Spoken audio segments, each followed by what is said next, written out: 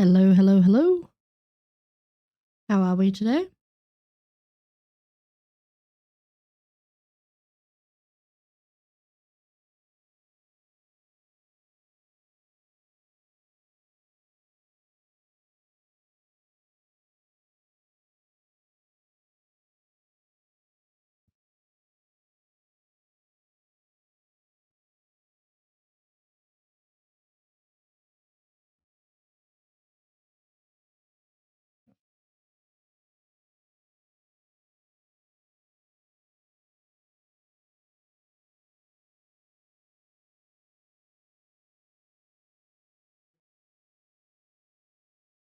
Doing all right, doing all right.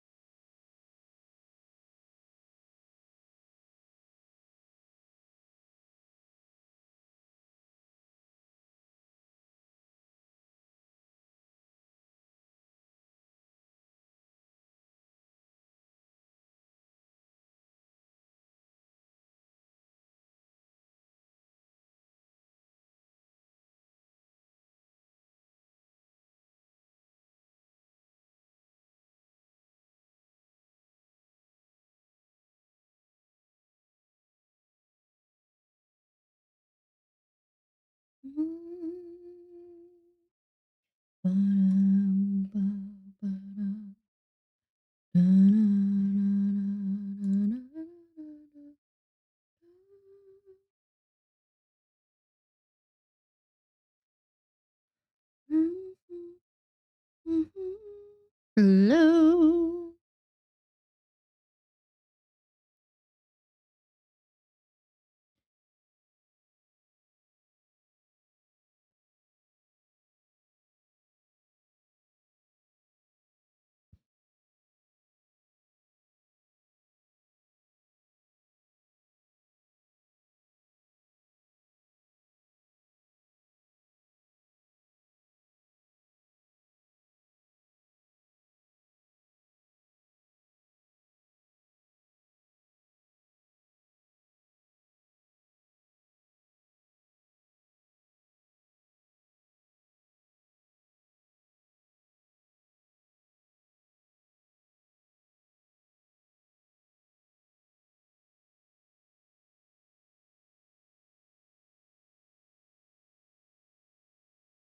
How are you all doing today, gang?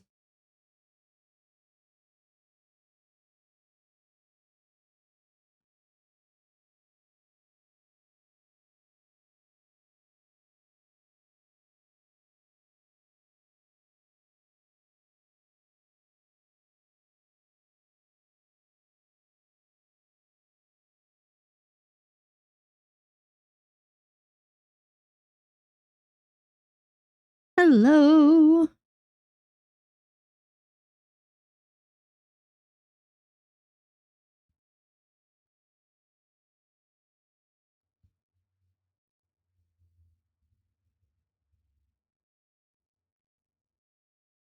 Oh, you must be exhausted.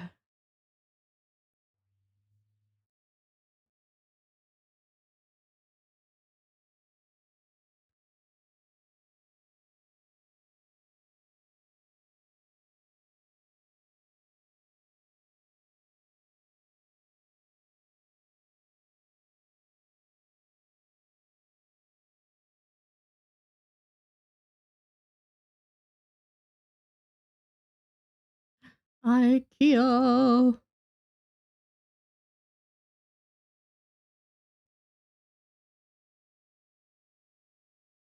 Drew and I need to do an IKEA trip soon.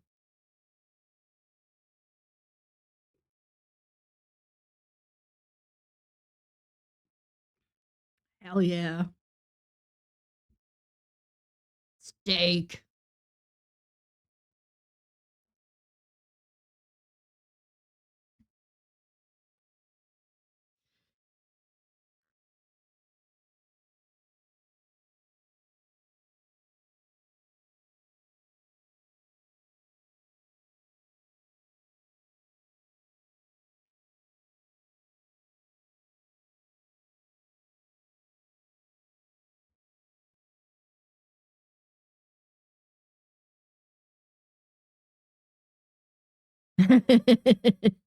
You fuck around and you gotta find out. That's how it goes, right?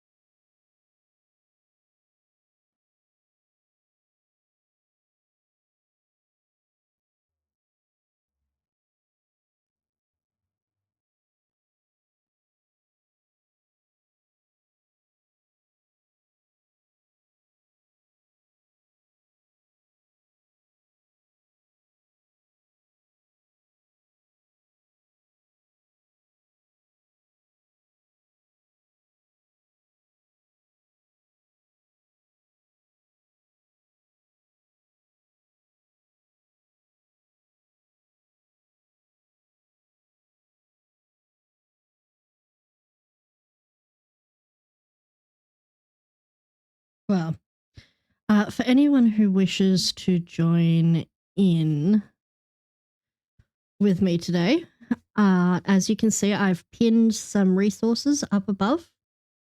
They are also in the Discord. In those resources, you will find 2 books, which, if you can get the physical copies of, please purchase them. Support the publishing of those books.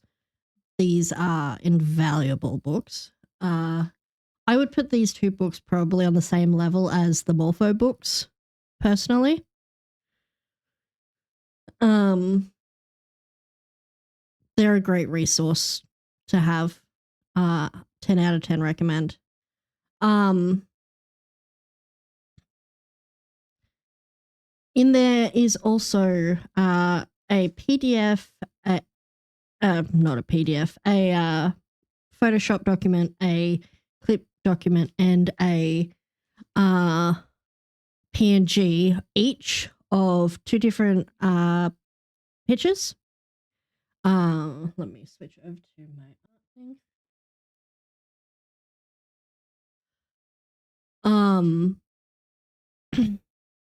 I will also be adding our spheres here. But we have this piece here.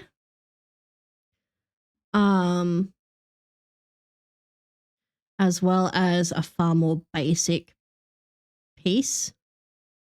These 2 pieces I drew up last night.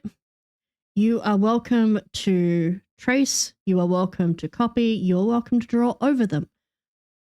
Use them. These are just going to be something that can help you get started if you are deciding to either follow along during the stream or with the VOD, or even just practicing on your own. But the biggest compliments that I've been getting recently has been my lighting, and a lot of questions about how I do my lighting and my colors. And so this is me just teaching you guys how I do things, keeping in mind that I am also still learning. But a lot of color, especially with a finished piece, is tied in with lighting. So for example, if we go to this piece I did for Ursa the other day, you could get this effect with colors, but it's not going to pop unless you have the right lighting. Lighting is integral to this, and they go hand in hand together. So this is me sort of teaching what I've learnt and talking about the things I want to expand upon. So let me get this piece up into the drive as well for y'all, because this will also be useful for us.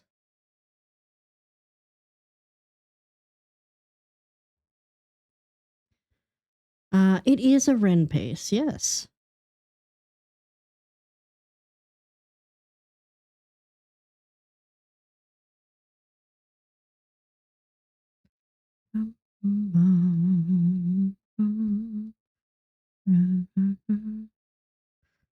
So once I've got these uploaded onto the drive, I will give anyone who wants to follow along a few minutes to grab them while I duck out and make sure I've got a drink. And all that fun stuff, and then we can get started.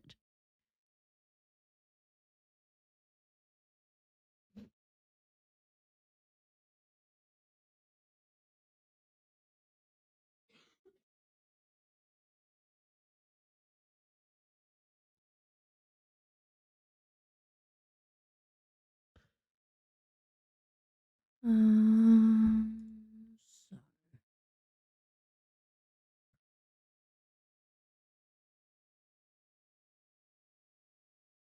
All right, those are uploading.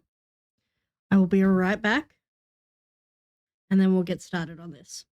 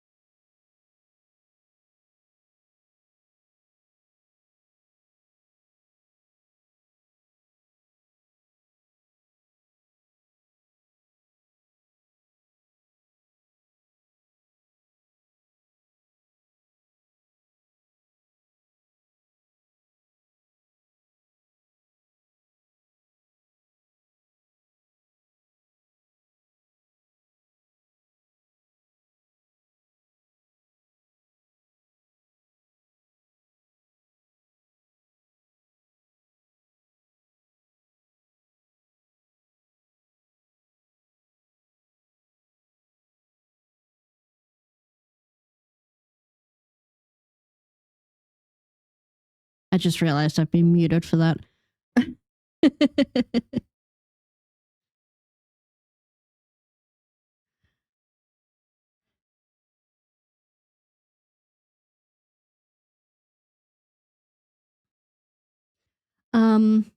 Alrighty, where to get started?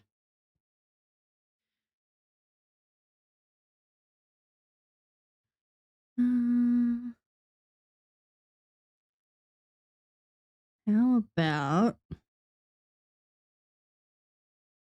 we discuss the theory of things?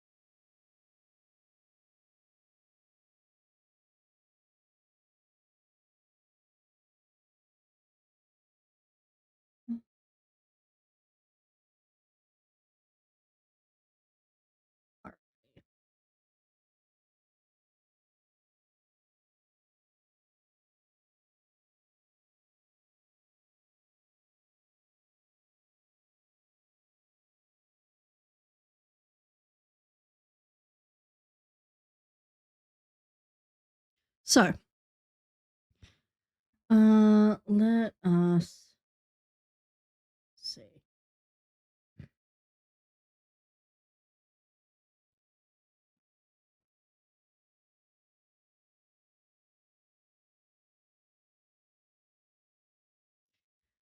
Lighting is obviously everywhere.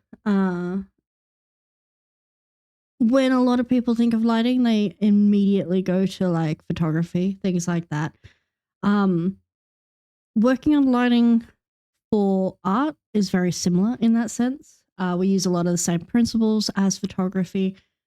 Uh, for example, 3-point lighting is one of the main lighting sort of studies that I would normally use.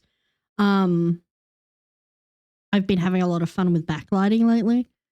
But it's integral. It's something that we see in everything we look at.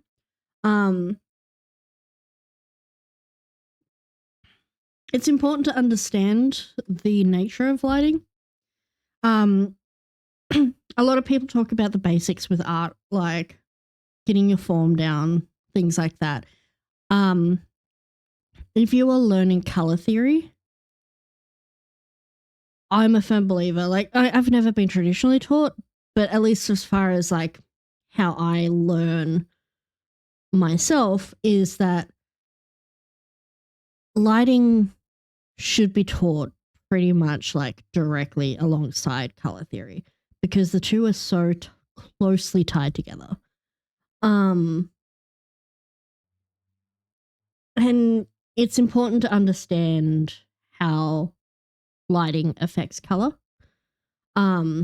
So for example, we need to understand that the reason the sky is blue is because that is the color that our atmosphere reflects.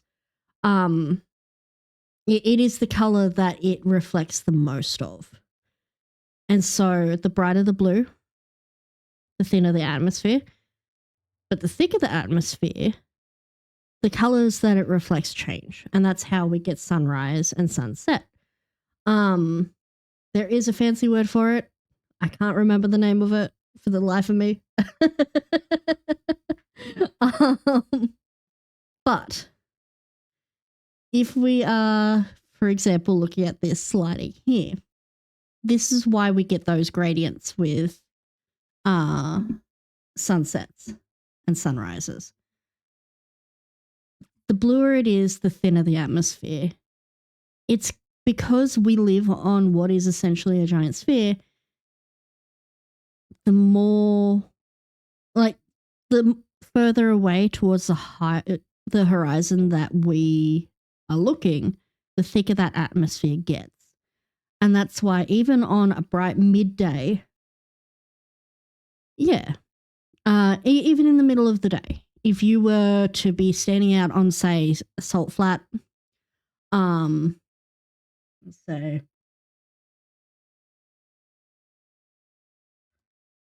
floodplain, ignore my capitals, trying to find a good photo. Here is a good photo of this. Um, so even in the middle of the day, yeah, you've got this blue up here, but towards the horizon, that color is going to change. And that is simply because as you were looking closer to the horizon, you were getting much, much thicker atmosphere. And then, yeah, you get light pollution, dust pollution, other atmospheric effects. And that we'll talk about that in a little bit.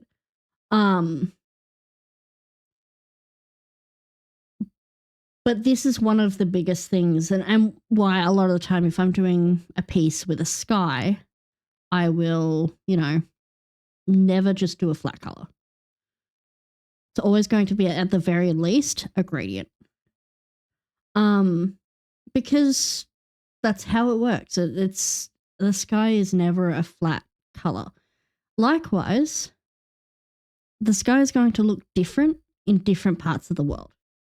One of the biggest things I hear as an Australian from people who come to visit from overseas is that the sky is so much bluer here. And a lot of that is to do with the fact that Australia has a slightly thinner atmosphere above us.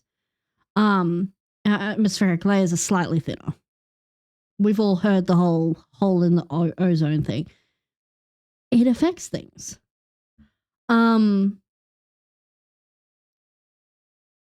So different locations, different like countries. Yes, do you love the color of the sky is the fucking RG of it all. But likewise, different locations is going to also affect your colors of things. Simply because light is kind of like letting off a bunch of like bouncy balls in a room. They're not just going to like drop and land somewhere.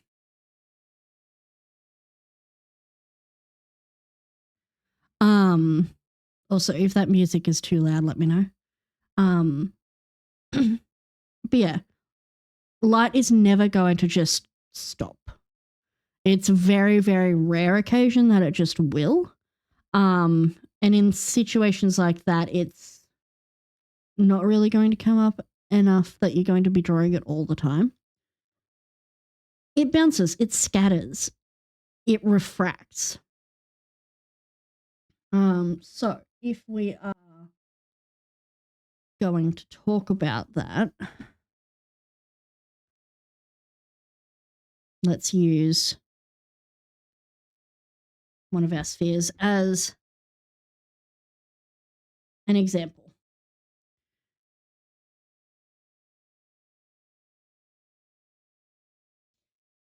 Say light is coming from this direction towards here. It's not just going to hit here and make a mark. It's going to instead hit here and then scatter.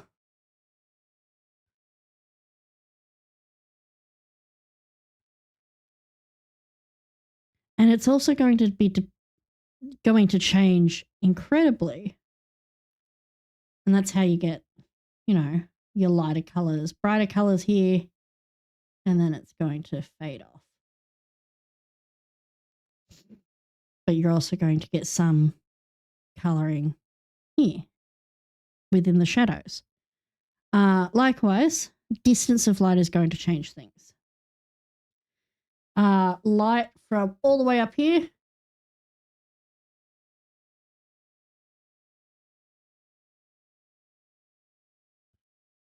is going to cause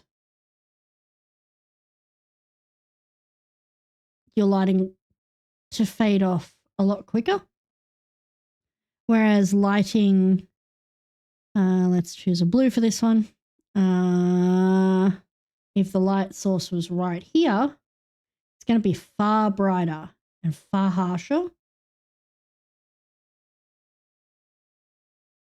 and fall off more gradually. But it's also going to scatter a lot more because there's more pressure.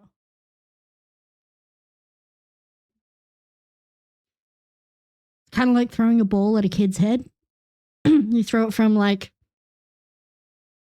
a room away, gonna bounce off the head still. But if you do it like right next to point blank, it's going to be so much more impactful. You know? And this is how we get into the topic of 3-point lighting. So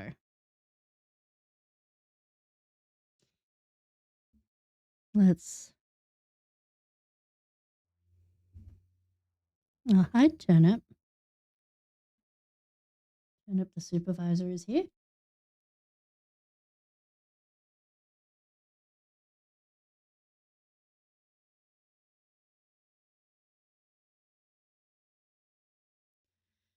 So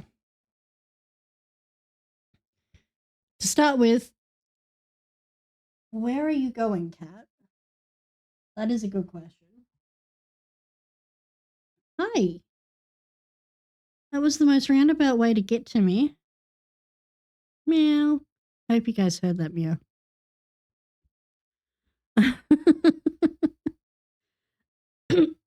Meow. So, let's choose 3 colors for our light. A lot of 3-point lighting. I would put it in the same color range of 3, 2, 1. So 3, 2, 1. Your brightest color is generally going to be from the side.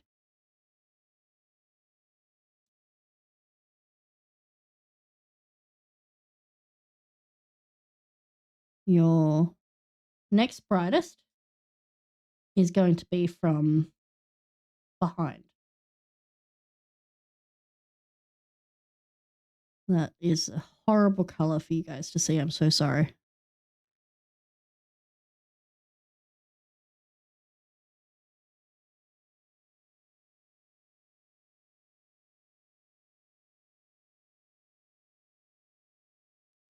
And then we'll fix this one up as well.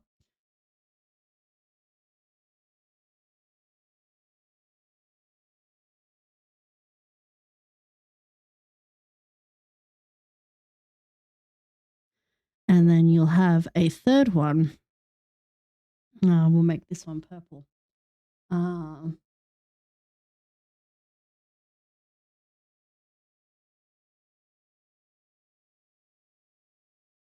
From the other side, slightly below.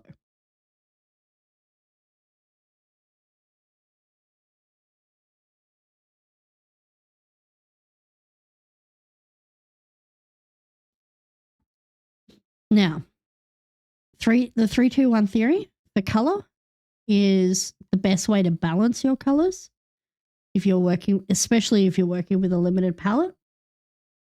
The concept is you choose one color that has the most impact, a second color that's like your mid values, and then one that is just for highlights. So, to start with for this, we will work on our number 3. So, if we have, let's go with a loose brush.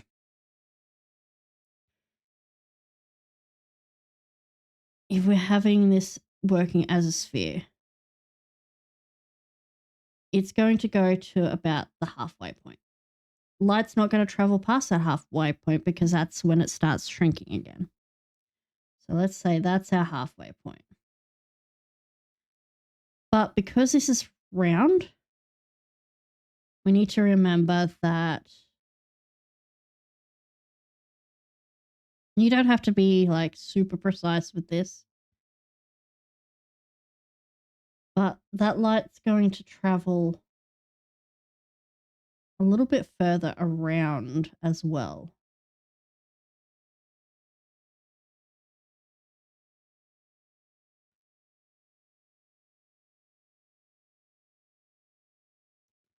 like that. The lighting from behind is going to be what gives us our rim light. Now, you're not going to get much of anything at the front here. What we are doing essentially is rotating this sphere so that we are just seeing that horizon line, that middle point. That's going to mix with the blue a little bit.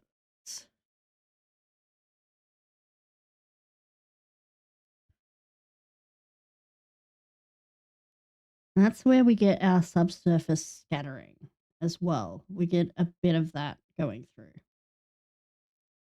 And then below to the side here is where we would switch to. And remember, this is our softest color.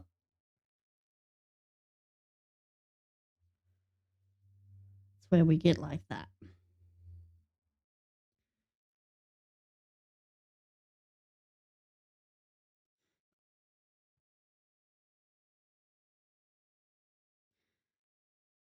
Now, that gives us, okay, it's a recognizable sphere at this point. And that's just with lighting. That's not shading, but that is the power of using lighting as coloring.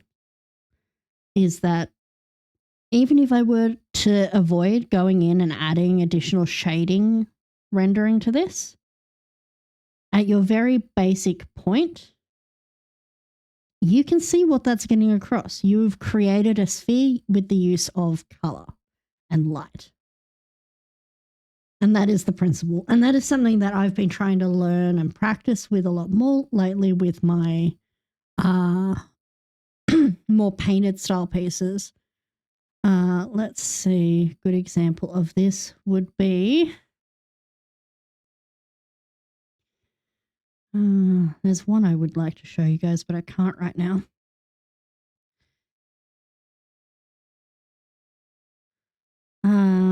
Like this, for example. We don't have a defined sort of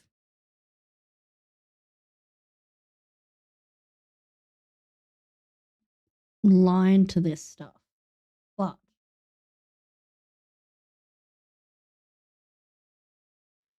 we have that rim lighting. So this is your backlight.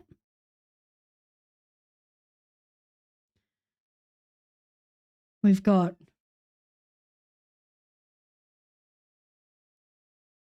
a side.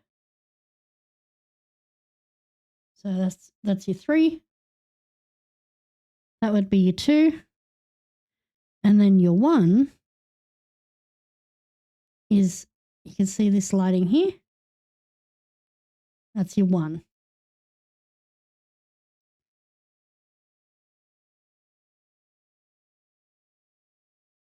And then that means that instead of just a flat leg, even without any like sort of cell shading, where I could have just put lighting and shade easily, but that's not how it really works in real life. So it defines a leg without having to add much detail.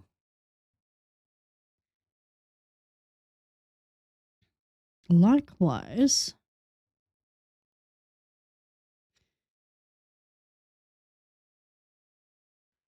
there's another one we can show off that's Twitch safe.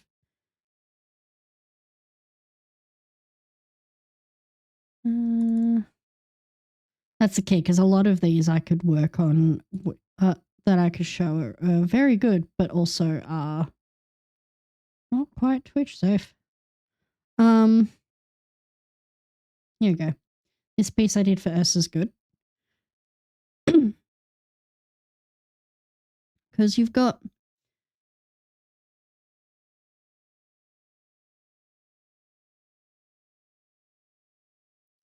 this was, I would call more 2-point lighting, but you've got 2, 1, and then you've got your shadow.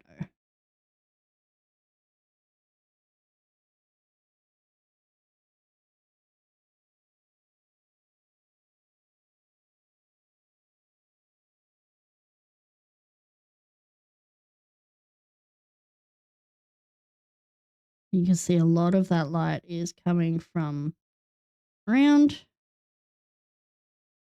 and that creates this sort of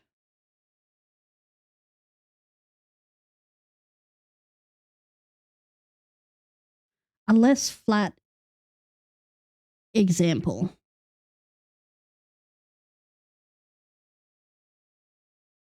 We're not going to save over that one. Now, another trick that is something that I would recommend if you can.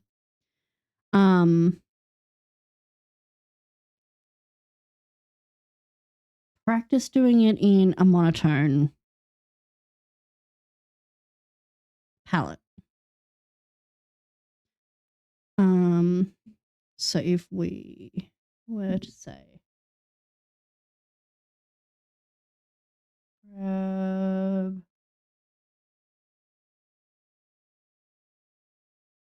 grab this here.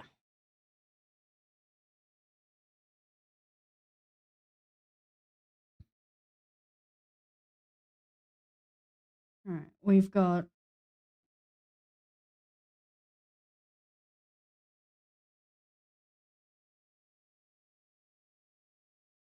our shadows here.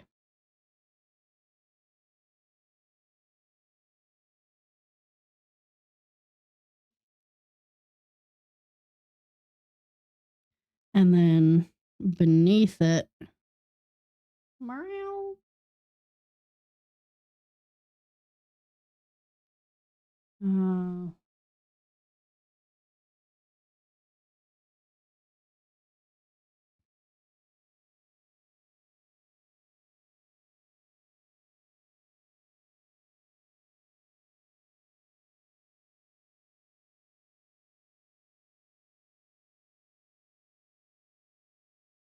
I don't know how well I'm explaining any of this, but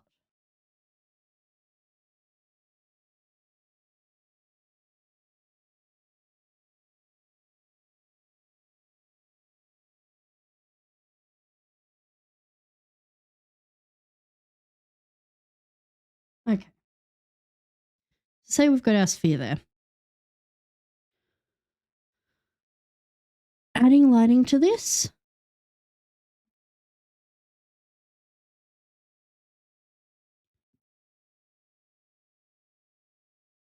If we're following this same rule of 3-point lighting.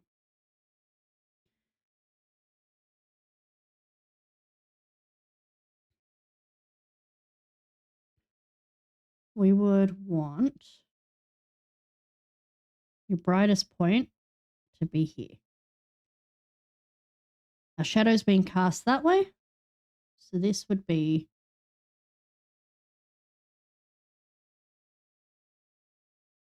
where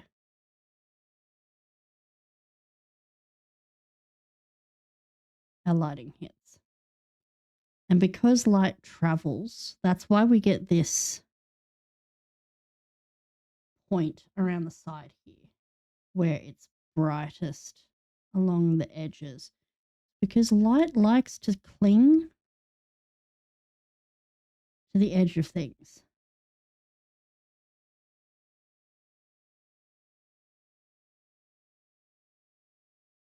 It's like a koala, it'll cling to stuff.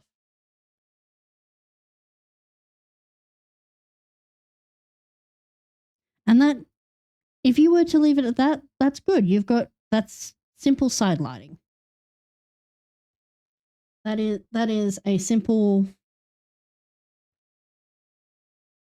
side lit piece.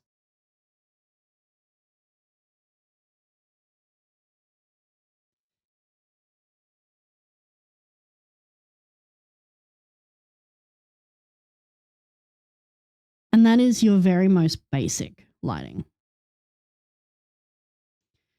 But if we wanted to amp this up, that's when we'd bring in the 3-point.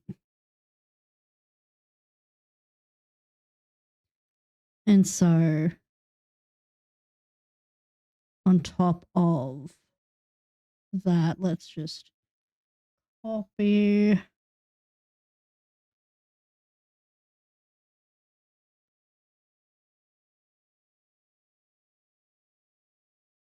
I'll copy that down to here.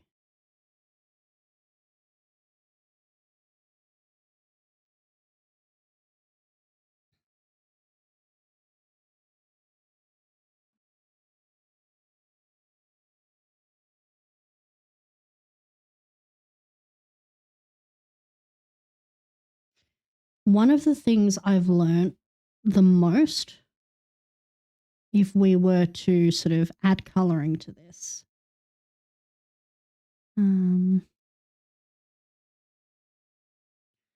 let's just merge these down to start with.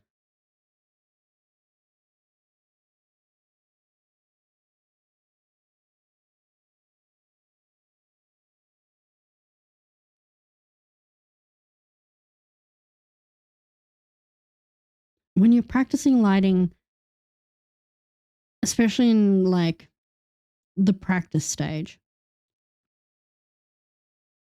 use loose brushes if you're working digitally. If you are working traditionally, because this will work for traditional as well, keep loose with it. Don't try for perfection. The more perfect you make it, the worse it's going to look. Because light is messy. But if we were to really want to push this, using the principles of this here, what we'd want to do now is, okay, we're going to go bisexual lighting here.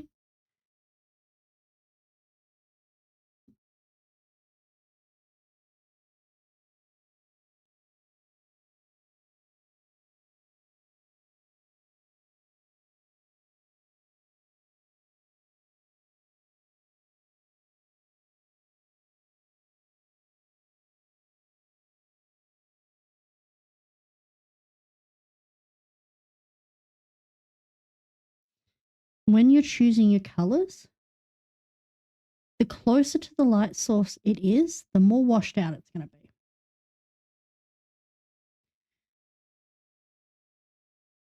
It doesn't necessarily mean grays.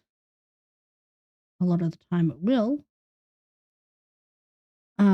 always have like a gray undertone, but the brighter your light source, the more direct your light source, the closer to white it's going to be, because it is reflecting more color.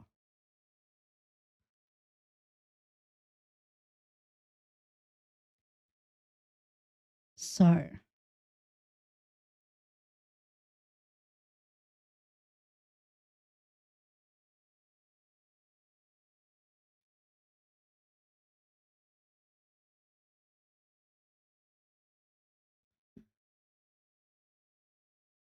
the very basics, you're looking at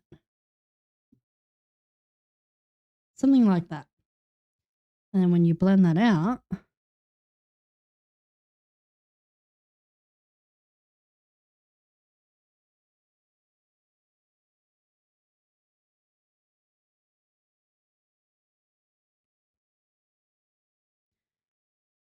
you've now got a sphere with your single point lighting. You're going to find that shadows are going to be darker, yes, but more saturated the darker they are. So we're going to go for our blue.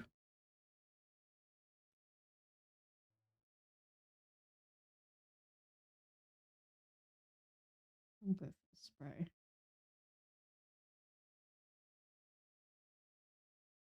Once again, keep that lighter.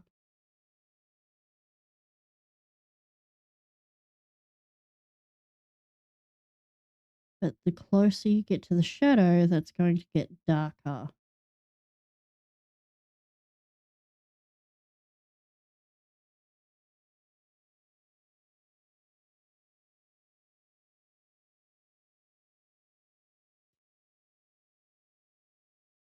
And brighter.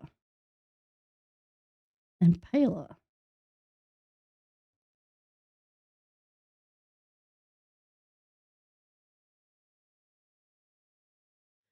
And that lighting, once again, because that lighting is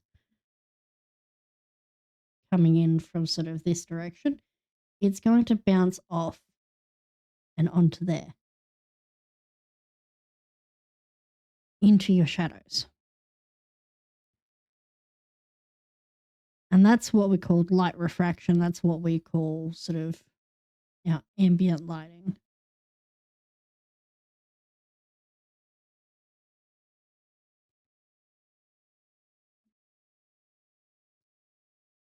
And you could add that little bit of pink.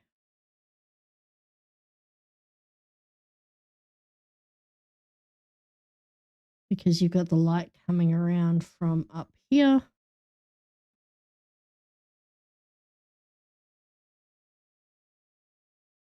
Because it is a circle and it likes to cling.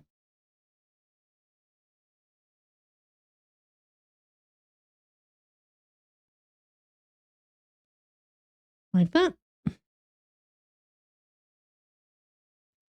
And then if you wanted to, you could add your third point of lighting from your back. And this is where we'll completely throw this off because we've used these two very cohesive lights. We could go 3 different ways.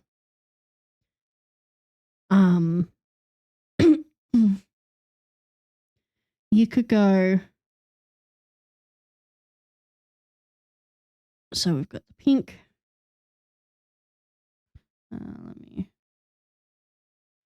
We've got the pink. We've got the blue.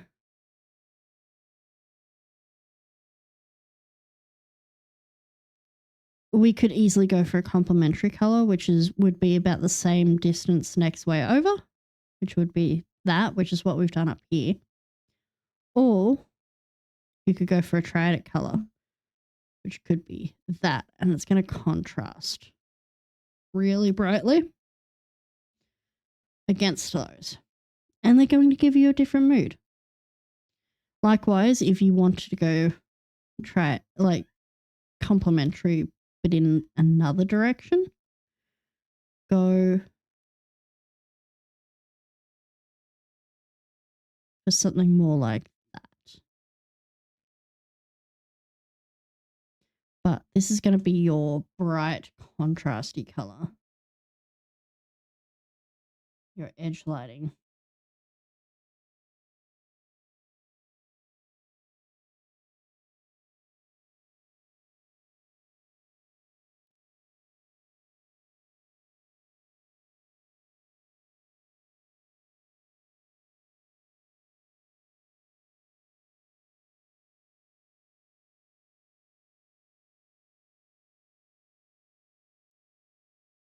So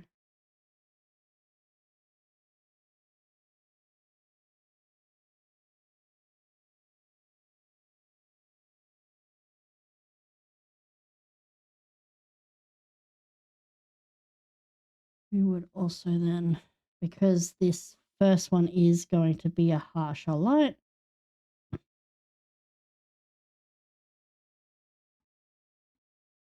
it's going to sphere like that.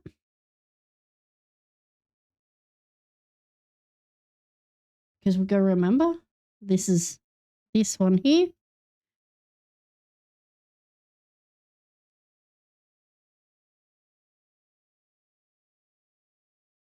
This is 3. This is the brightest color.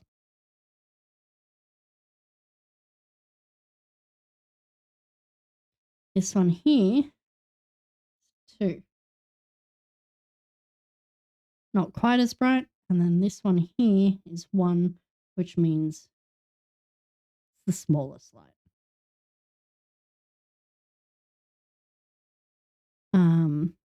And then we would add some of that lighting in here as well.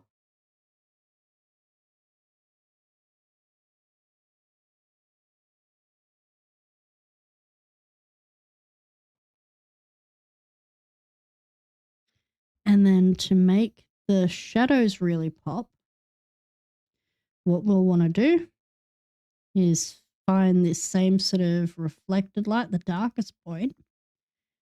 We're going to make that just a little bit darker.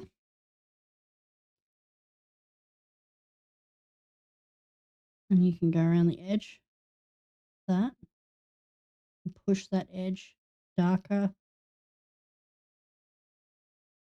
and more saturated where it meets. And I avoid using black if I can. Generally, the darkest I'll go is like a really deep purple.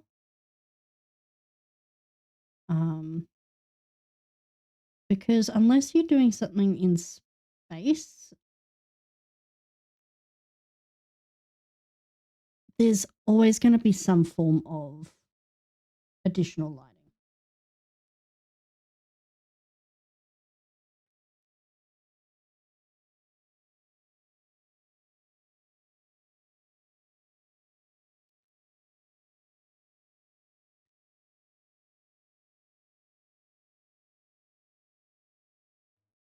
And there you've got a fully rendered sphere. And obviously, if we wanted to stick with the bisexual lighting,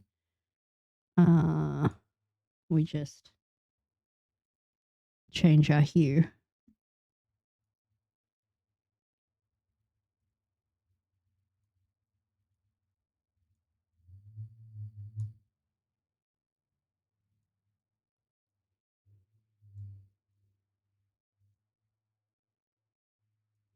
And go for like a far more vivid purple color. And this is one of the benefits of digital art is that you can change these hues. You can push that. You could have any color you wanted.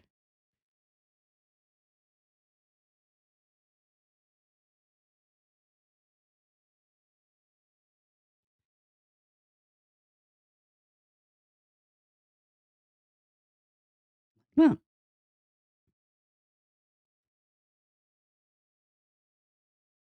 one of my favorite light sources is backlighting. And that would be just focusing on that. Let's go.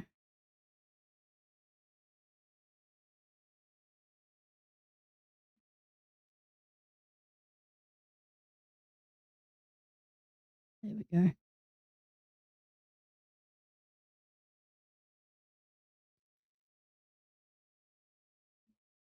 So if we were to go for the shadow again, if we were going for a backlit option, the darkest point is going to be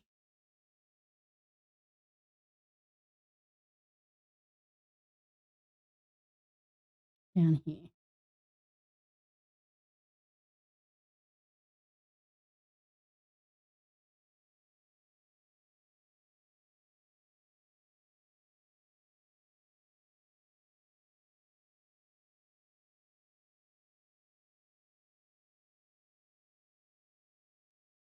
Put our shadows underneath.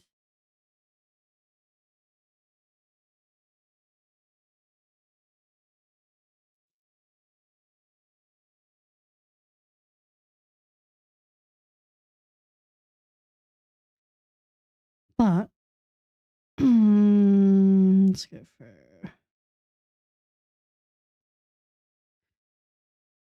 teal lighting. That's when you're going to get just your edge, just like when we did with this green here. It's just that edge.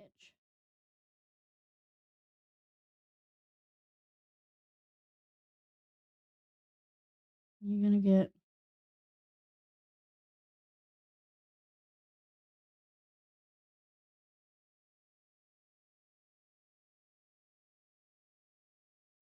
you'll get 2 layers of this.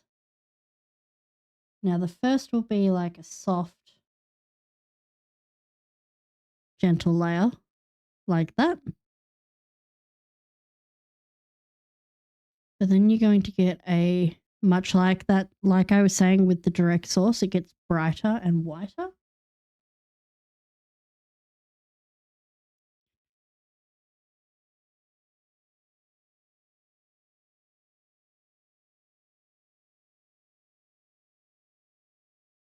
You're just going to have that right around the edges there.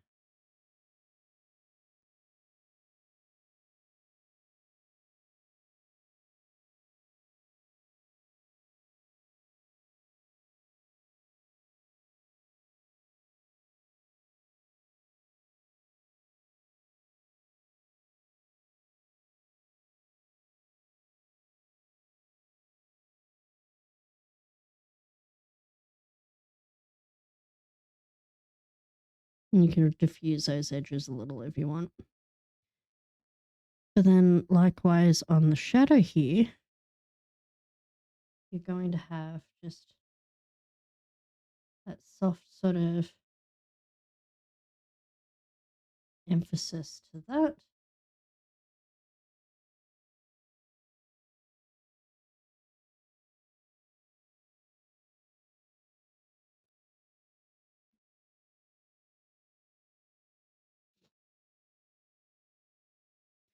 Generally with rim lighting like that, we're going to see that light. Let me get a more readable color. We're going to see that light bouncing off.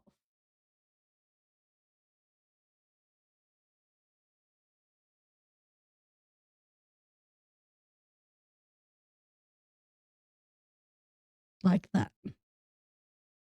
So then what I'll do to emphasize that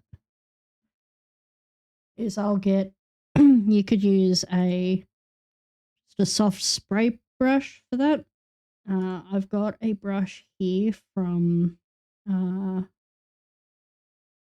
Derek, who is an artist I follow on YouTube, who has a brush that's specifically made for glow.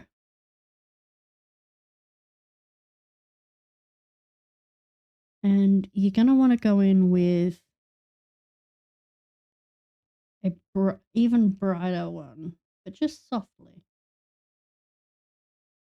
And whenever you're hitting the ground, because you're going to have even more reflection, you want to even softer reflect that light there. And then if you want, you can add some particle dust. And that gives it that sort of glowy,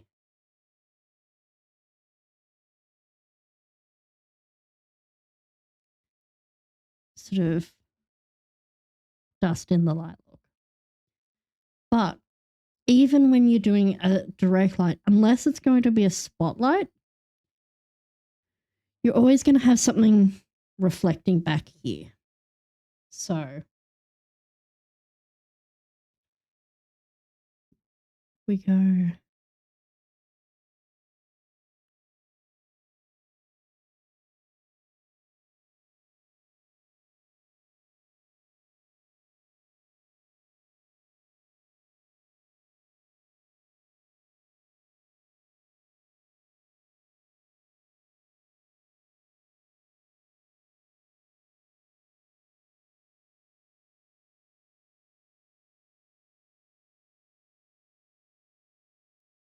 This is going to be your ambient light.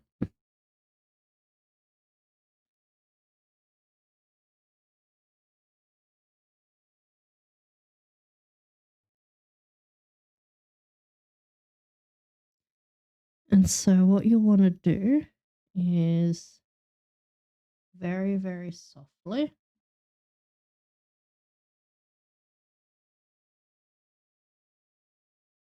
it's going to be the light that comes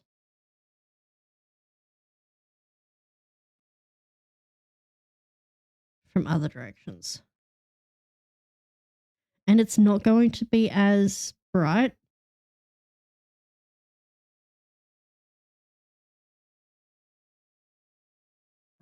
Generally, in fact, it's going to be relatively dark.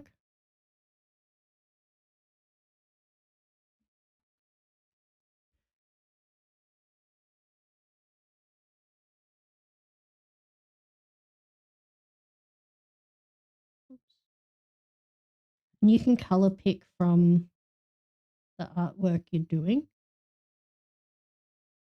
to help sort of bring this in.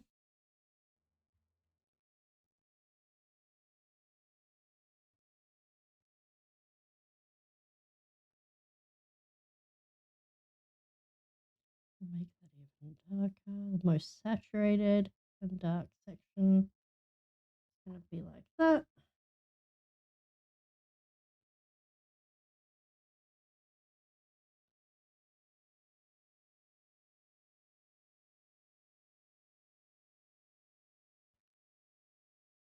Thanking you.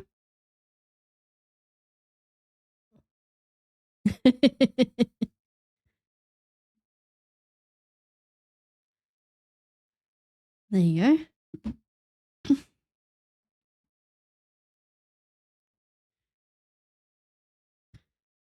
And that's going to be, you need to soften that a little bit. That's your ambient light. And that just reminds you that that is a sphere. It's not just a black hole.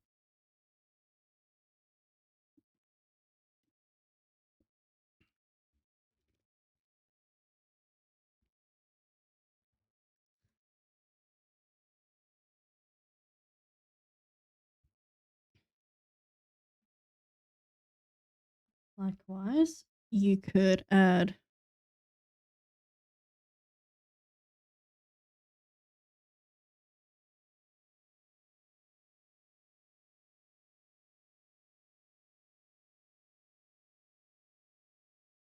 like that.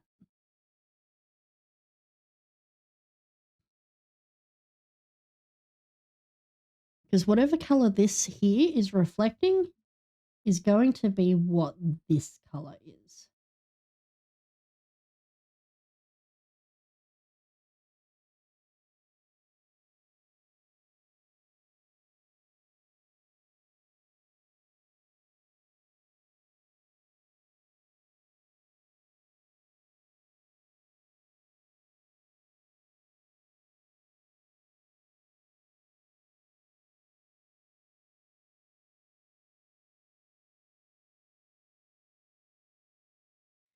And then a neat little trick when you've got something like this, a neat little trick if we wanted to make this transparent, make it like a little marble or something.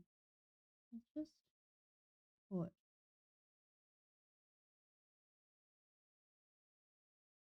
some of that in the center.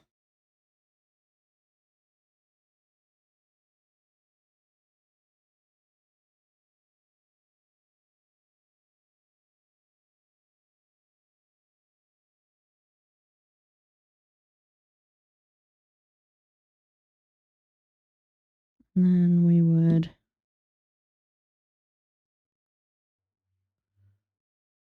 you can play around with the values there.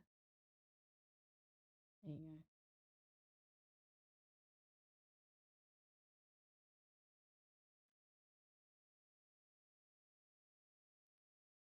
go. You can make that glow from within. But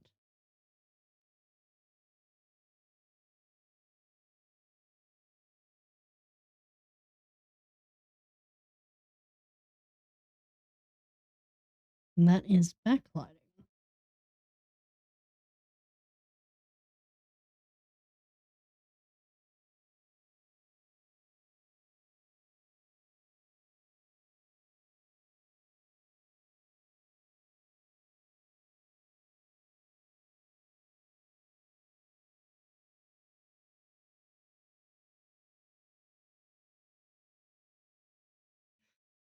like that.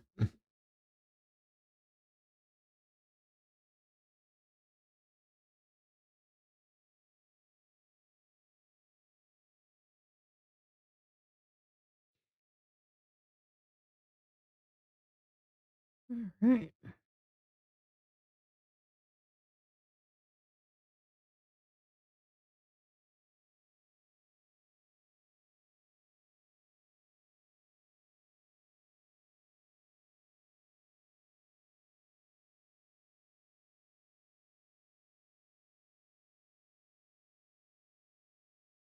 And I think really, I love James Gurney's thing, and it's a very, very invaluable book.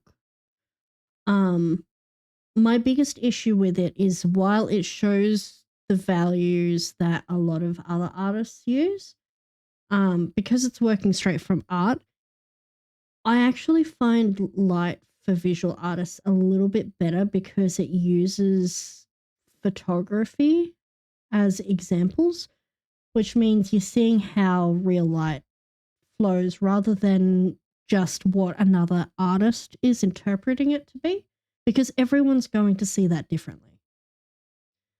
Um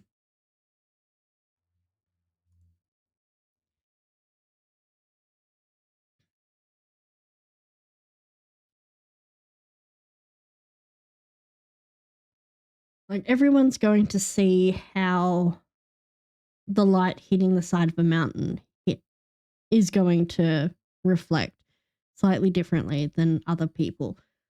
Everyone can say, okay, yes, well, obviously, unless you're colorblind. But everyone would say, okay, that that stoplight is red. Um, but the fact of the matter is, every single person's concept of what red is slightly different. My concept of red is extremely different from a lot of people's simply because I've got synesthesia. So my reds are generally, when I see a red thing, it's much more vivid. There are maybe undertones in there that I see that other people don't. Um, lighting is affected by that. Um, one person's take on drawing an egg, they could pick up on colors that another person doesn't pick up on, or one person could pick up on a slight different undertone to it. One of the best tips, and this is something that I've been meaning to do more, but I've been lazy about it. But one of the best tips I've learned is that for practicing lighting in a simple setting, kind of like this, get yourself an egg or just a very simple object, something that's not super textured. But then just take photos of it in different locations. Like, okay, sit it on your kitchen table and take a photo of it there and how the light hits. Take it into your bathroom and see how the light in there affects it. Take a photo of that. Take a photo of it sitting outside. Yeah, get yourself an Optiponer. Take a photo of it outside on the driveway and see how the light affects it. Do that again, but on a different day and see how the different day affects it. Another tip, if you walk to work, take a photo at the same point that you're walking to work at on a different day and see how the different day, the different weather affects how you're going to see things. Because all of this here, this is like direct light. Cloud layers are going to affect that. Different weather is going to affect that. Sunny day is going to look vastly different in lighting compared to a foggy day or a rainy day or nighttime.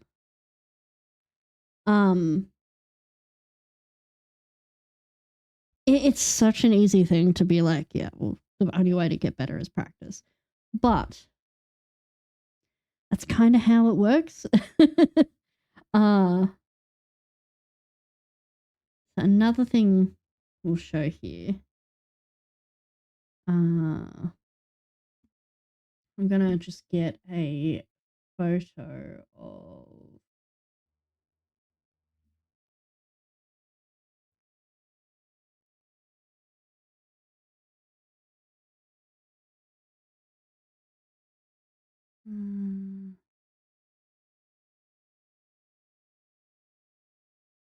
let's grab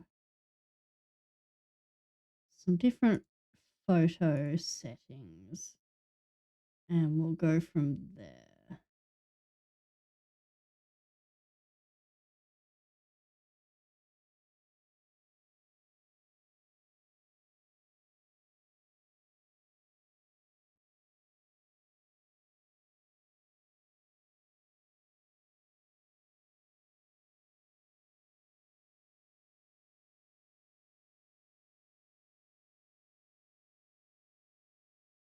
And I think this is one of the things I was really sort of learning with when I did my sort of digital gouache study a few weeks back.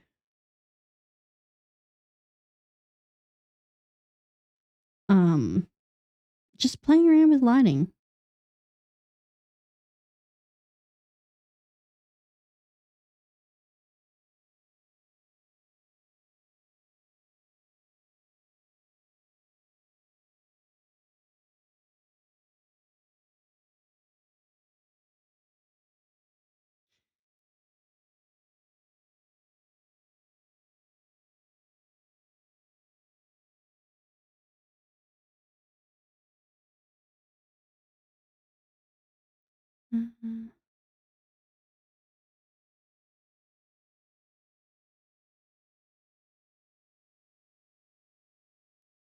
So if we were to take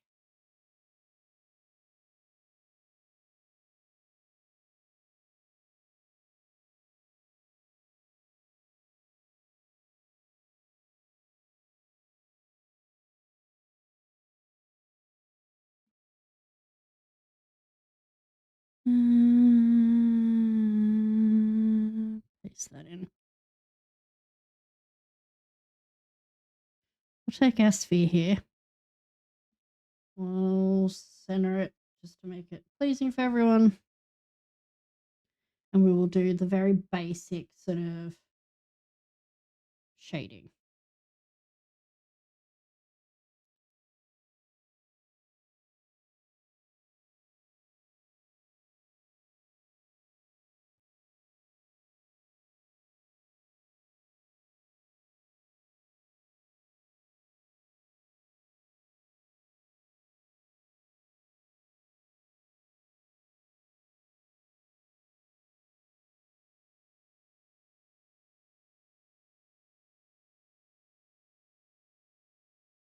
Okay, so we've got our base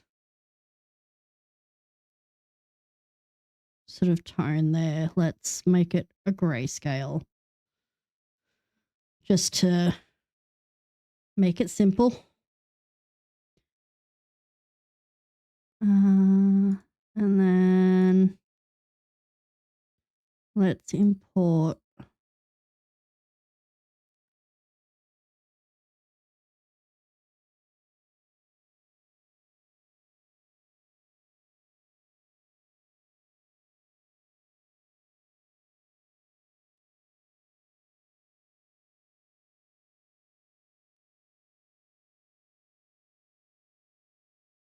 okay. And this is going to be an example of why I tend to color my backgrounds first before I color the body. What you put an object into, the surroundings is going to change how it looks severely. So in this case here, we have a lot of pinks, a lot of greens. It is a soft lighting. It is sunset. Clip Studio 3 recently brought in a fun little tool for this. Where is it?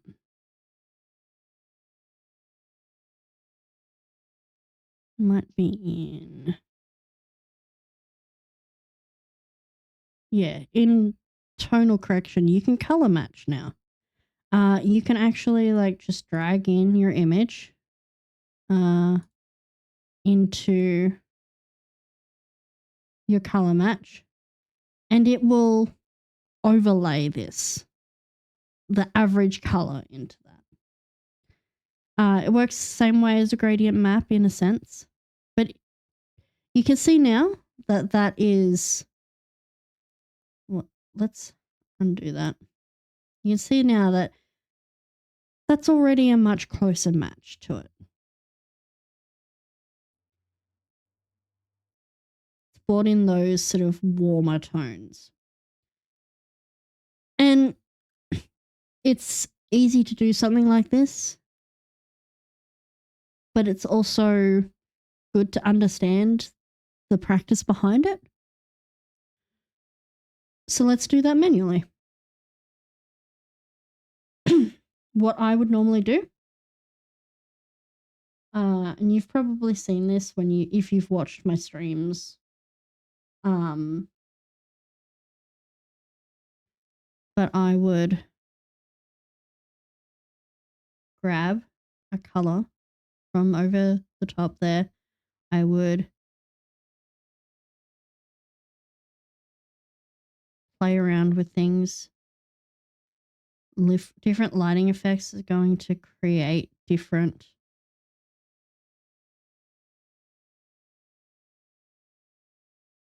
effects over the whole of it. Generally, it's going to be an overlay. But you can see that already fits much better. But we could push this even further by, okay, well, we've got the pink there. And this is going to be most extreme. It's most saturated right now. But we're going to bring the green from over here. We're going to bring some of these blues in as well. But we're going to focus mostly on that pink because that's the main focal color. And then you mute it down. See how that's already so much better. However, it's negating the reflection light. So we're going to get some of this blue here. I'm going to get some of this green.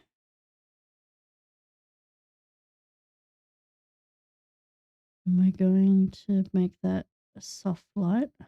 Maybe not.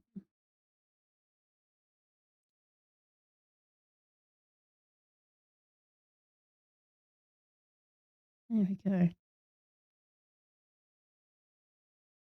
You see that already fits a little bit better. And then you've got this slightly almost, if you have a look and color pick that, it's actually an orange rather than a pink. You've got this sort of washed out orange color. And the thing is, when you start learning about color picking and color theory and stuff like that, everything comes back down to orange and green. Everything has undertones of orange and fucking green, and it will drive you nuts.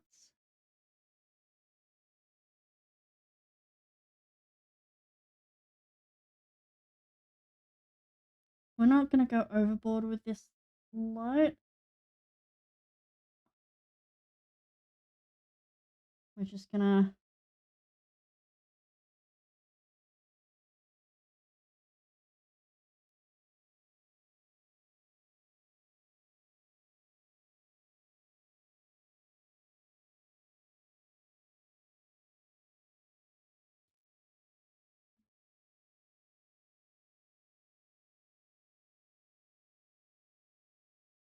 hit it like that so that you've got some of that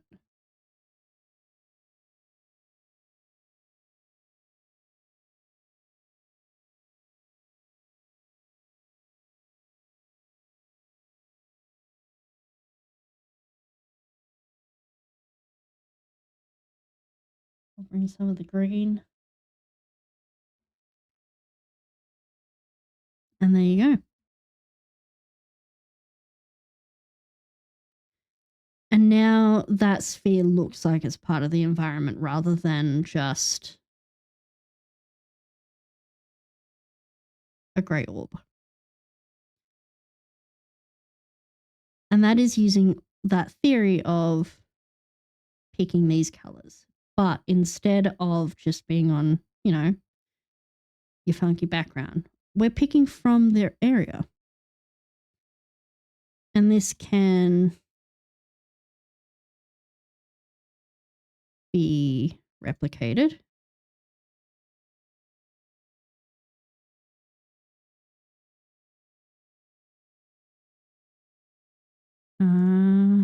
If this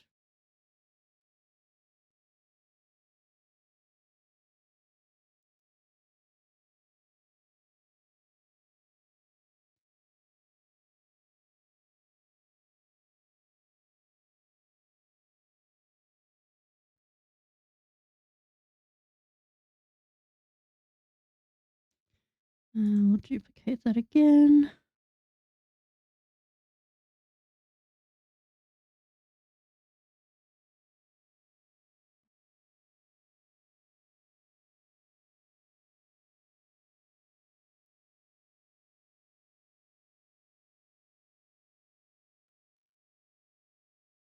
Okay.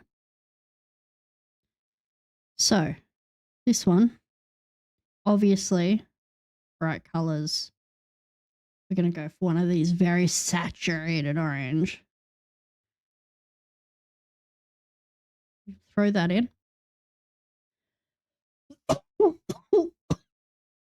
And you can see that in the colors here, the shadows are all this very deep burgundy red color. So that's what we're going to go for.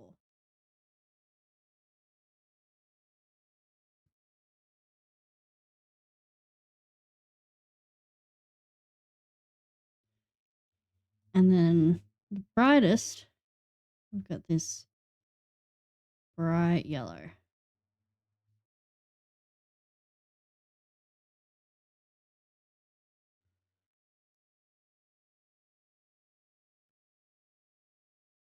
Real deep burgundy,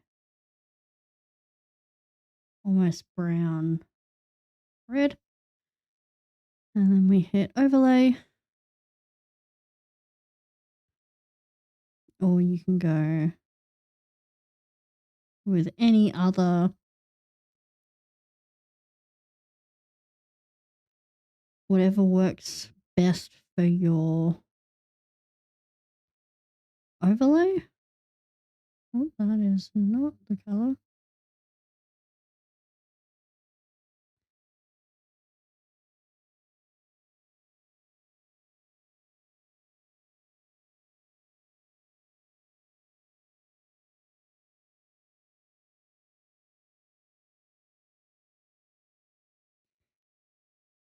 Okay.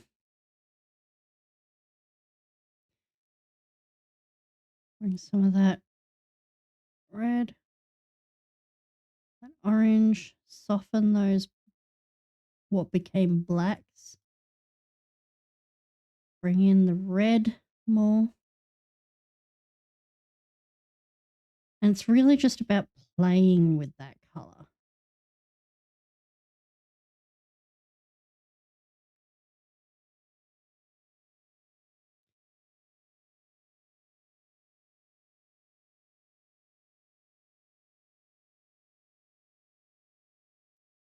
And then you've got this extremely bright white there. And then you have an orb in that one. And once again, That huge difference. But likewise, you could go for something that is contrasting to that. Okay, you're going for uh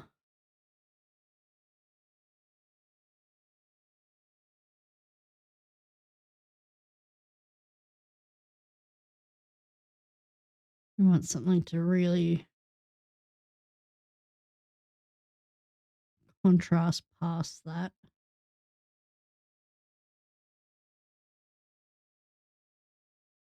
You'd end up with that, which absolutely not the wrong thing. But what I would say is if you're going to contrast it,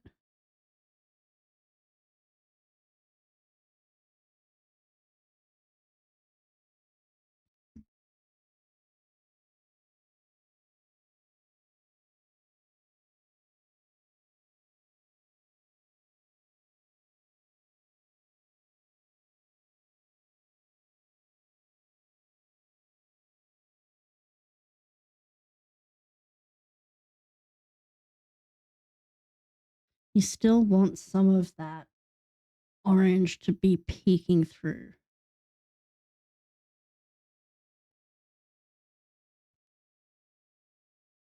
There's still going to be the effects of that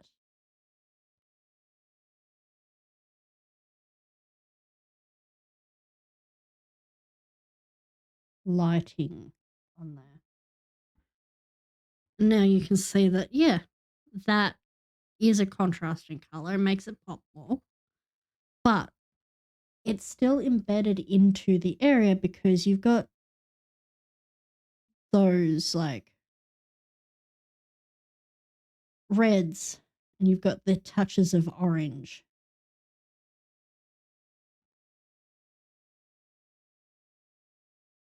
And now rather than just an orange sphere, you've now got a complementary metallic sphere. And obviously, the more shiny that is, the more harsh you're going to have some reflections of stuff. So you're going to get this white here, and you're probably going to have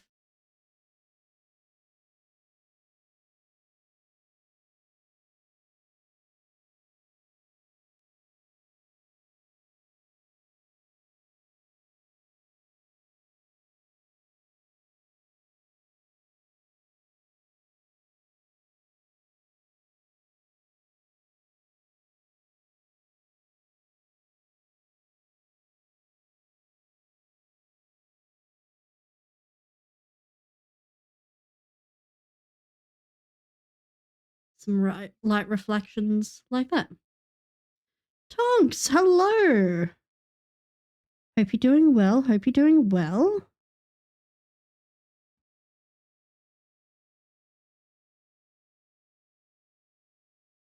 Let me give you a shout out. Oh, thank you, Fox. Welcome, Raiders. Welcome. We're doing a bonus stream today where I'm just teaching people how I do my lighting and a little bit of color and light theory. I hope you had a lovely stream. If you're new here and you don't know who I am, hi, hello, I'm Kobold. I do art, I do gaming, and I do D&D. And yeah, like I said, we are working on this. No worries, you go look after yourself, get some rest. Thank you for the raid, though. Absolute legend.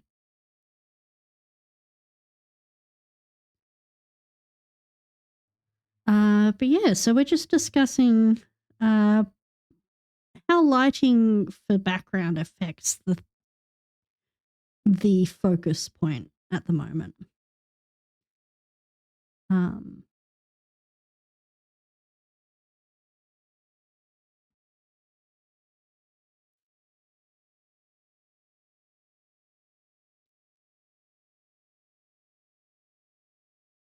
then We've got this one, which is a far different one.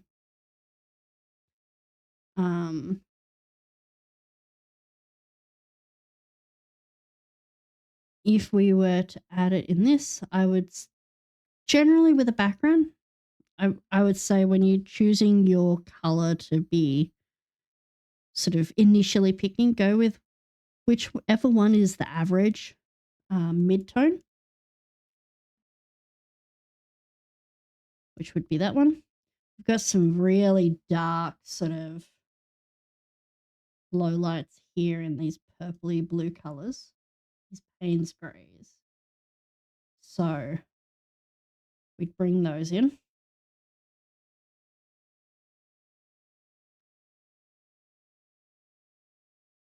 Like I said, try to avoid just stark blacks. This picture actually has quite a bit of solid black in it, but like I said before, I personally try to stick away from those blacks. A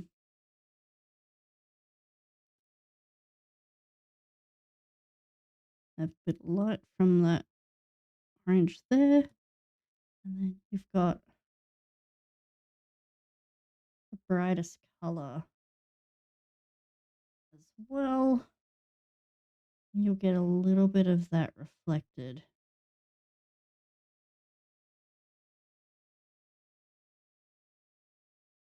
around the edges here.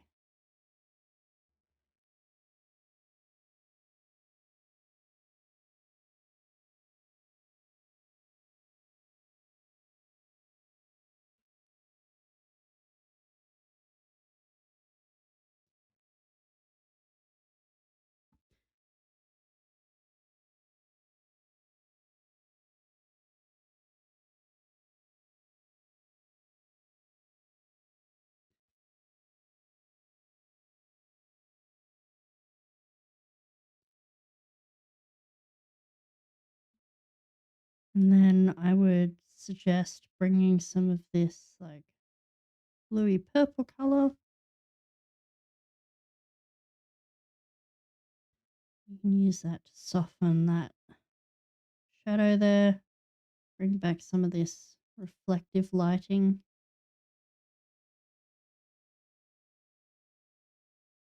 Bring in a little bit more of that orange. A little bit more of that blue.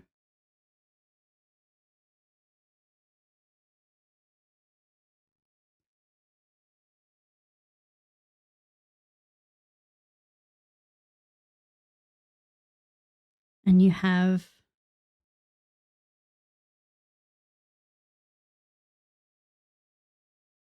your sphere. And you can see the difference that has made compared to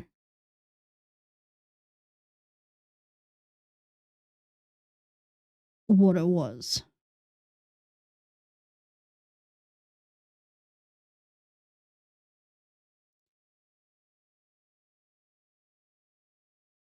So if we were to blend all of these together,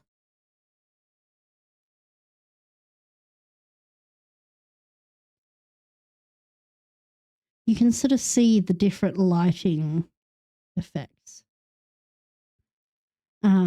Like this one here being a much softer, muted background, you're not going to have harsh highlights.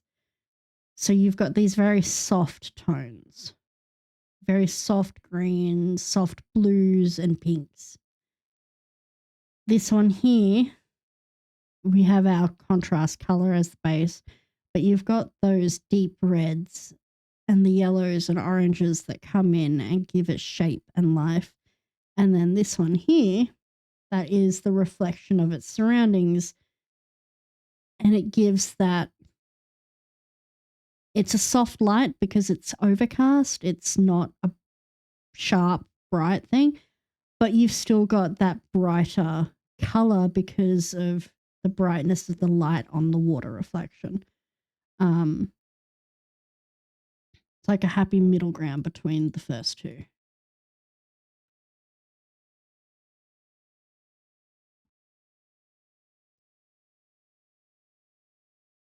And then our final one that I wanted to discuss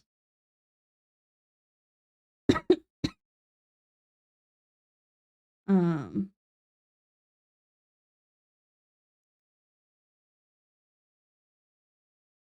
which would be uh, mixed lighting and shadow effect,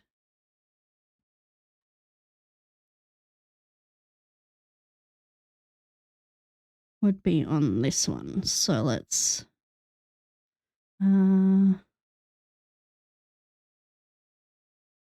let's go with a deep tone for the shadow on this one.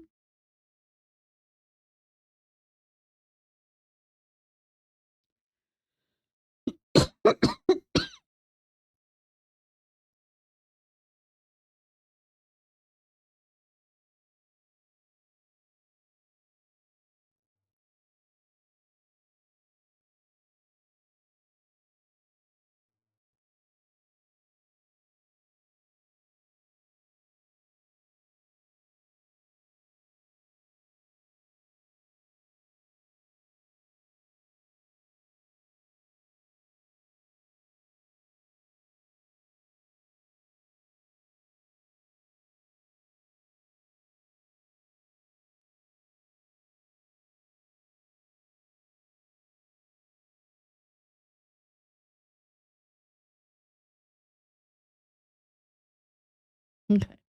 So we have our base sphere there.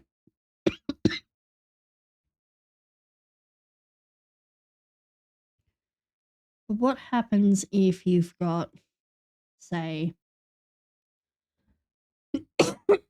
sorry, let me have a drink.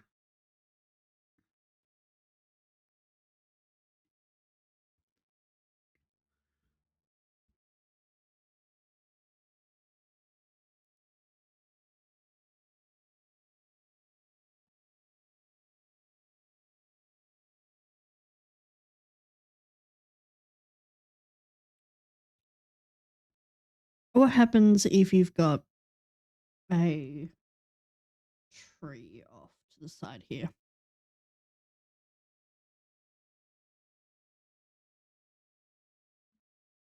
That is a horrible color for that. I'm so sorry.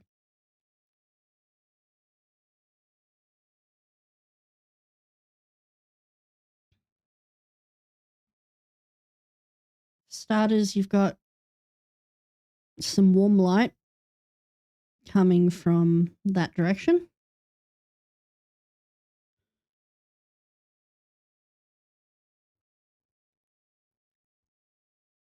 So let's get that in first.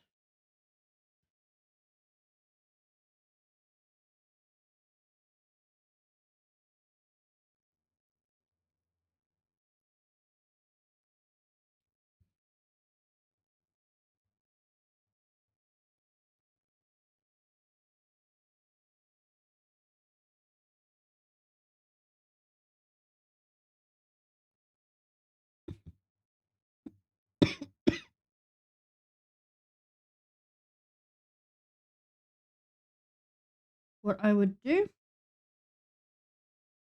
is grab one of our, you can grab like a grayscale shadow map for this, or you can do it with a brush.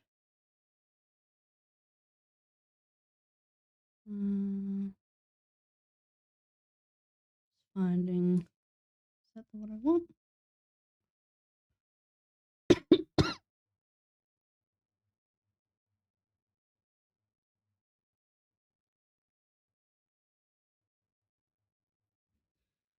Actually, let's isolate this.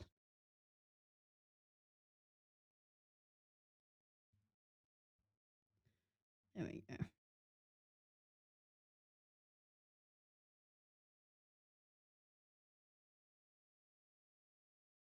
I'll do this in like a deep purple blue color.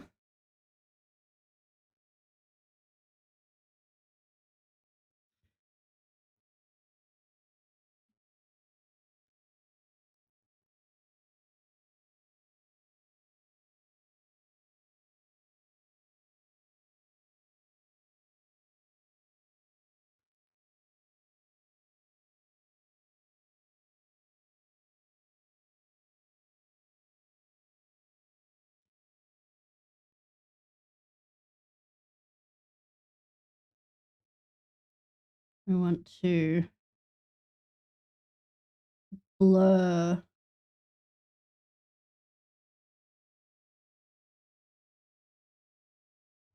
at the edge there. And we're also going to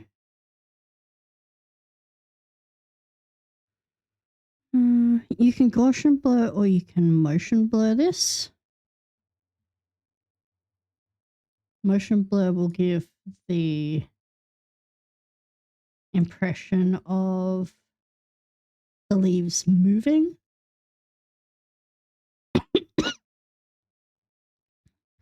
I like to do a little bit of both.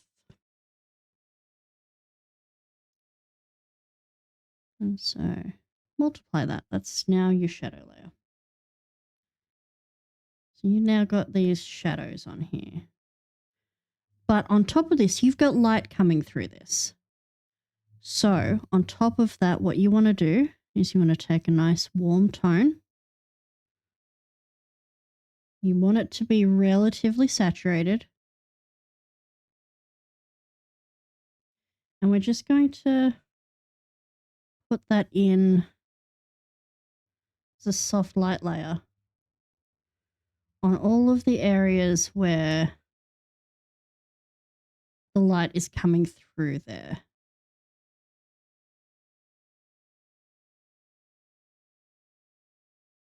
Like that.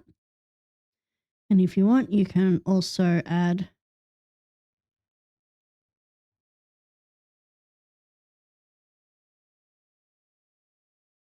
a little bit of glow to that.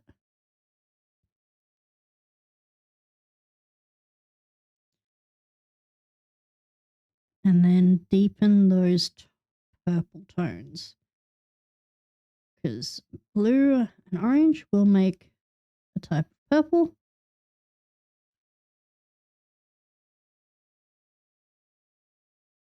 And you want to add that as a soft light as well, because that's more of an ambient thing. And now you've got some light coming through.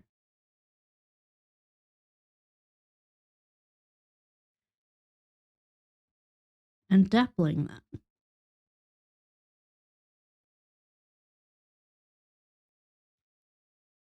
And then if we were to say,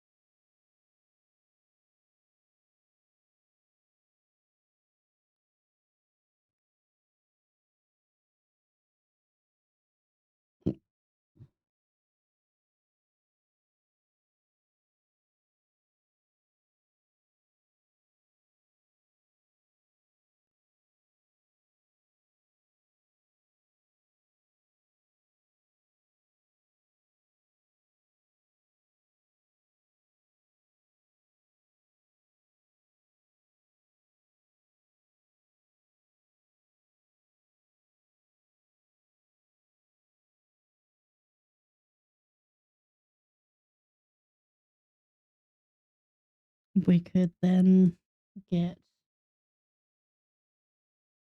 you know, a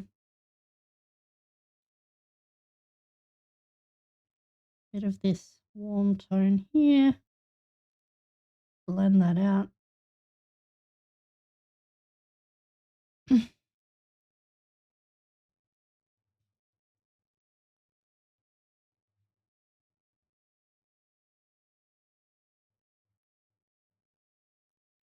The rest of this floor would be hit with this same sort of mid-tone lighting. So we would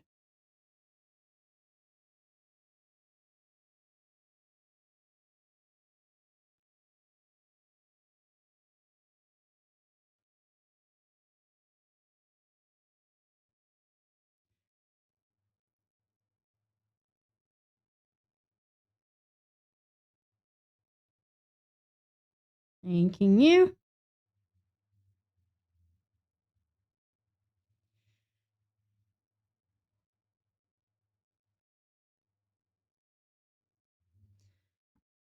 Thank you, D.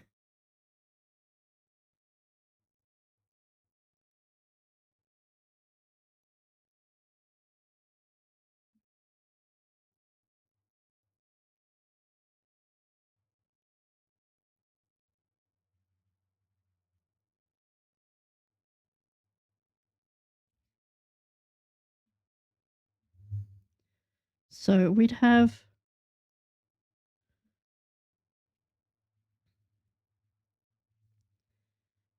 the shadow in the area there. Let me save. But you'd have that same leaf texture.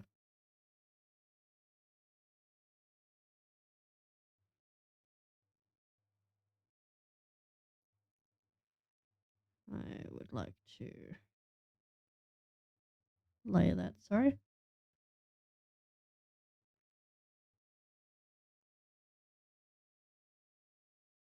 And then you can obviously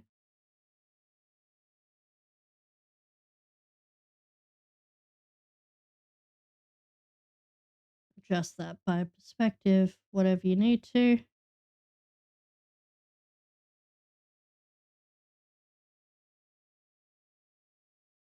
But that's going to get that same treatment. So you're going to have the motion blur.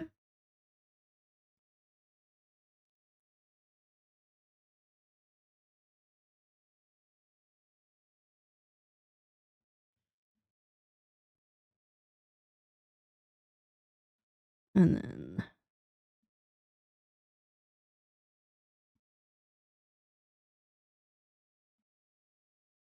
motion blur, make that into a shadow.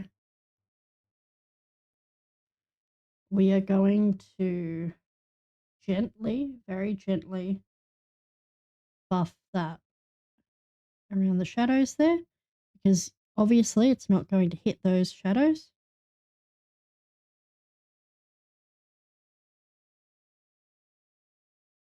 And then you do that same effect, that same, add some glow around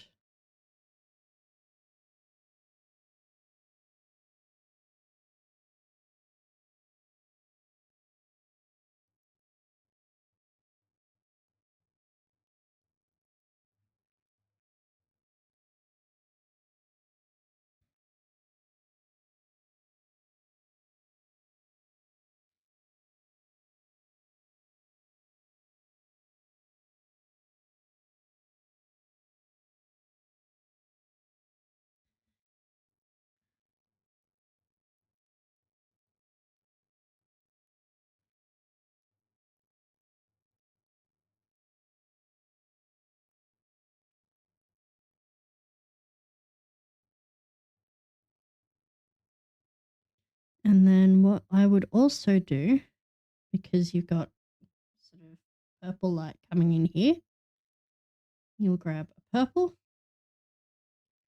and you can paint this in, or you can use a gradient tool. And we're going to bring some of that purple in. Use the blue if you need to.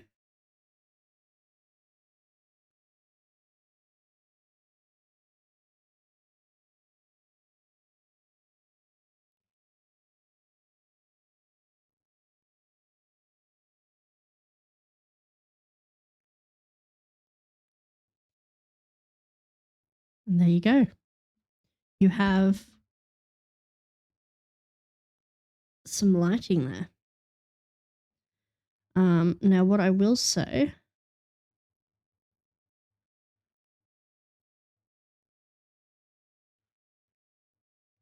is I would go over the top after that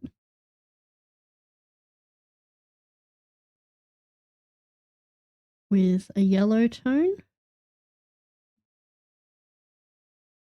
and just kind of add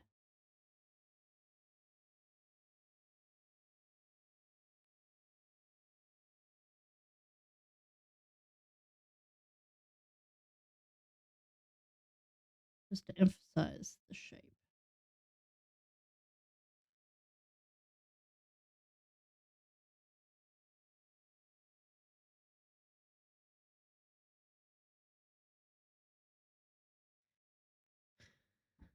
And there you have it.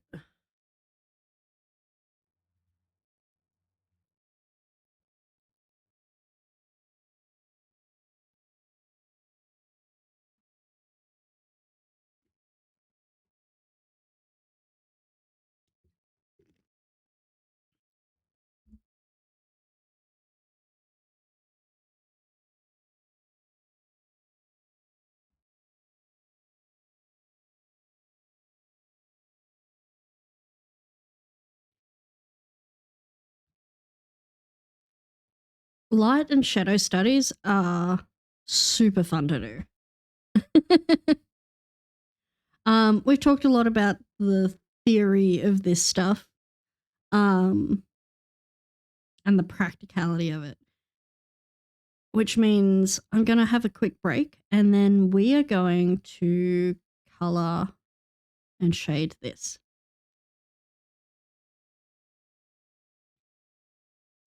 And we can then put some of that lighting and stuff into practice.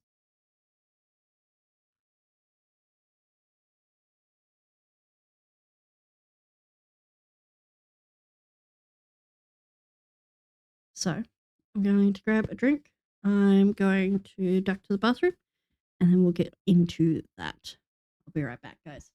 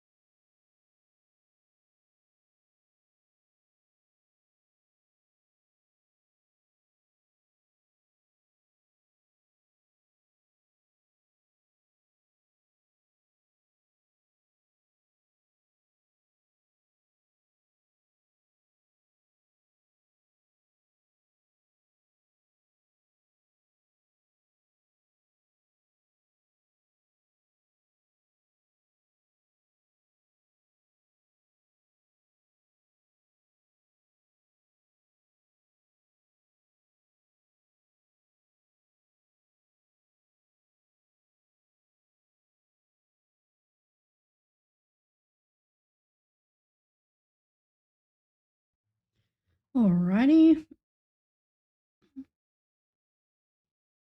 How are we doing so far, gang? How are we finding it so far?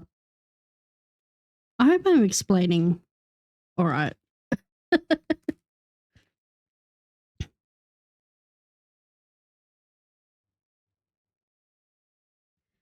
I'm self-taught with all of my art, so I have no idea if I'm teaching this correctly.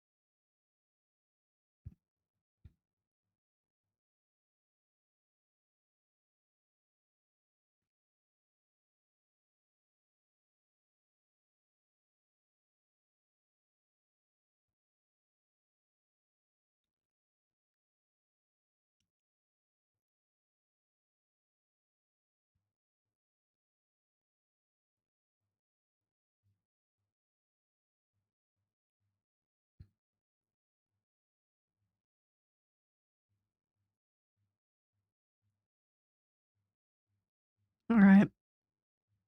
So, um, like I said before, in resources, there is this piece here,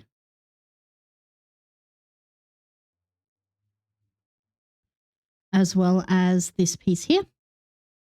Depending on how much time we have, I'm gonna do both of these. But we'll see how it goes.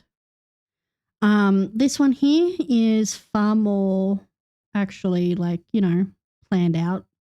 I took the time to color code and name the layers and shit. Which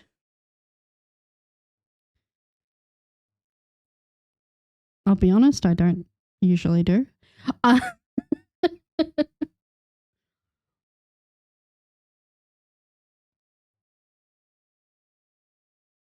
kind of lazy when it comes to that sort of stuff. But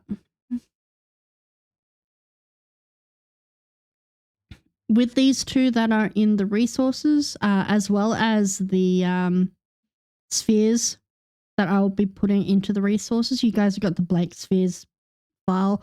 I'll add my finished ones as well as this practice one here.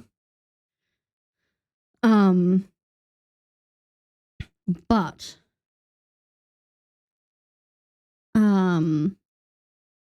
with these two pieces, these lighting lesson pieces, you guys are welcome to trace them. You guys are welcome to edit them. You guys are welcome to use them as you like. You can use the picture as is as a practice. You can trace it and make it your own character, whatever you want. I've added PNGs in case if you're doing it traditionally, you can print it out and color over the top of it, or print it out and trace it. There's also Photoshop file, which means you can open it in just about any art program, or the Clip Studio file, if you have Clip Studio. So you've got all of those resources as well as the two books. Once again, if you can, buy the physical copies of these books or buy official digital copies of it for a Kindle or whatever.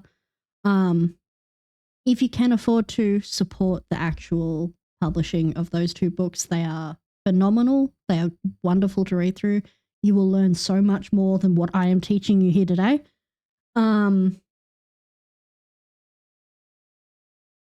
But I also understand shit is rough right now. So I'm sharing my resources as I have them. Likewise, if anyone wants digital copies of the Morpho books, I recommend 1,000,000% go and get physical copies of those. But if you can't afford to, let me know. I've got digital copies of all of them. Because not all of us can afford that stuff.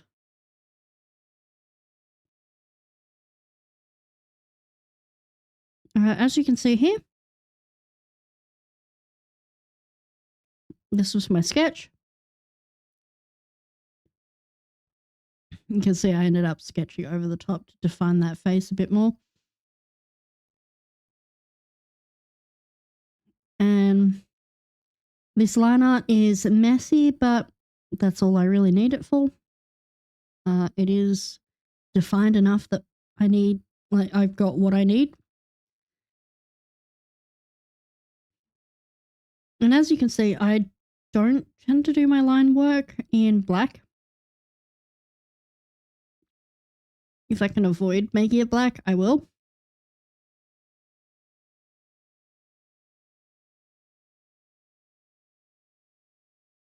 I will multiply it so it's darker. But if I can avoid making it black, I will absolutely.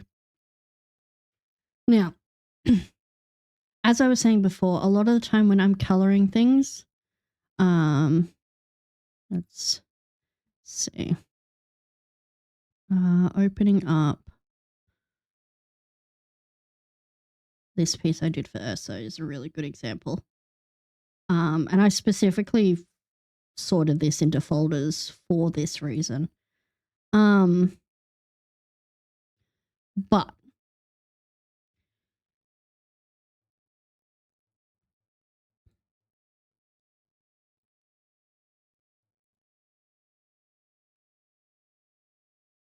background is the first thing I did. You can watch the VOD of this on my Twitch. I will also eventually upload a speed paint of this. But getting the color and the background down is so important for the rest of the setting. It sets the mood. At its very, very base core, that's what it is. It is our very base colors. And I always try not to go for just a flat color. I will go for, at the very least, a gradient. And I will work from back to front as far as focal points go. This is my initial color layout. This is a really good idea to do when you are sorting out your colors, because as much as colors go, it's the values that really matter. So if we go here and I was to turn this, and I'll be honest, total values is one of the things that I struggle with the most, because a lot of that is working without color, and I struggle working without color. But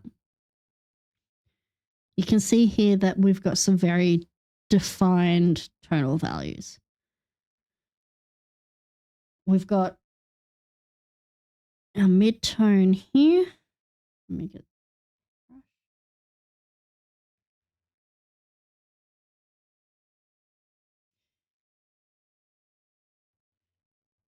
mid,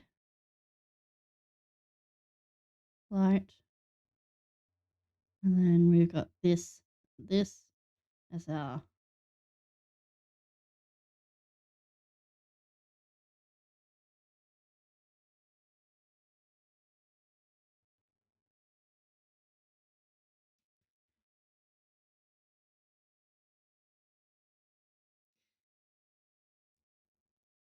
and you can see here that even though these two are dark,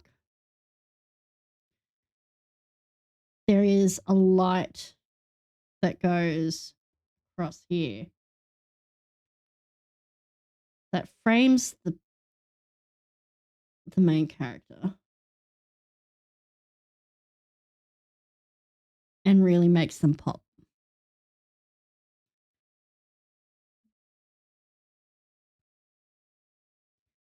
And then that's what you do eventually to get that. We added the glow to emphasize how sharp and direct the lighting is. And then we added our final overlay, which is just literally just some really rough colors thrown in over the main part of it that is set to an overlay.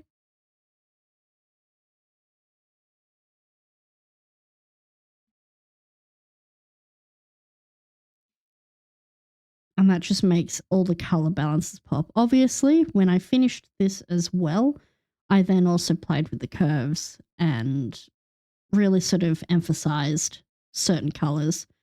And that's when you get this. So it's a little bit more blown out, a little bit more vibrant. We pushed the lighting coming through the windows here just to emphasize that glow. We pushed the lighting from the blood here, just even though that's not realistic, it is that focal emphasis point just to accentuate it. And we just made everything sort of pop that little bit more. Post-processing is all about color and texture. Color, shadow, light, and texture is the really sort of push for it. And a lot of the time, let me find one of my older pieces.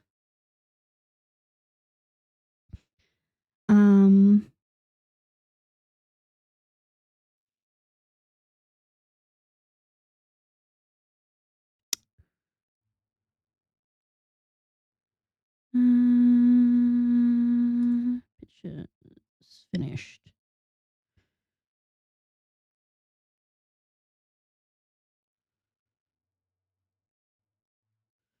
Let's find an older piece that I can show on stream.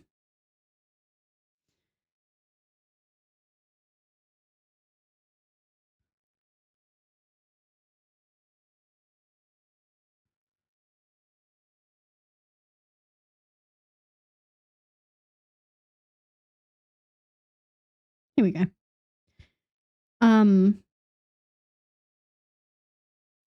Looking at this piece, which I still really love. Don't get me wrong. It is a really nice piece. And I'm happy with how it turned out. But I didn't have the same grasp of lighting as I did in this piece here.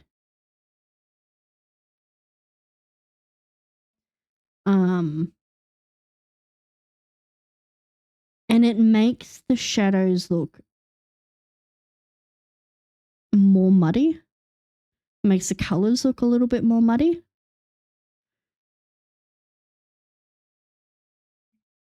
And a lot of the time when people are like, okay, I've picked these colors and they looked good at first, or I've been doing a color study and of someone else's art style, and I've picked the same colors from their artwork,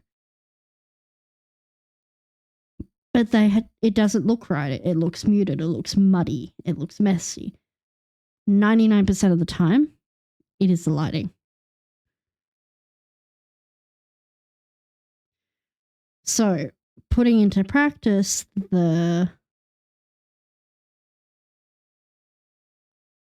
lighting that we did here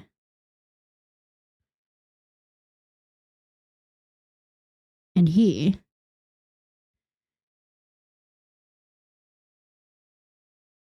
that's how you get this.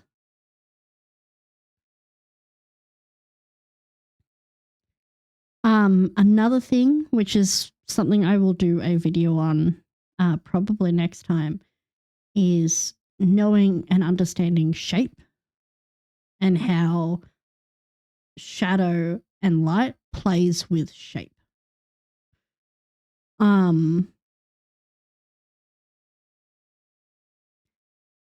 At some point, I'm going to be doing a probably September-ish, because I've got to wait for something to be released. I'm going to be doing a stream talking about how I learned a bunch of stuff from studying League of Legends splash artists, because it is phenomenal how much I've upped my game with that sort of stuff thanks to just studying these artists. But yeah, just don't be afraid to do art studies of other artists. There is a reason why even today artists are allowed to take in their whole easels and like canvases and sit down and paint themselves copies, do physical studies of the art that's on display in the Louvre. You can do that in most art galleries as long as you ask, hey, can I just come in and do an art study? There is a reason why learning from the old masters was a thing. And this is why. Don't be afraid. And I think that's one of the things that gets forgotten about a lot in the more digital age of art. Don't be afraid to do studies of other artists. The key is you do the studies and you take what you learn from that and put it into your own and not just copy.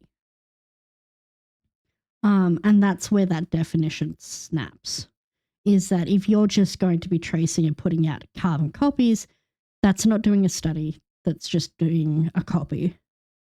If you are doing a study and then transferring those skills to your own, that's where you are going to want to, that's where you're going to learn from things. It's the same thing of like, okay, yeah, when you are very, very, very starting, a lot of people are afraid to use references.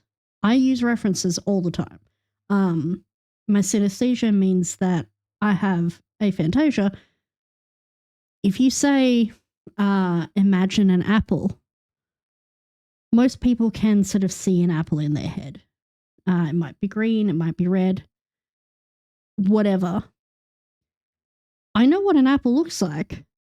I can tell you what an apple looks like. I cannot see it in my head. I know what my friends' faces look like.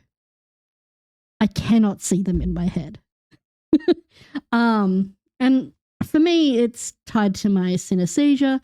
But some people who don't have synesthesia also have aphantasia.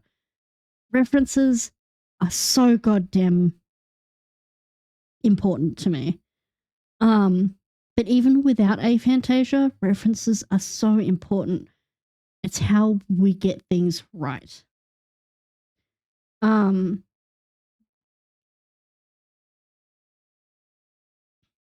So yeah, like, use your references, take advantage of that. If you are drawing a background, don't be afraid to say, I don't know, let's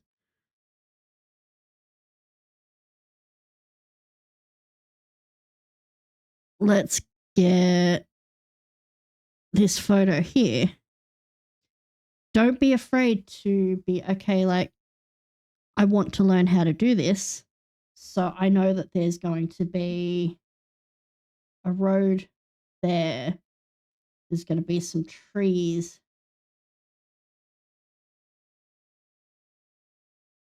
there. And your horizon line is there. And then you'll have your shapes there. And then you can get rid of that. You've got your basic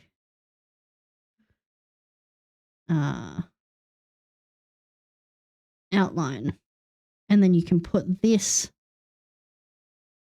up in here in your little reference box. And you've got an outline. You've got your basics and you can go from there. It's like, okay, well, I want to push this tree to actually have another branch. I can do that and go from there. There is nothing wrong with mapping out the shape of things. There's a reason why if you go into the 3D materials list, you've got all of these. For those of you who are in Clip Studio, and if you're struggling with the sphere, it even has a sphere that you can practice with. You can angle it. You can change the light source. You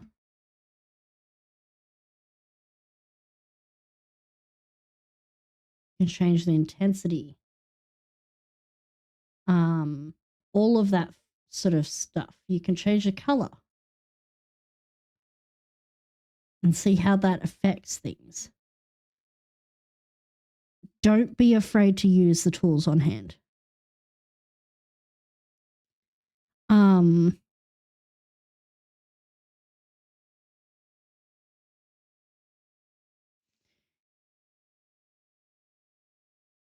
If you go to import and then go to 3D Pose, there's a thing called 3D Pose Maniacs. If you click on it, it will open up, and this is with the new Clip Studio. If you open the Pose Maniacs thing in the import, it will actually open up to this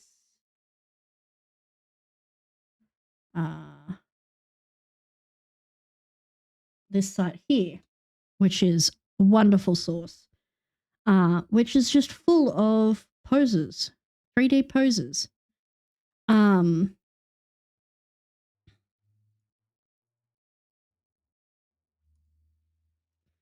And you can click on one, and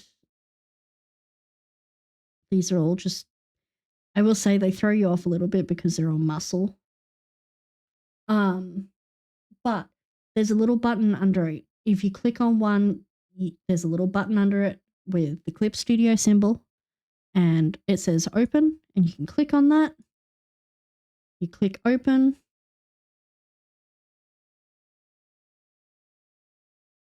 And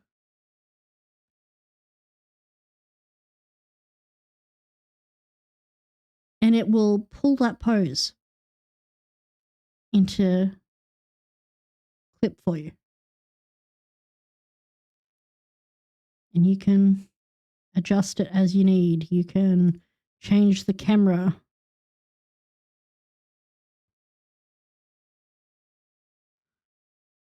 And I mean, let's face it, Clip Studio's models are a little bit funky, so I never trace them directly. But they're good for getting that general gesture.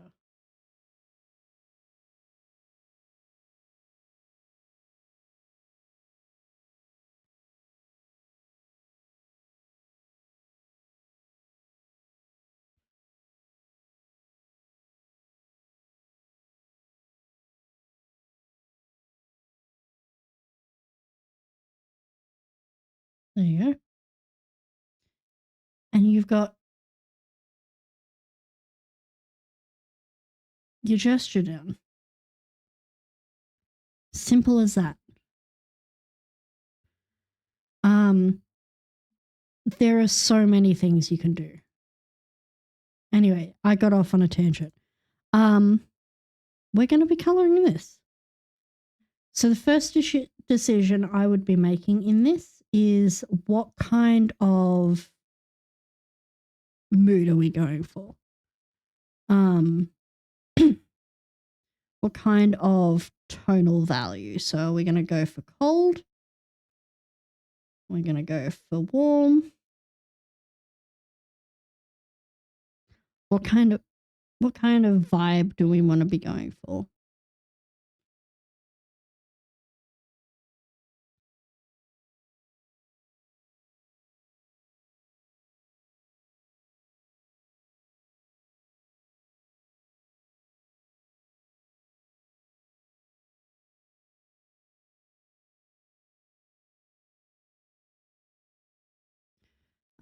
Now I know that in this case, Ren is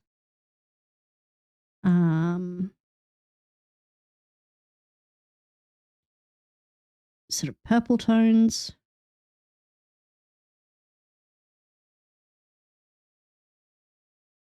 Let me grab my reference.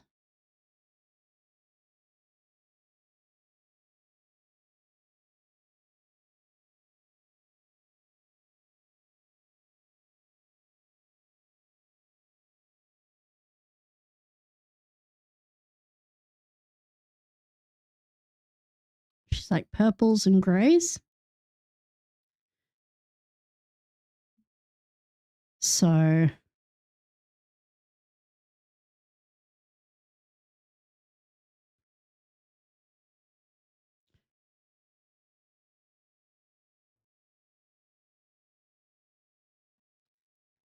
another fun little thing that Clip has is this color mixing palette. You've got your color history here, which is great to use, but you've also got your color mixing, which means you can swatch things. You can place it directly on that color palette. Because the one thing about color history is it doesn't always save the colors you choose. Sometimes it just kind of forgets. It's weird like that. And this canvas is huge, so you can paste pretty much anything.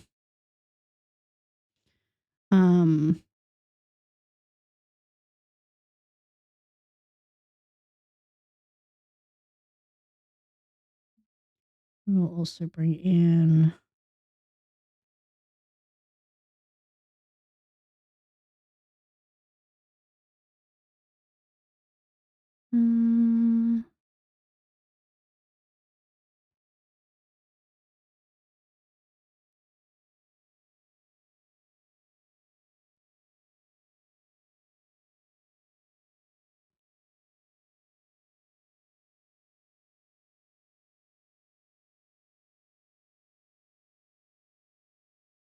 there we go.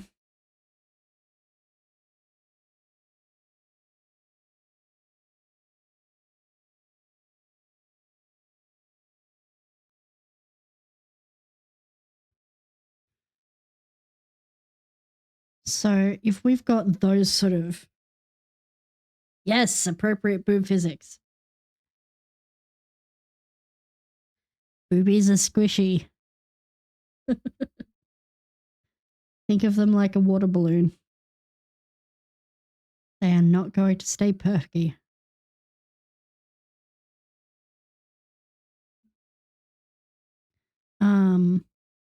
You can kind of see when I did this.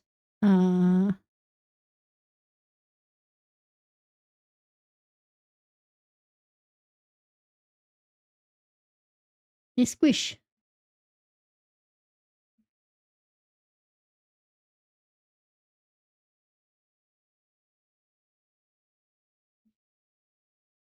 I think actually you can like zoom out and see the whole thing I did before I cropped it. This file, but yeah. Boob physics.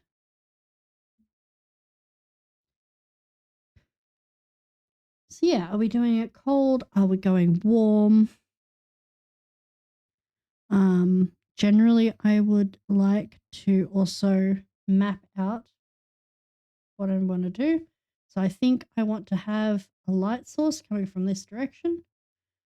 So I'm going to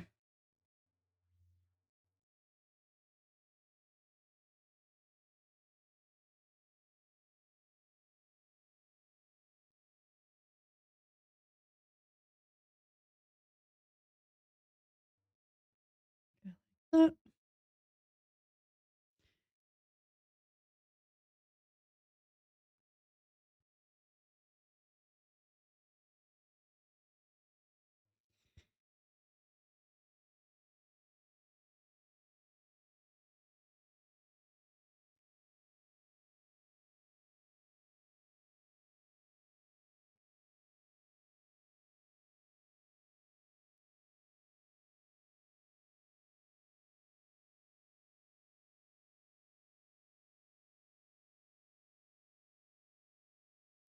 And then that's also going to fade out as it gets closer to the edge.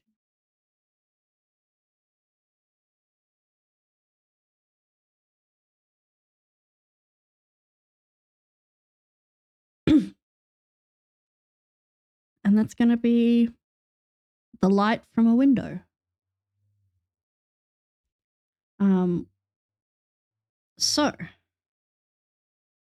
we would have one light source coming from this direction.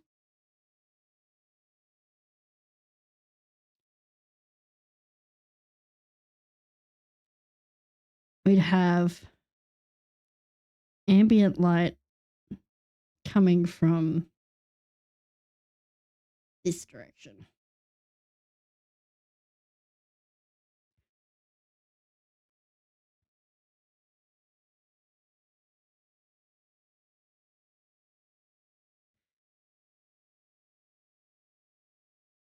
And I would like I think I want a cozy feel to this one. So we're going to go with like tones of oranges and purples and things like that.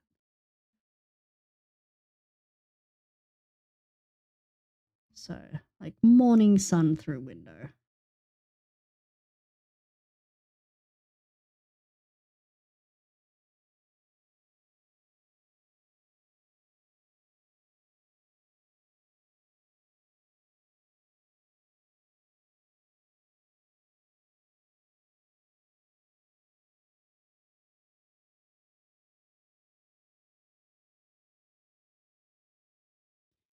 So what we'll want to do is we want to block in the colors.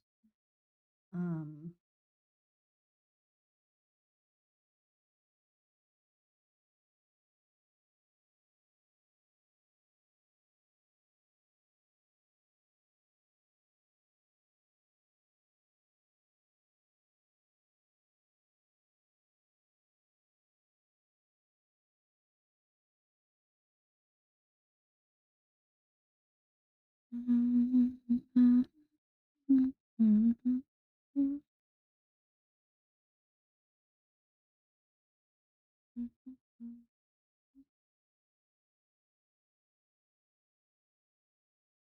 I'll just close these gaps here.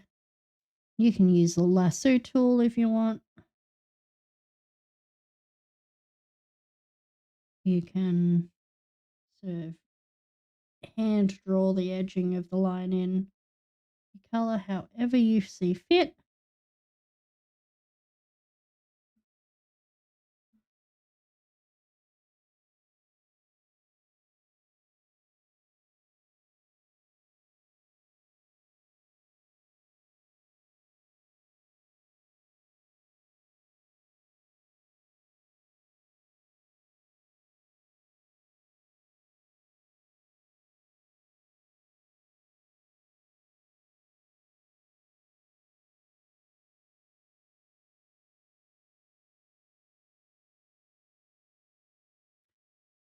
Uh,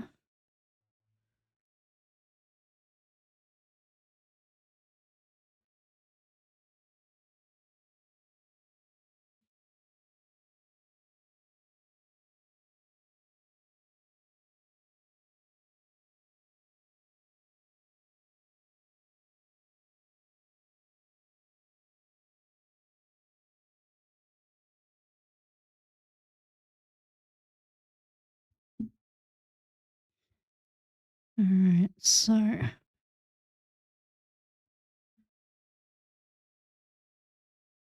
think I want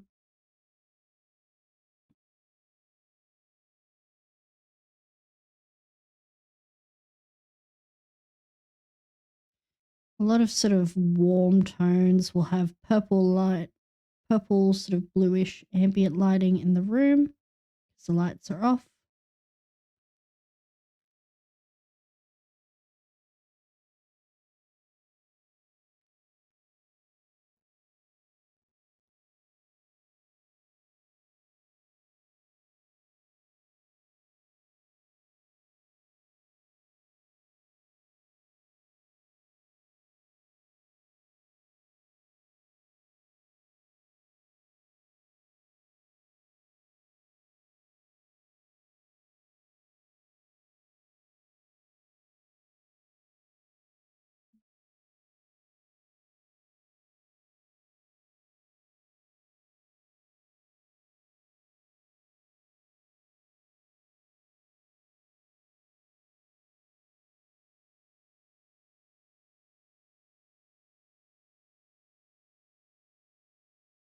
I'm really happy with how this sketch turned out, actually.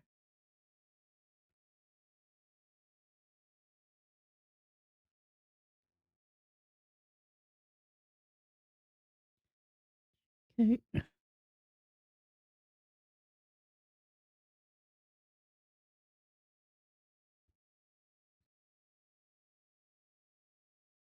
If anyone wants the brushes I use, I will be doing up a channel in the art resources thing that has my most used brushes linked in it later today. So stay tuned for that.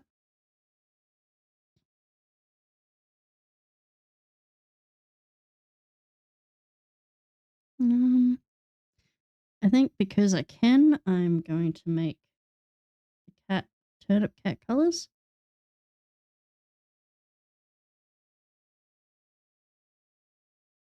So we'll start with a base of brown.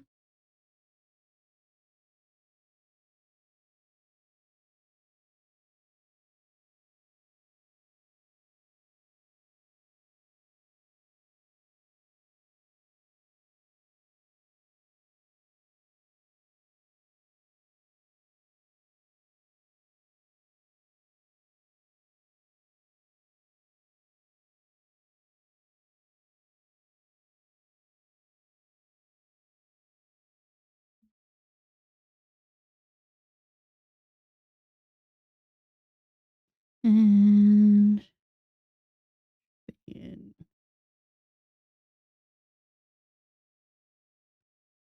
Blue top.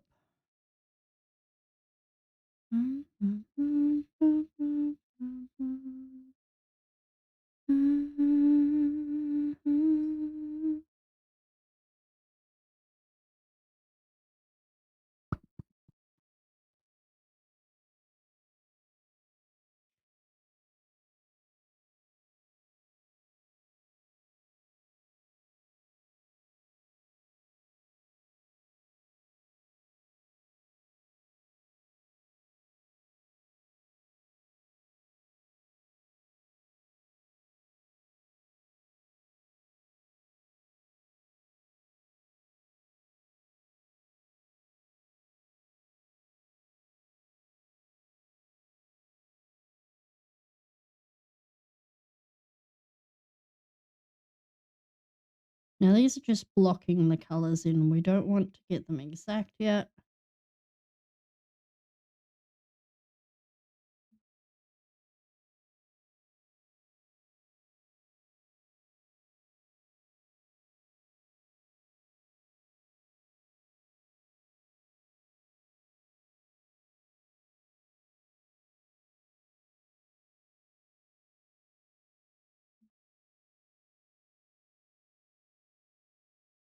But we do want to make sure that they are where they need to be. We don't want to be too messy with them.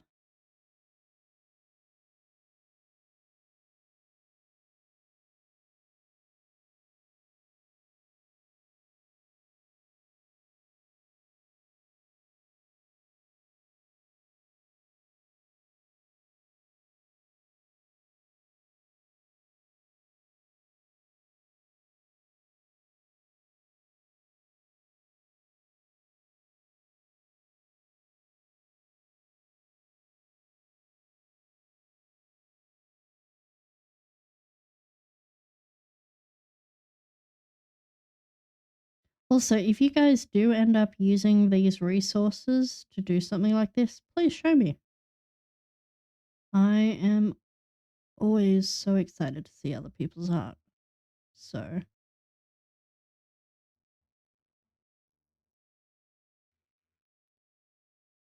likewise, if you use any of the lesson that I'm doing, uh, I'd love to see.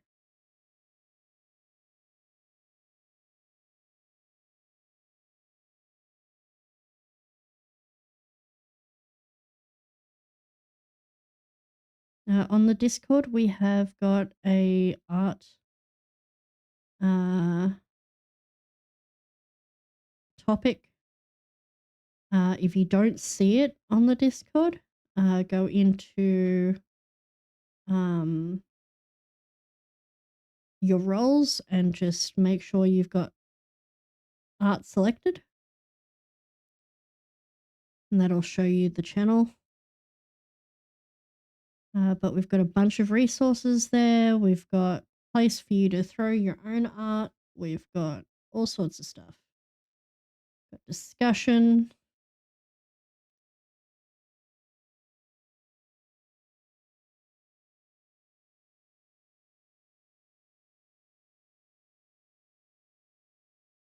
It makes me so happy seeing everyone's art.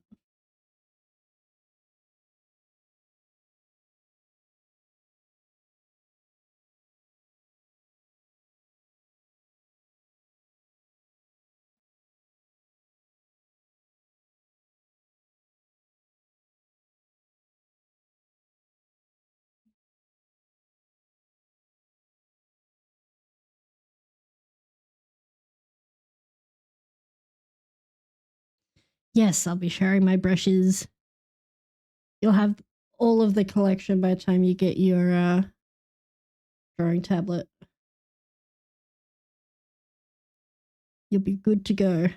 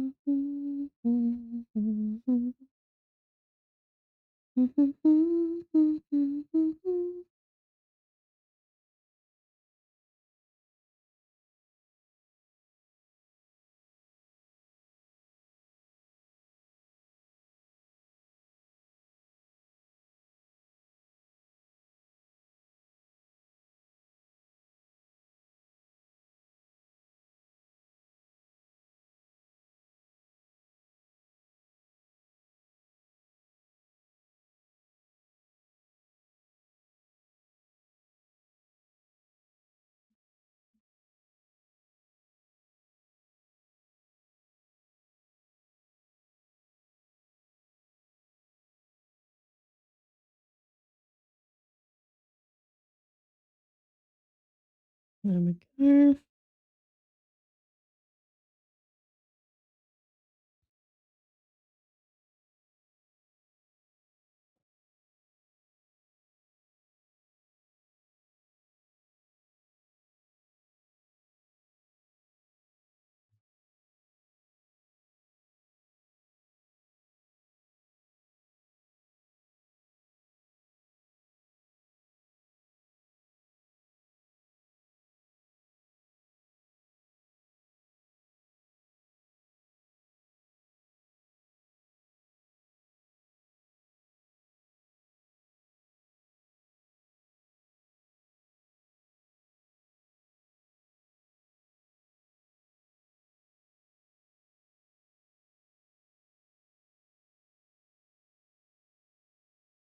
Mm, bum, bum.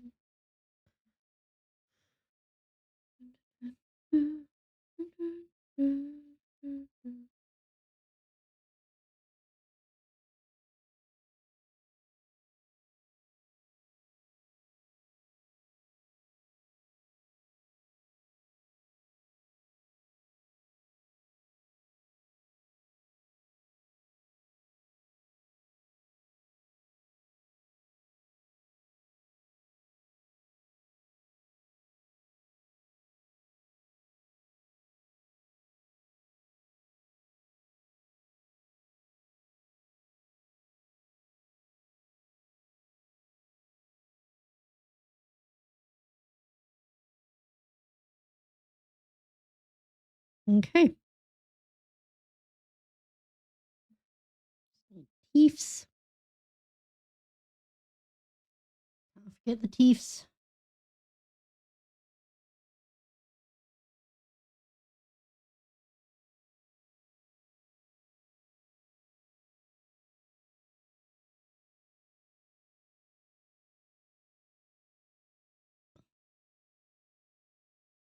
Y'all, it's almost Lex's birthday. I almost have a 14-year-old. And the one thing she's most excited about is the fact that she can now go glass blowing. This kid has wanted to do glass blowing since she was like 4.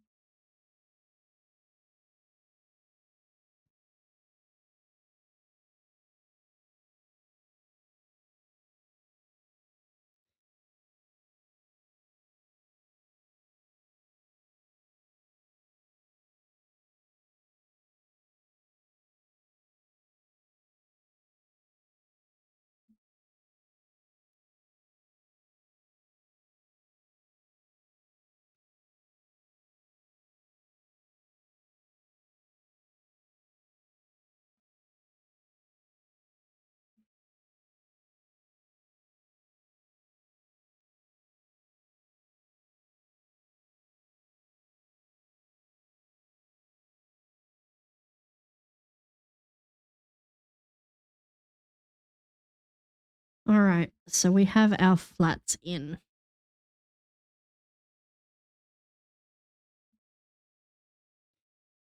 So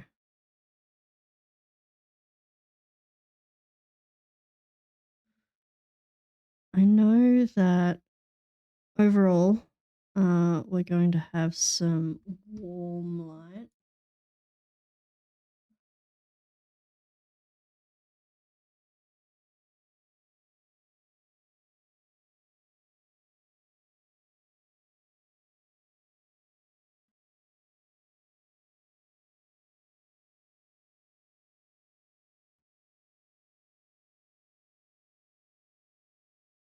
Which means we want some blue. And because the blue's not going to be strong, we're going to go for a more muted blue.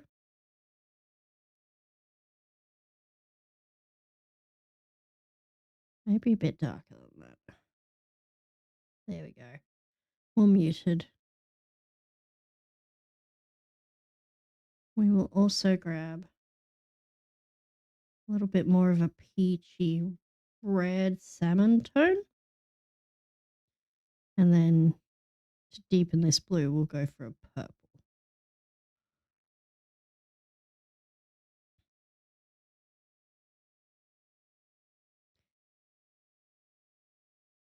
Look, if a kid has stuck with wanting to do something for that long, like, who am I to deny them?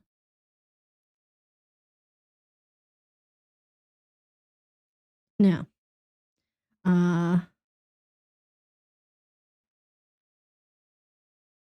already We can see that that purple there is a little bit too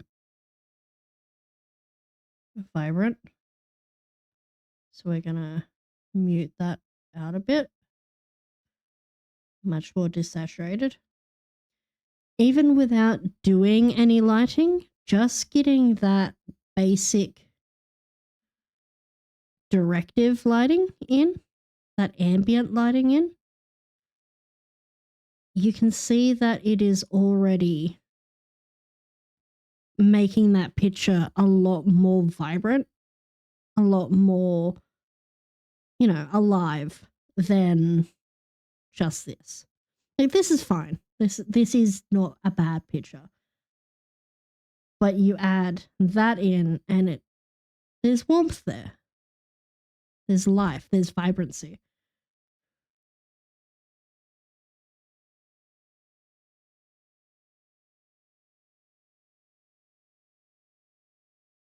So, we have our basics in.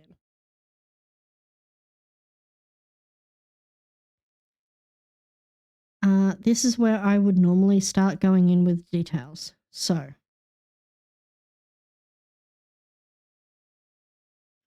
on that background layer, we're going to start getting some... I've been really enjoying using this triangle brush lately. But we're going to get our basic shadows in. So we know that the light is coming in from that direction.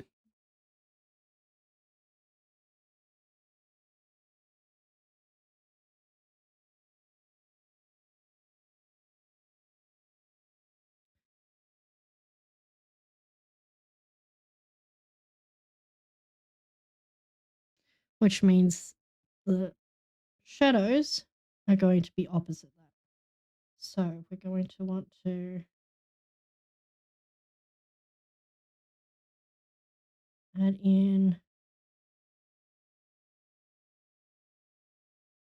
some shadows accordingly. The closer to the light source they are, the closer to the body they're going to be, the more, the sharper they're going to be. And once again, the more saturated they're going to be. And the thing with shadows is they don't generally have a lot of definition unless they are extremely direct and close.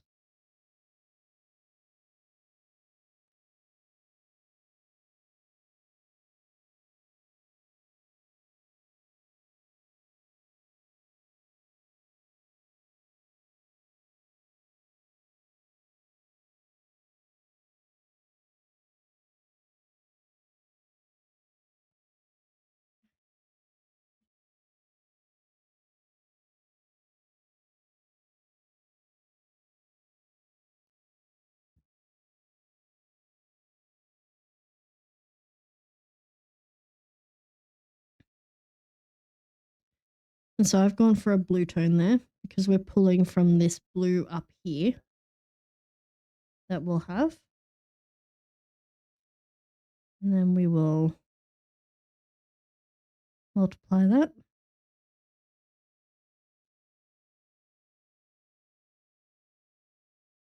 Move around the 50-ish mark, I think. And then textured blenders are your best friend. I know for the spheres I was using a smooth blender, but textured blenders are the best thing ever.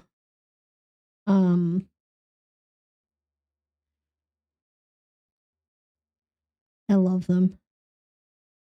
I actually just got a bunch of new ones that I'm going to be adding to my...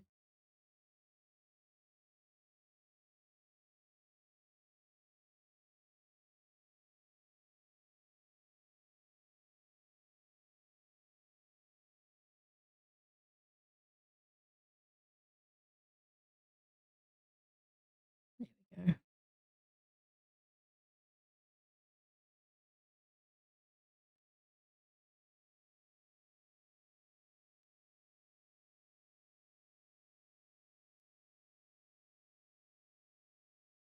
It's a little harsh for what I need.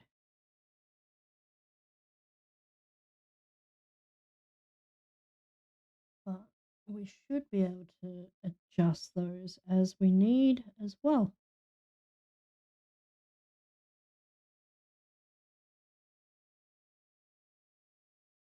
Um,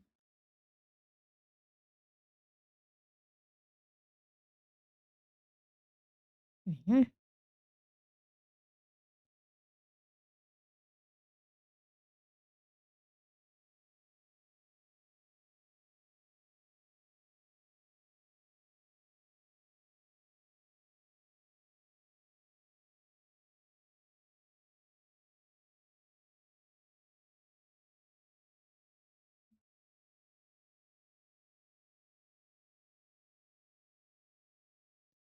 You can deepen those shadows if you need them to be deeper.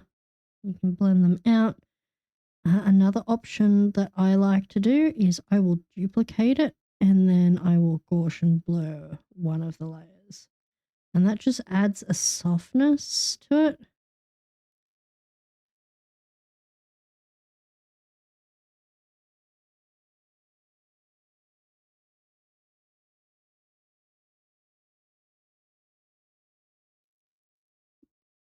But now that we have those shadows, what we can do is we can go back in with, I like to use the Whimsical Blend brush,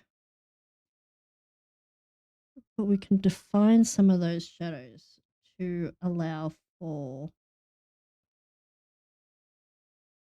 things like wrinkles and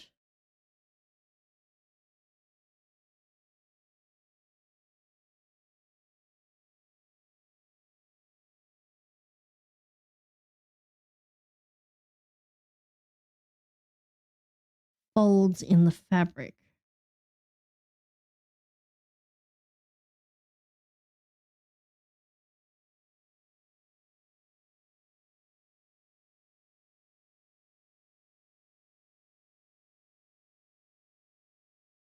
And that just adds additional texture as well.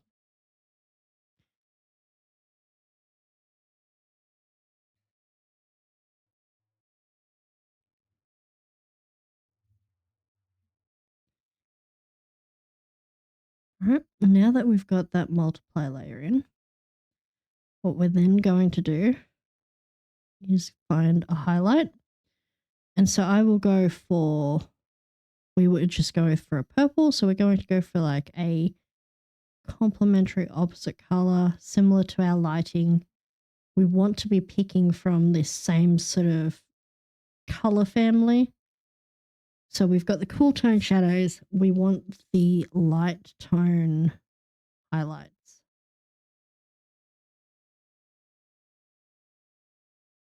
And just going to use the triangle brush for this.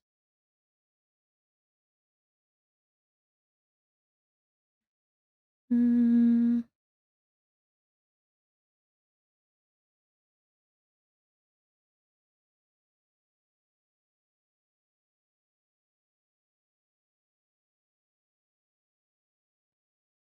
And if you want it more saturated, you can make it more saturated.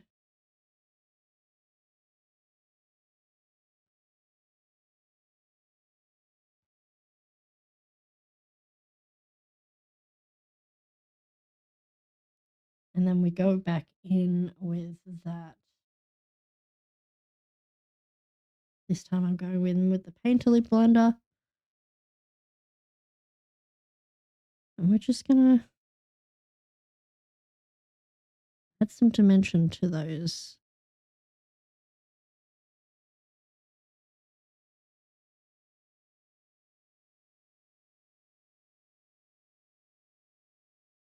Shadows we added in before.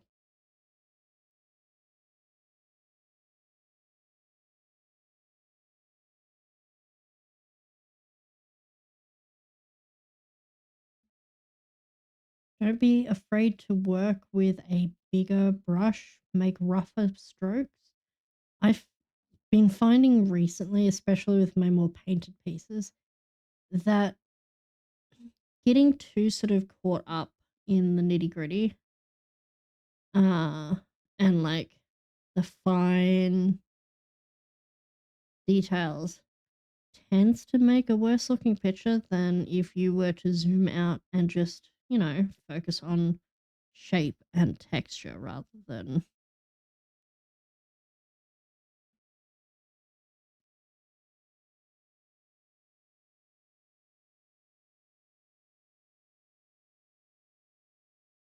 We'll go with soft light for that.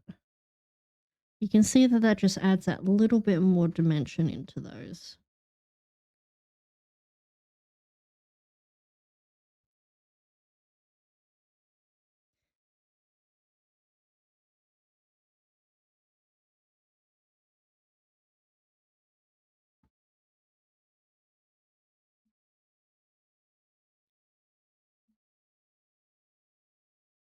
And then we'll do the same thing with this.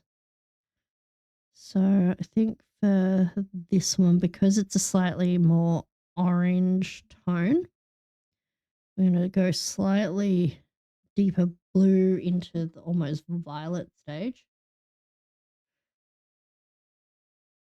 And start blocking this in.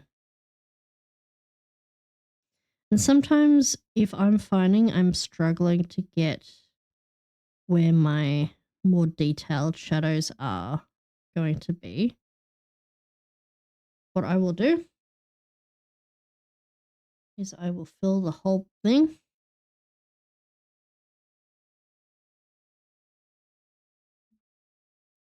And then you can just go back in with your erase tool or with the lasso tool.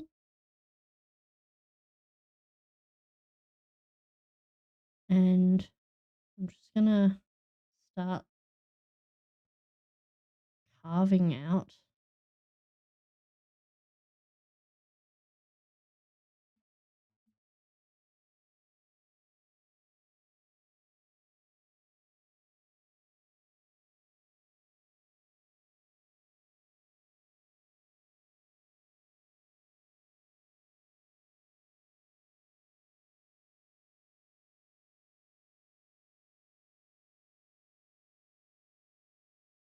the good thing with digital is you can always add back in if you need it.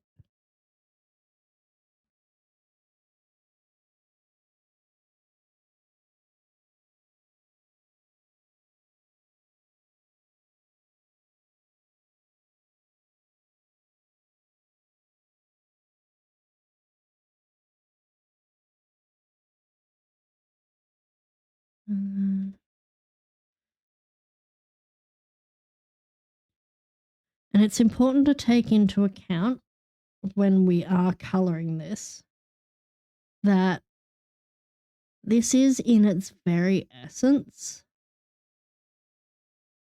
breaking it down into shapes. These are spheres. This is a cylinder.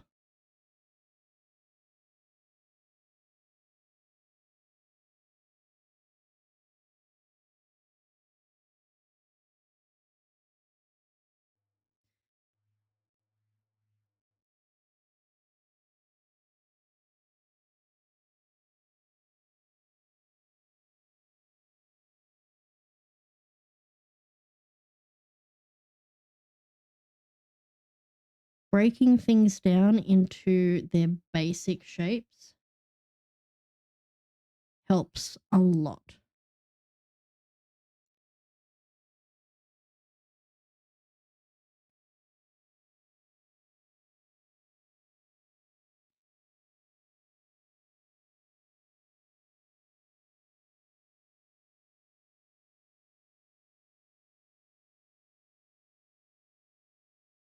So, for an example, we know for a fact that this part of the arm is going to be more in the light than down there, where that shadow is. And it's also further away from this light source. So the shadows are going to be slightly bigger.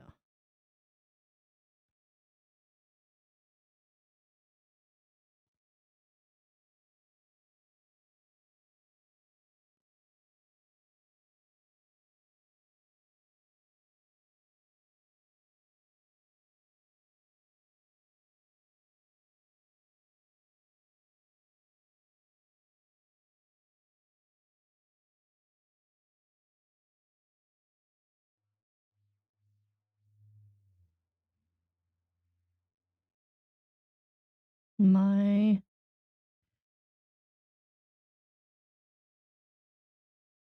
face tracking is going to die very shortly.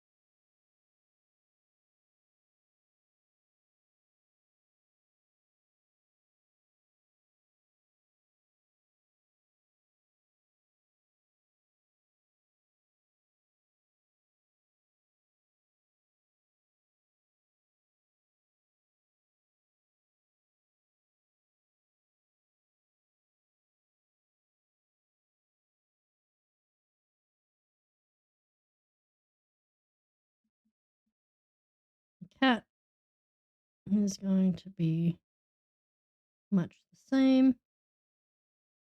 Focus on ba ba ba ba. It's lengthening time.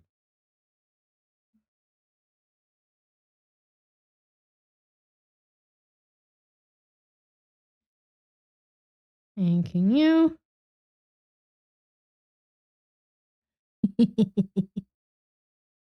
Get that leashing while you can.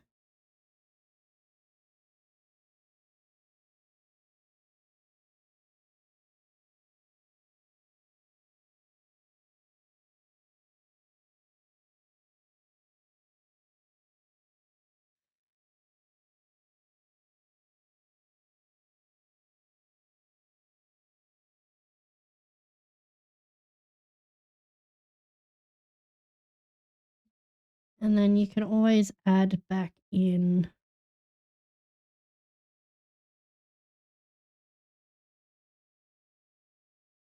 any of the shadows that need to be added back in.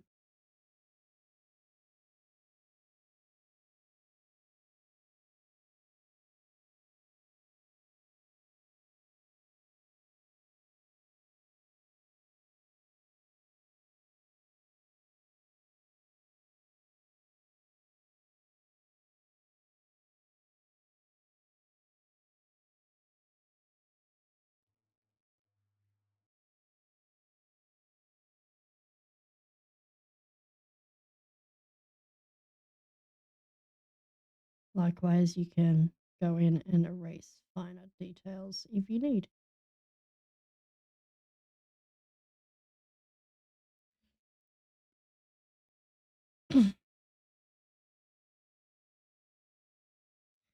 And of course, once you've got your basics in like that,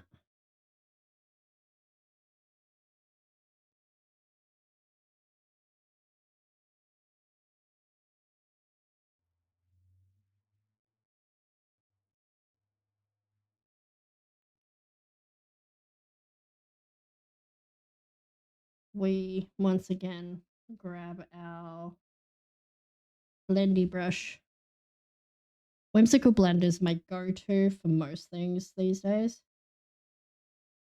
It's that just right mixture of smooth and textured.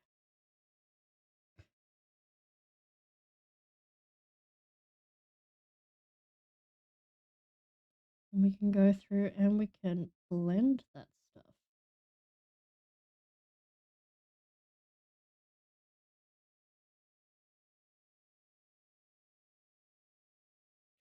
I'm going to hydrate though. Need to stretch and hydrate. Or get too carried away again. Ugh.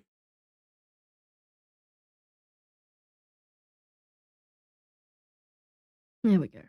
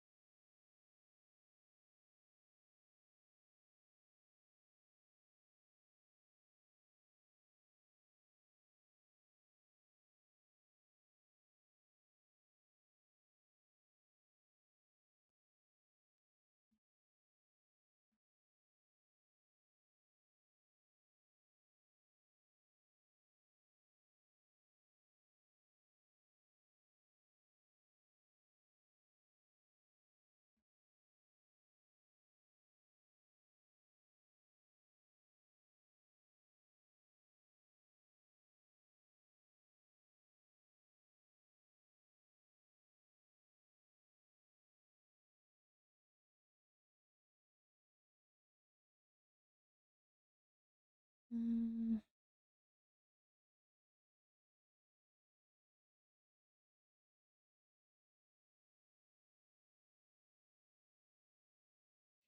In areas, even without line work, that you want to sort of define a shape. So, for example, with this boob here, even without the line work, we can define the shape thanks to the lighting and the shadows.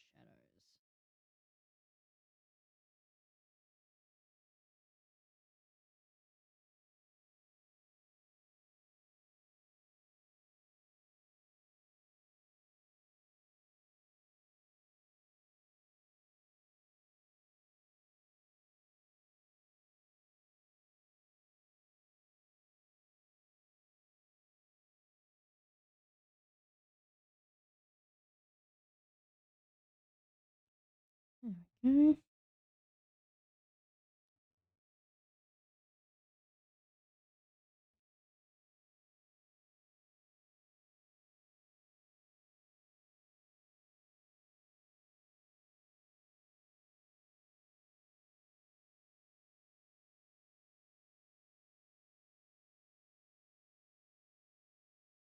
And it's okay to keep some shadows sharper than others.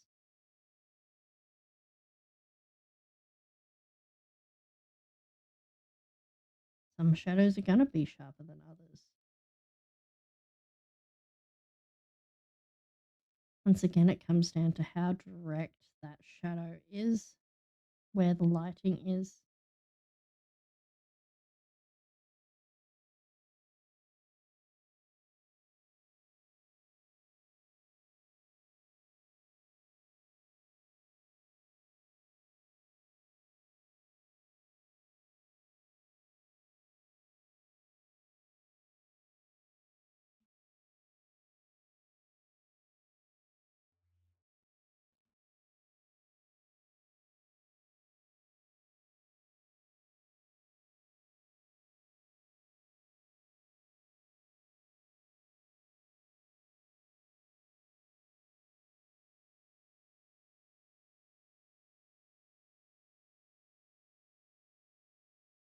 And with hair, when I am shading hair, as you can see, I'm sort of going with the direction of the hair rather than against it.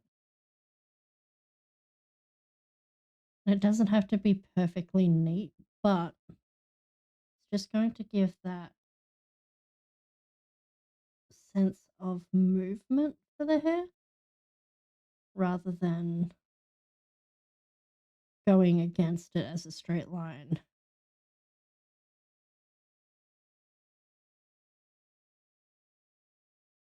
which is, I mean, you see that a lot in cell shading, but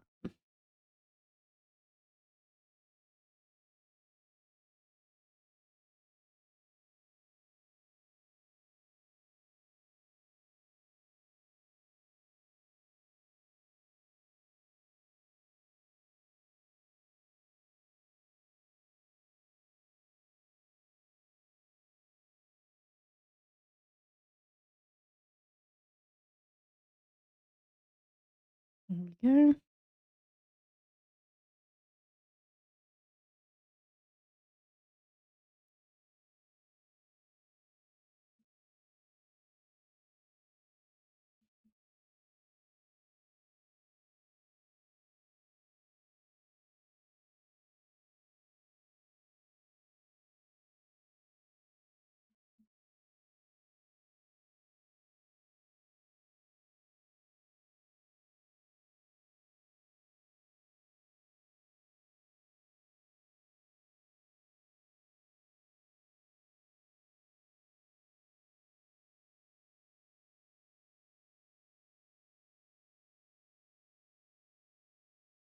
And there's a neat little trick I'll show you with the shadows in a moment too.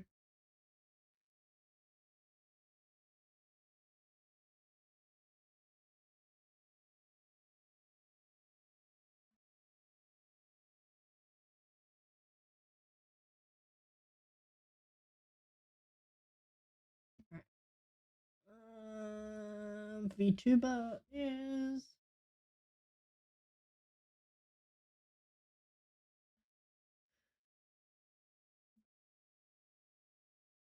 there we go.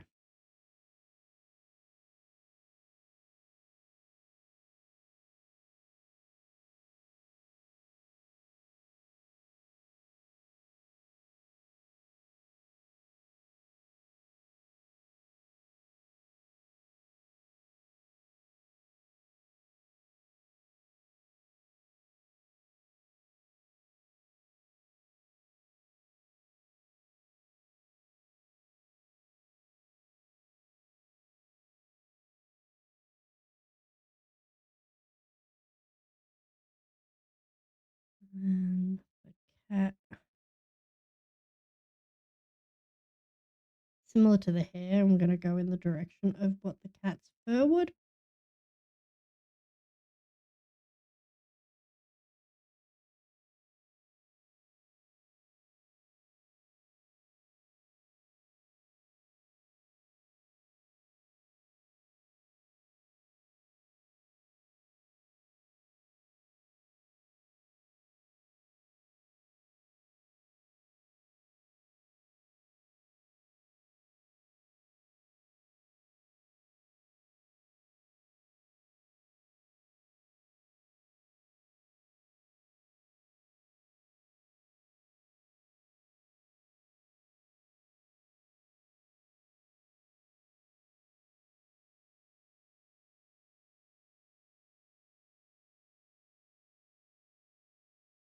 Also, I don't know why this song is in this playlist when the rest of the playlist is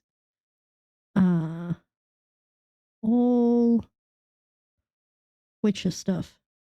Yo, hello. Welcome, raiders. Welcome. Thank you for the raid. Tanuki raid.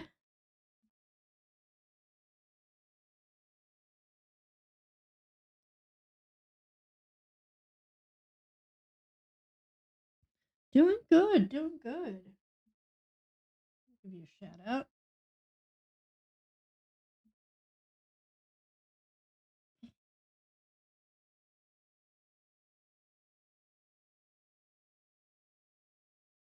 Papa.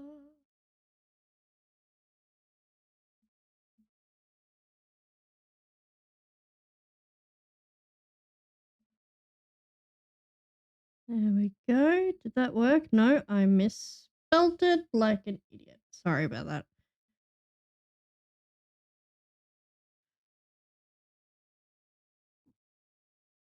Doing things one-handed. Sorry about that.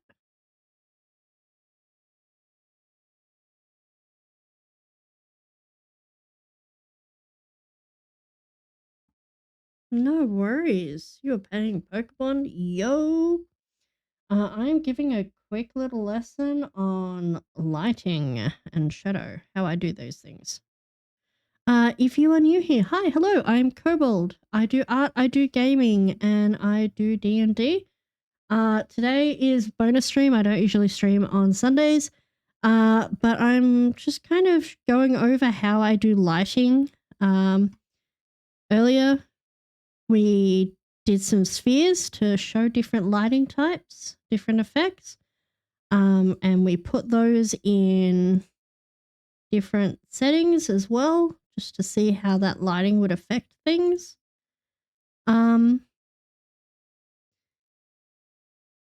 Those of you who are new here, if you do want to follow along with the VOD of this, there are resources pinned above or on my Discord as well that you can access.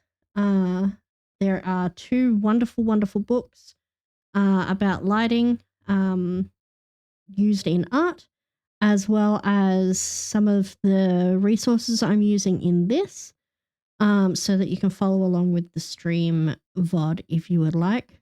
This VOD will also be going up on YouTube.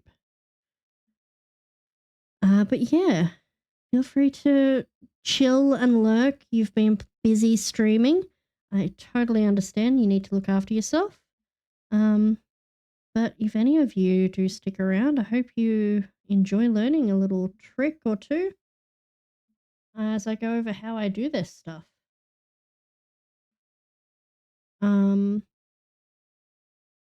Yeah, we did just have our VTuber die on me, so I'm sorry we don't have any VTuber today.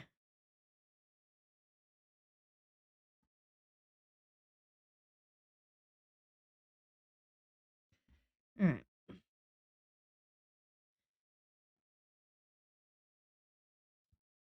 So what I'm going to do before we go continue any more lighting, we are going to add in our body blushing.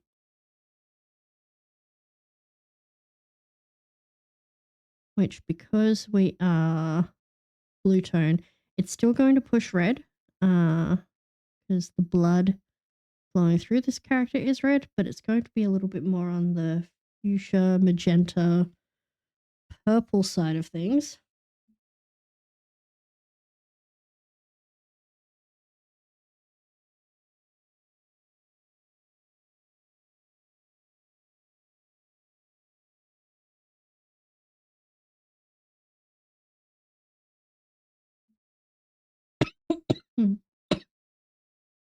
Oh, sorry about that, guys.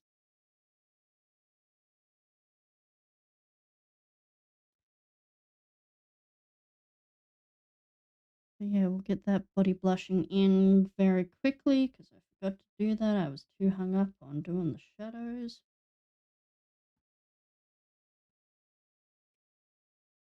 I've also got to put patterning in for the cat.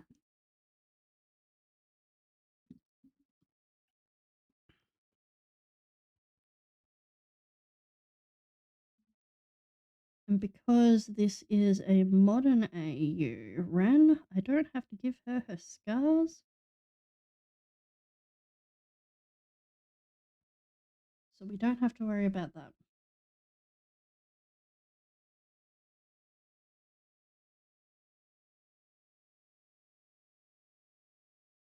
When you are body blushing, generally you're going to want to be putting that towards areas where the body will naturally sort of want to give off a lot of its heat. So you're looking at extremities like elbows, fingers, shoulders, nose,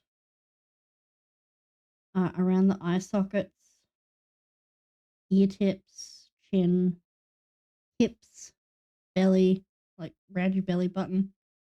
Sort of any point where if it's really, really cold and you were to like put your hand somewhere to warm it up, a lot of the time it'll be these areas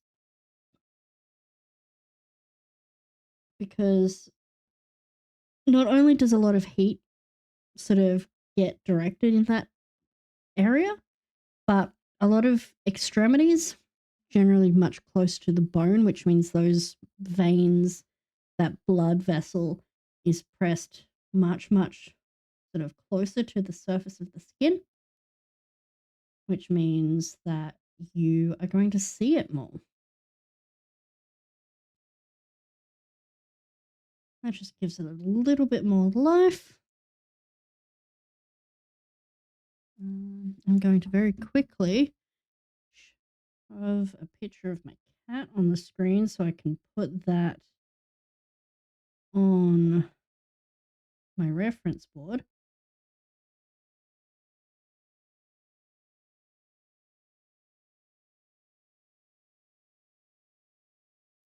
Uh,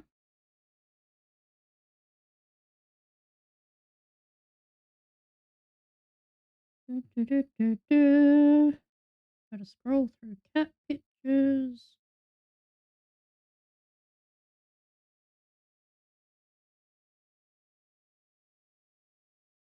Find ones that will show off her pattern.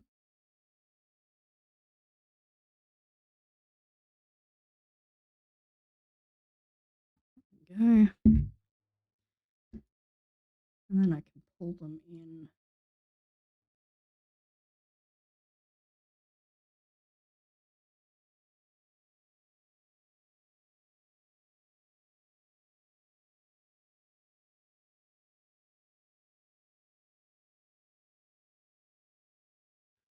And I can open them up in here.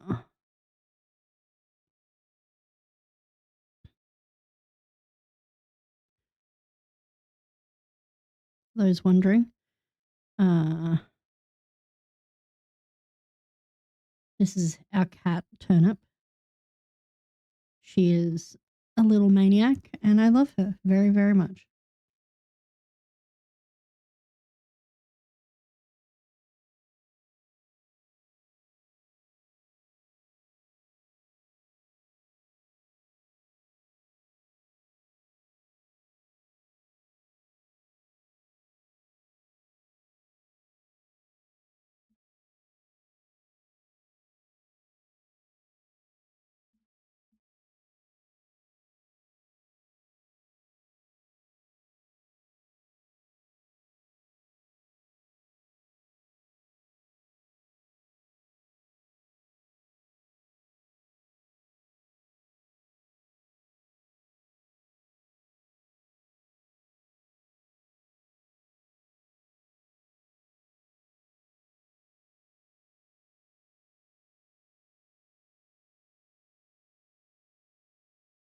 Mm-hmm.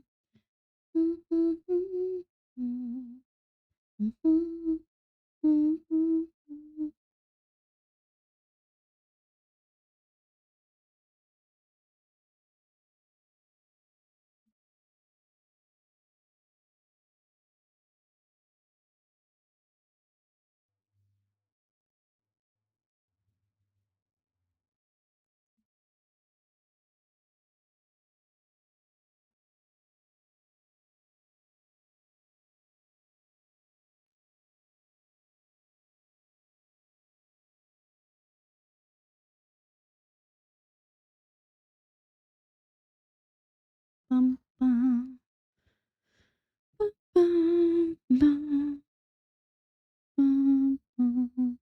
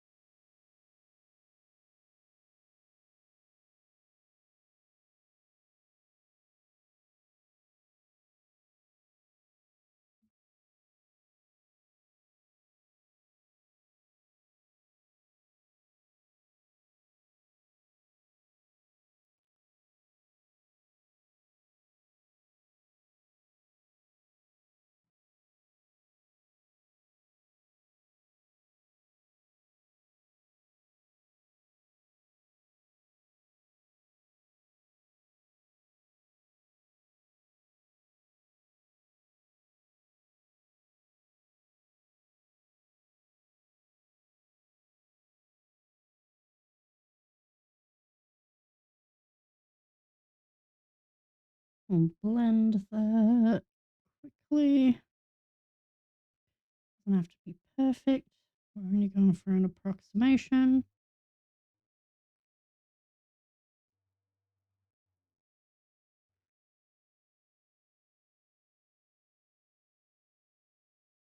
Why am I giving Ren my cat? I don't know, but it's how it is.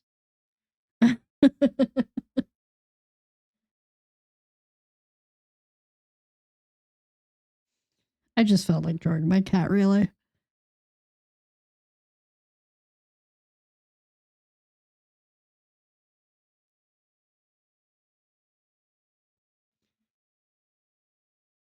Once again, I don't like using black, so we're going to move that away from the black.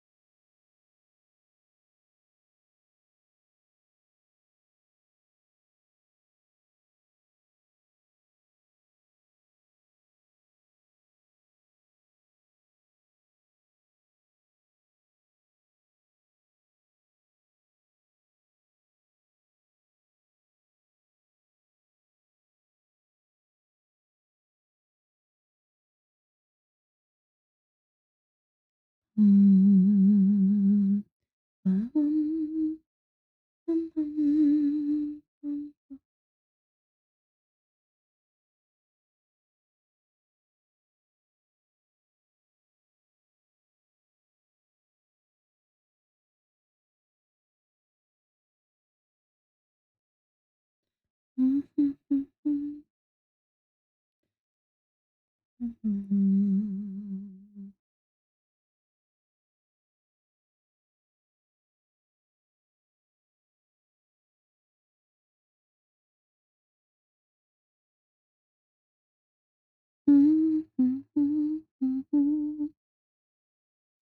And one thing I've learnt with tabbies, which is really counterintuitive to what I've known before then, is generally the stripes on the side of their head all come into one point at their cheek, which is really interesting.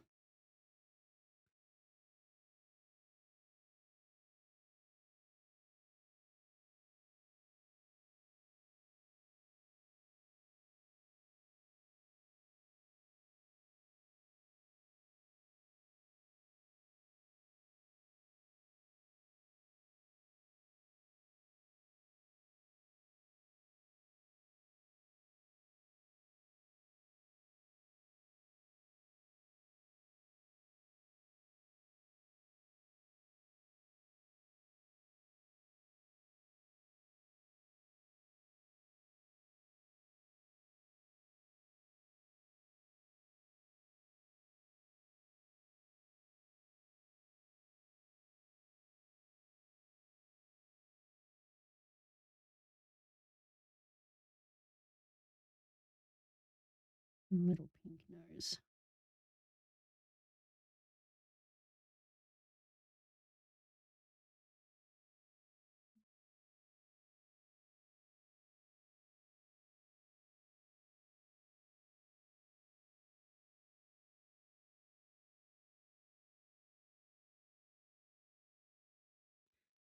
There we go. And we have cat colors.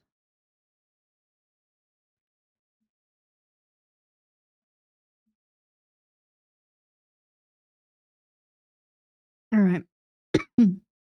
Now that we've done this shading, what I also want to do is this this shading, if you have a look at it at full blast, is very much that blue purple tone. We were to put it here, you can sort of see it front and center here. But what we want to do, slightly more pink ambient tone, because we're pulling from that warmth that's in the room. So it's going to be closer to that.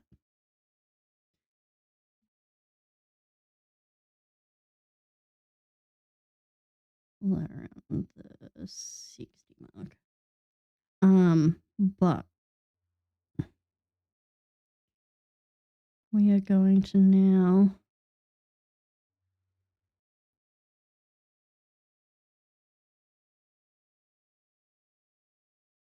pull this, and we're going to just use gradient map.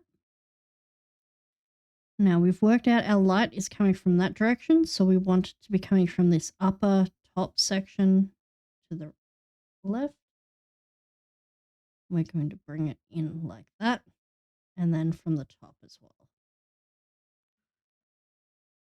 Multiply that.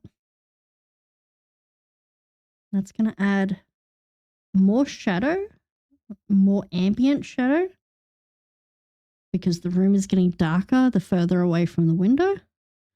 But it's also going to keep that warmth. It is a cool, warm tone.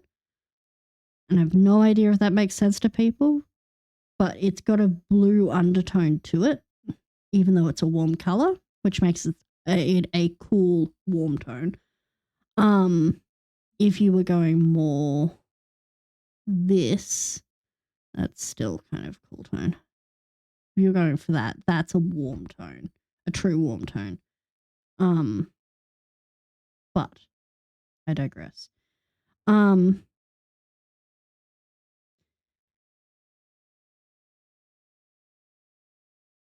can see it just adds that little extra dimension to the room. It's not just a flat color.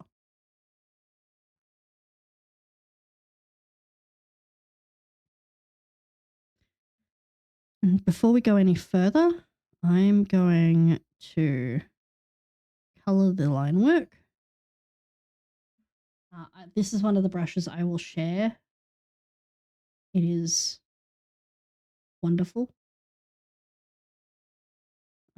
It's probably not going to do much to the ones on her skin tone, but these blue tones here, and we should actually take off the shadows for this.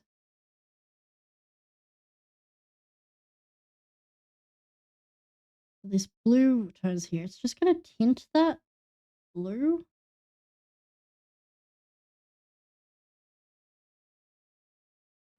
Likewise, oh, excuse me, likewise, tinting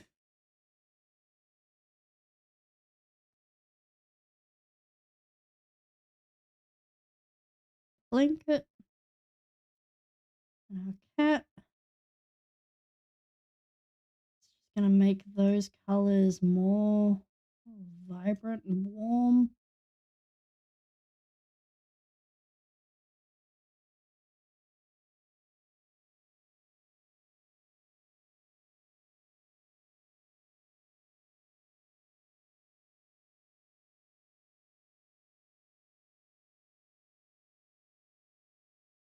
Likewise, the pillow, we're just going to, particularly where that light is going to be getting close to,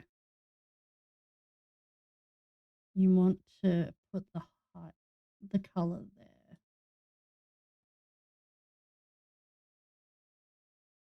And then this hair,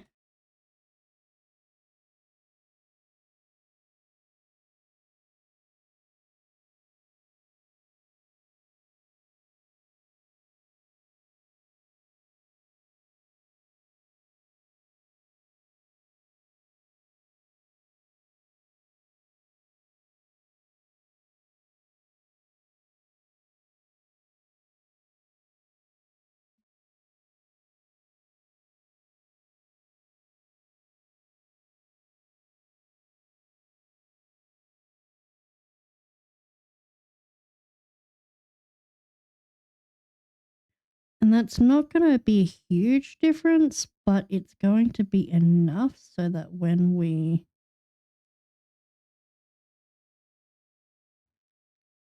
bring this down here,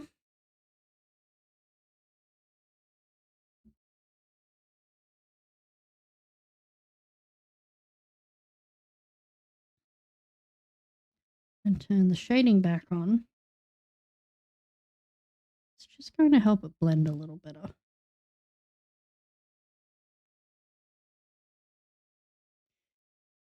Now, there's not going to be a lot of direct lighting at first, but we are going to do some.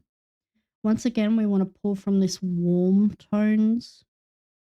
So if we pull from, say, that, we'll color pick our own picture. Pick from the colors we've already got in here.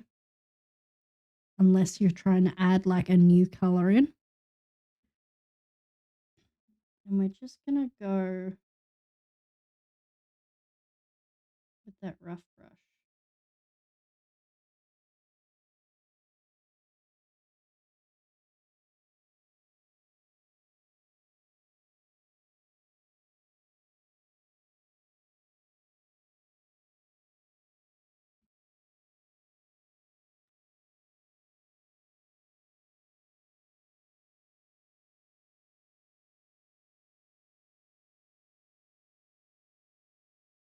And go over a few little spaces where the light would hit a little bit more.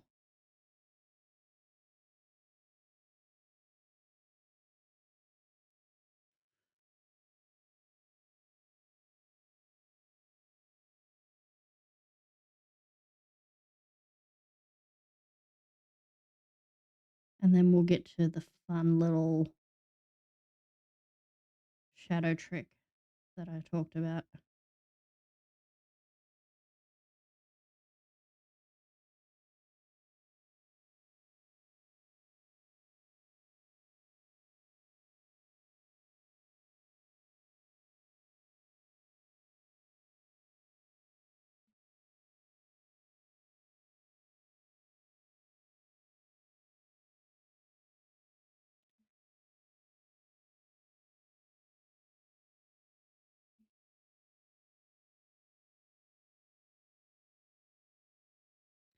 Am I going to...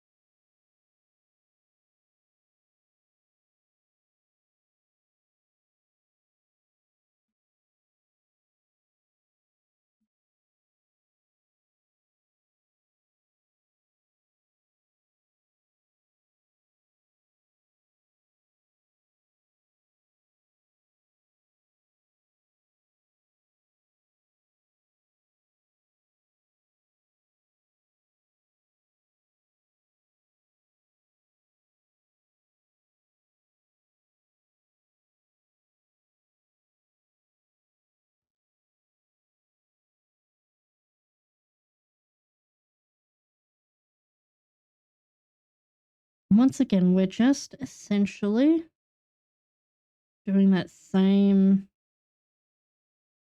lighting technique we were doing with the spheres. It's just on a more complex shape.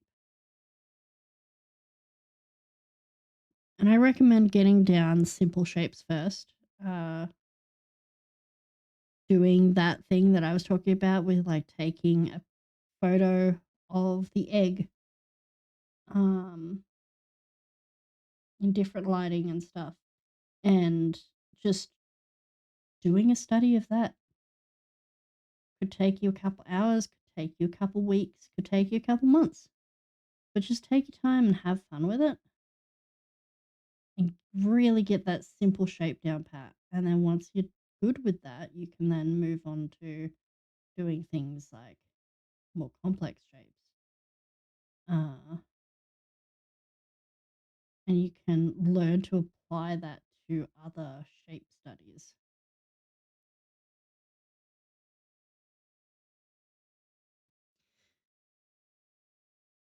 but just that little bit of extra light on there just adds that little bit more depth again. Now, I'm going to switch this back to normal.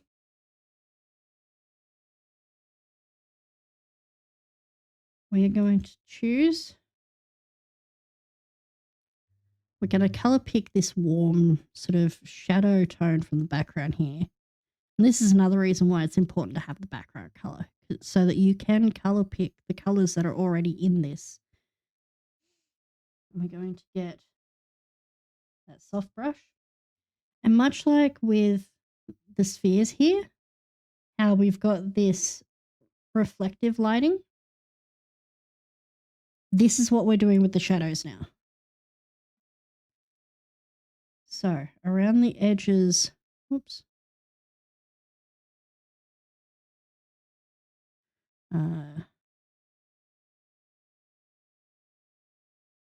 You can turn this off to make it easier, but essentially just around these edges here, you're going to brush some of that warm tone light, that warm shadow light just along the edges.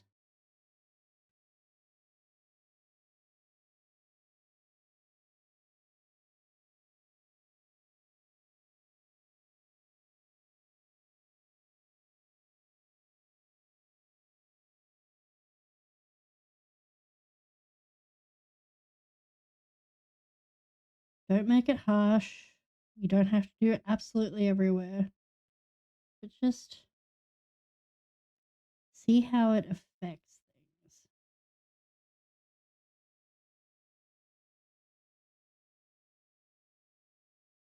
And you can see here how messy my shadow layer is. Like it doesn't have to be perfect. But we add this back in, we go back to the multiplier layer, and look at that difference it's made. It's a subtle one, but just having that tonal difference.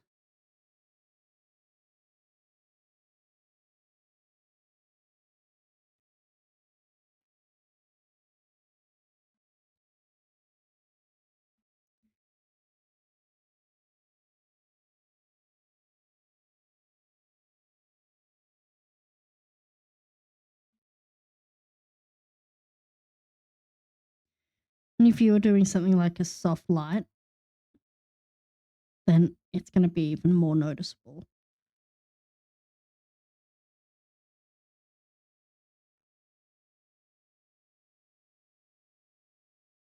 So if I were to say overlay and just move that down,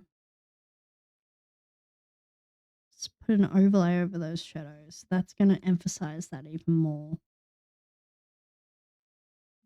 You could probably pull that shadowing down a little bit then.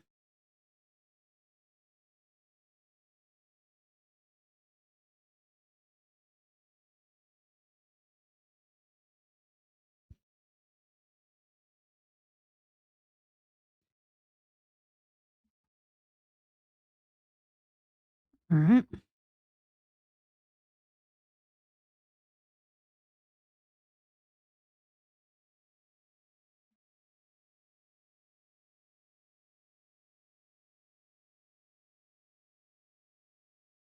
Okay. And we've got our base lighting down. You could leave it like that. You could leave it with that slight light in like that. That gives you the impression of the image you're wanting. But we're going to take it the next level up.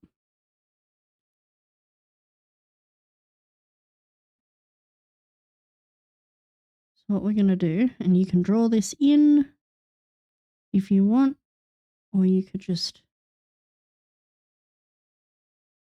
do what I'm going to do.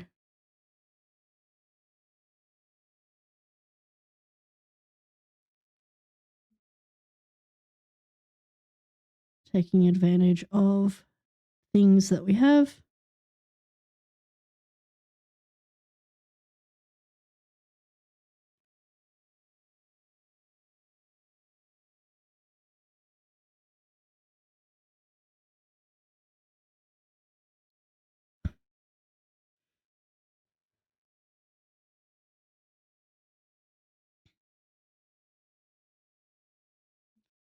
We're going to choose just that.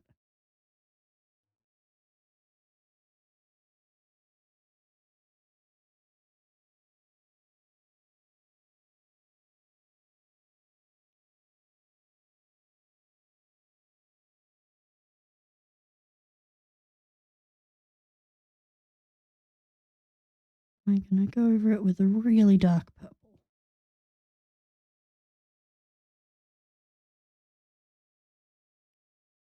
And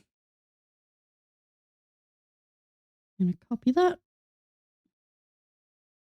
Bring it over here. I'm going to paste that in.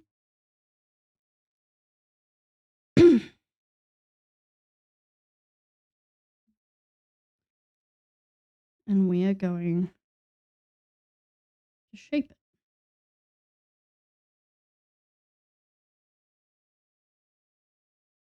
I'm going to use perspective.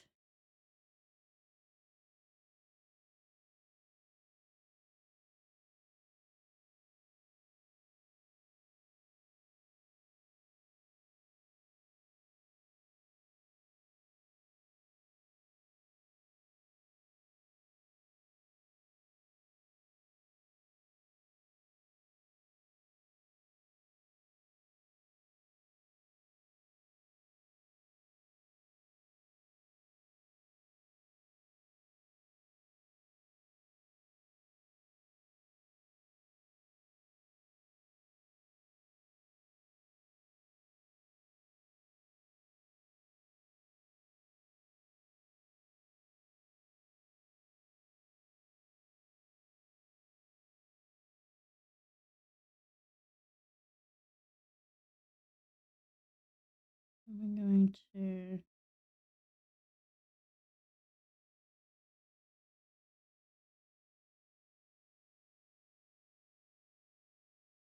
just sort of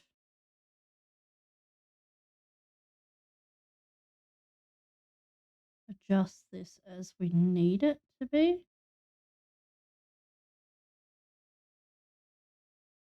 And it's going to look really silly right now.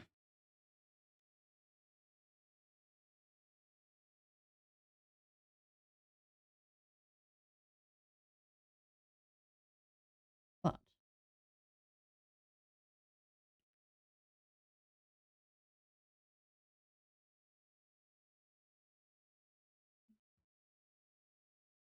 we select outside of that and select the inverse and choose a nice warm tone, bright color. We're going to go over the top of that so that we can still see the shadow underneath.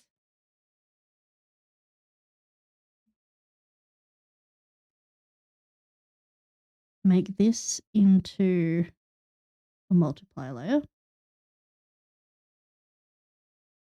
Bring it down like that.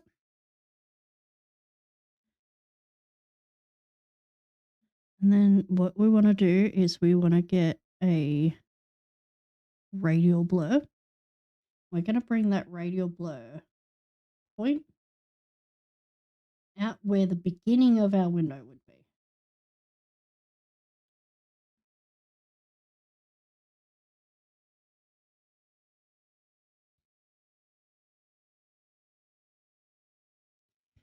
I'm going to make that outward.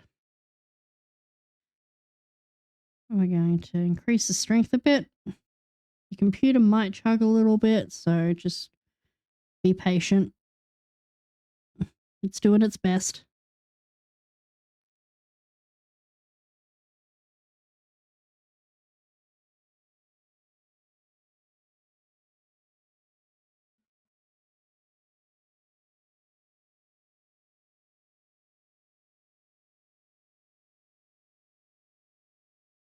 I think we're going to go for about a 4.74.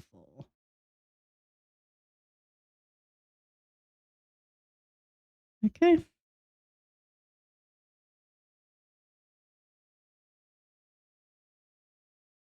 And then we're just going to Gaussian blur just to smooth everything else out. On top of that, where we've got this, we are going to do color dodge. You are going to blur that with just a bit of a Gaussian blur.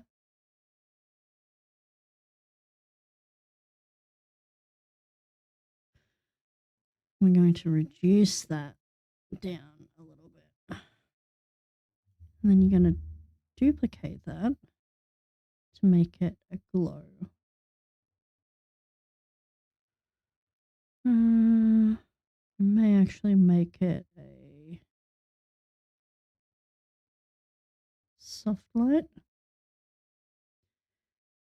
And then that a glow. No, just play around with the different lightings, see which ones you like.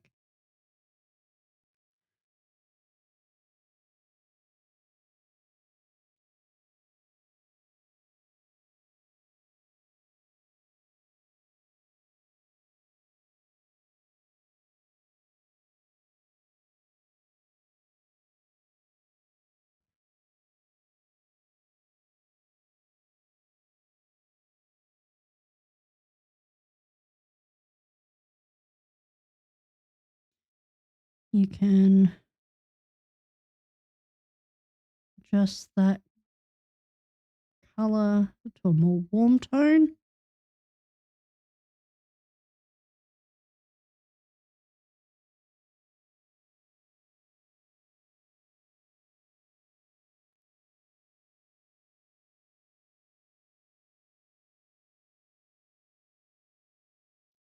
And then I'm going to put those into a folder. No, I'm not.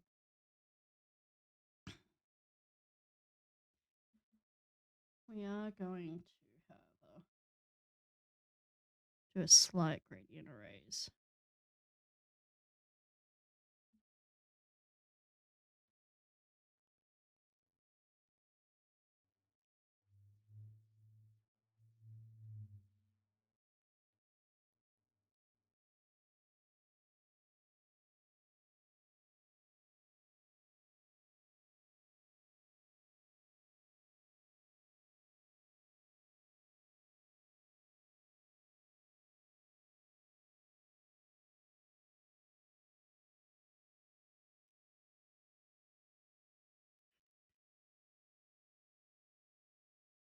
Now with this, what we want to do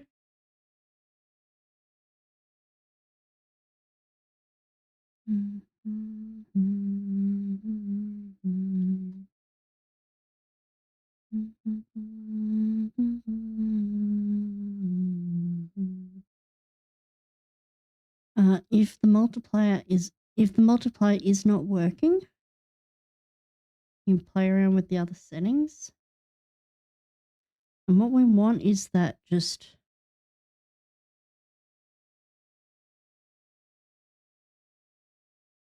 we want that essence of it being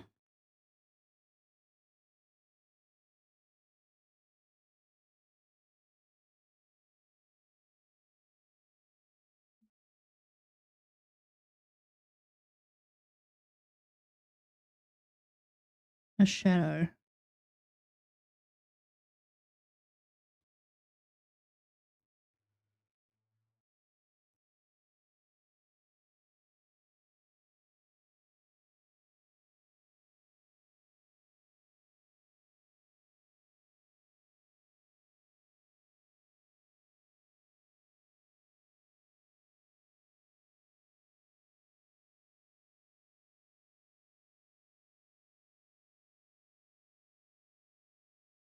I think hard light's probably going to be the best for this.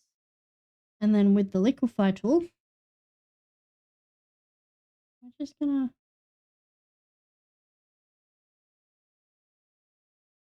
adjust some things.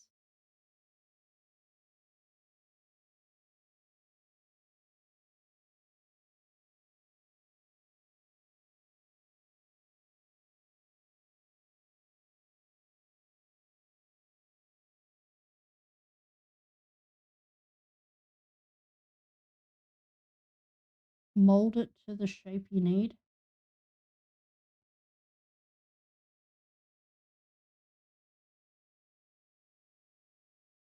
We're going to erase some things.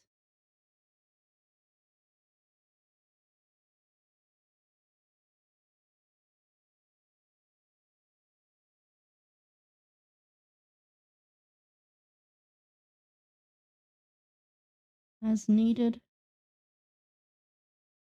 But we want to make that sort of follow the shape of your characters. And then very, very faintly, if something needs erasing, it can get erased. In areas where it's going to be in shadow, it's not going to really get touched.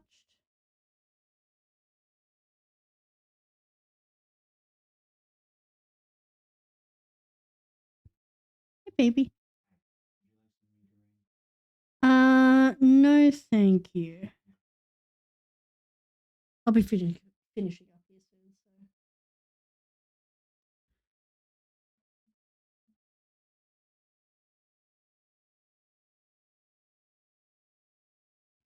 Blend that out a little bit.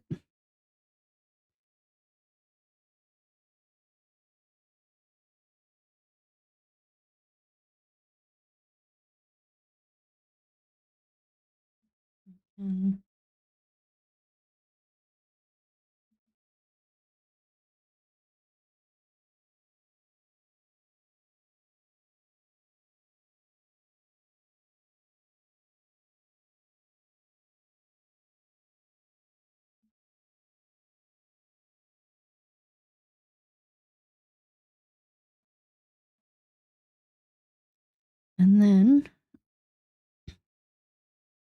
we can turn back our original. Hello. We can turn back our original overlay. And you can see here,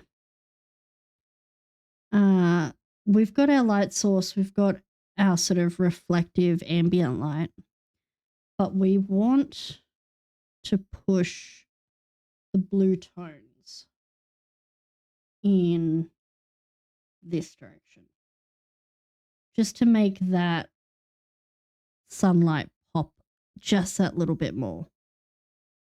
So what we do now is taking a really sort of, I like to go for slightly more towards a teal. But you want a green, sort of a bluey green teal mid-tone. And I will get lasso tool. I'm going to fill that.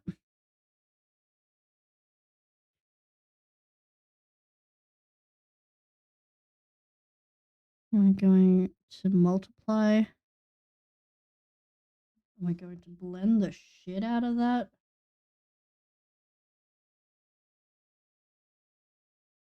With a textured blender.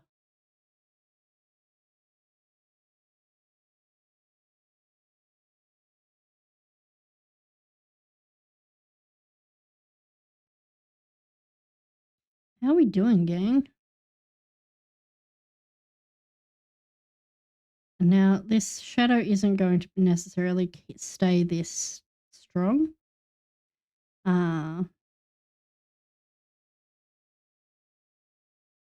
It is extremely strong.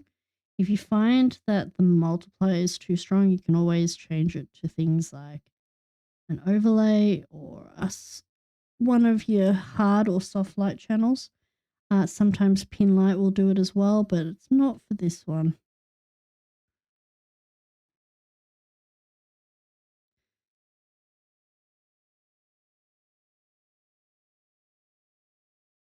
Yeah, I think we're going to go for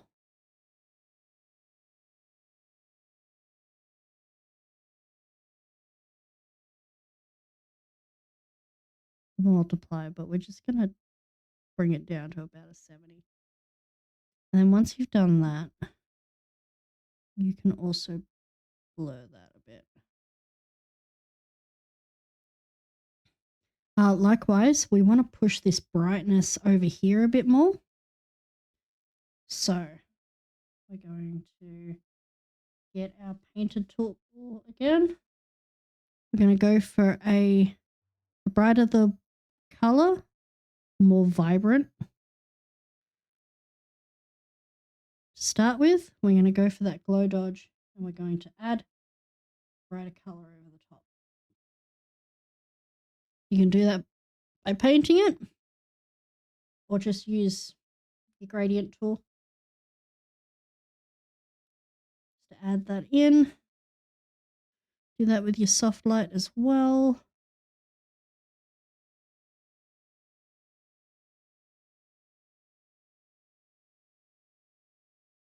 And that's already added a bit more light.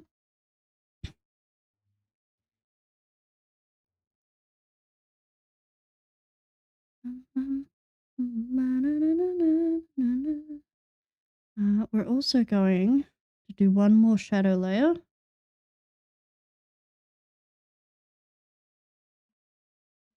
Once again, we're going in with that sort of deep, sort of muted wine color.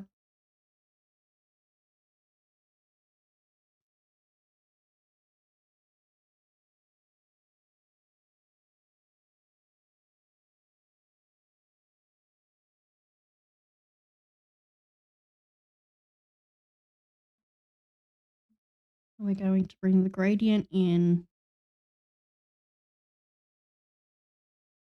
from the direction that the sunlight is not coming from.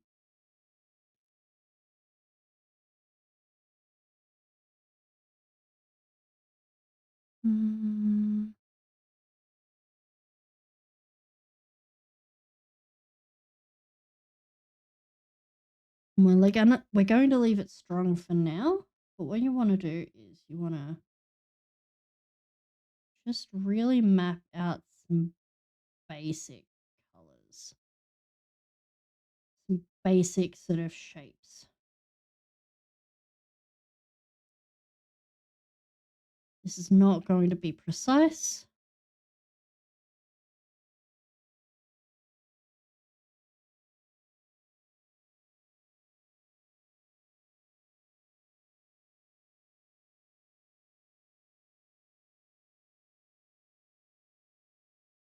Include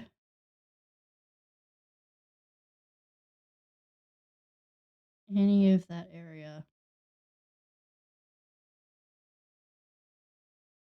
that you want to keep within the light. I'm going to delete that. And then we are going to get another radial blur, bring that down here. I'm going to blur the shit out of this.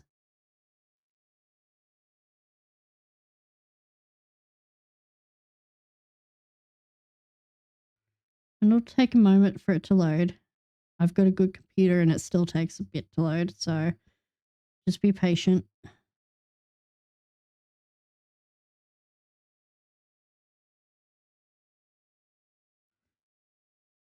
Okay.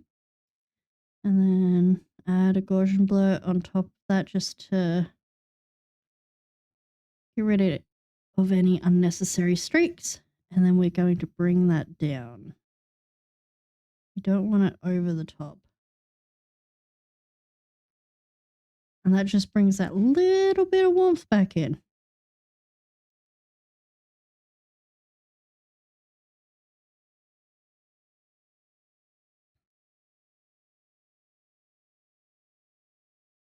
That little bit of depth of field. All right, finally, we get the fun part of our final touches.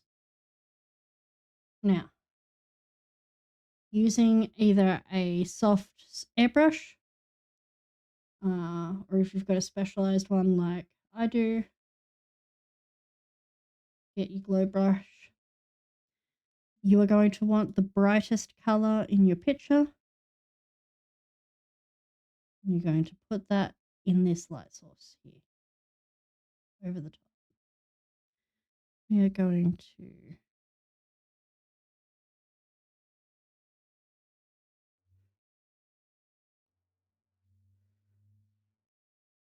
be an add or a screen layer. I would suggest an add. It adds the add glow. It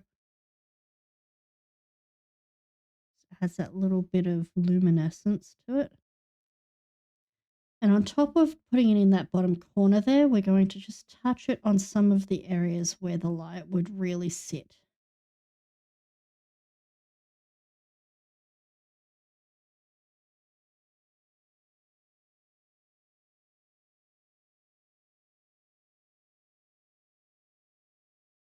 Yeah, you're good. You're good. This will be a VOD. There's all the resources and stuff there, so you can always come back to it. And on top of that, make yet another layer. And this is why we end up with so many layers. We're going to move that just slightly warmer. We're going to just get a particle.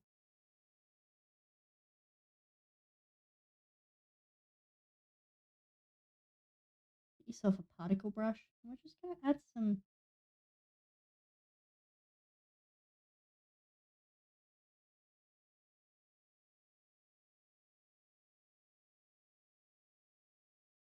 particles here and there.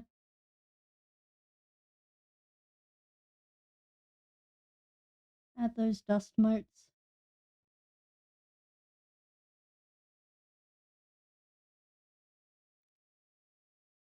And you want them to glow as well.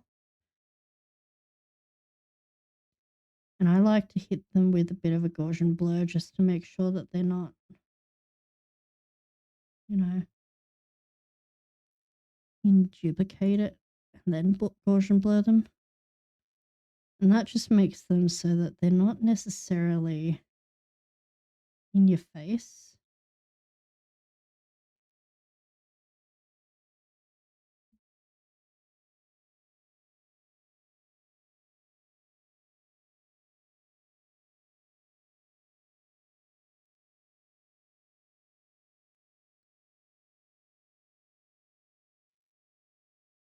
And then we can do our final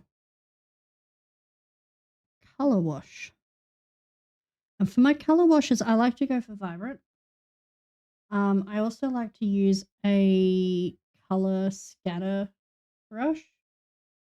Chaos by Derek is a really good one. But essentially what I'll do is I will choose color tones that I want to see in my thing.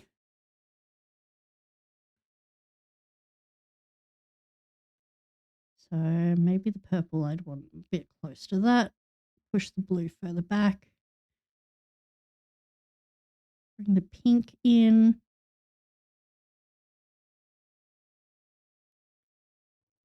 This peachy color. And then the oranges. And you generally want these fairly saturated.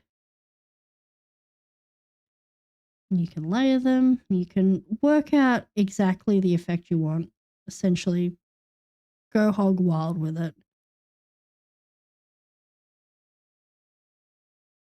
And then I'm going to blur that just so that that texture is not oppressive.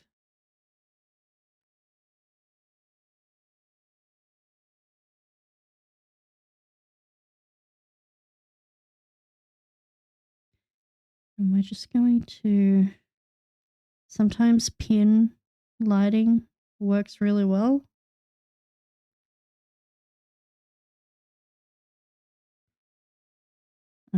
Otherwise, go for an overlay. I think I like the pin lighting for this one. Soft lighting can also work for these.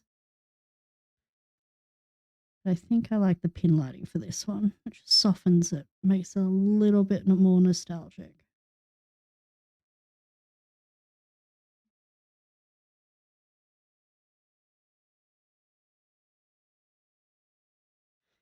And then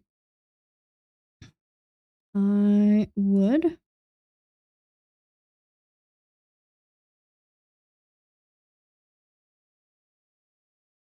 bring my logo in. That's the wrong one.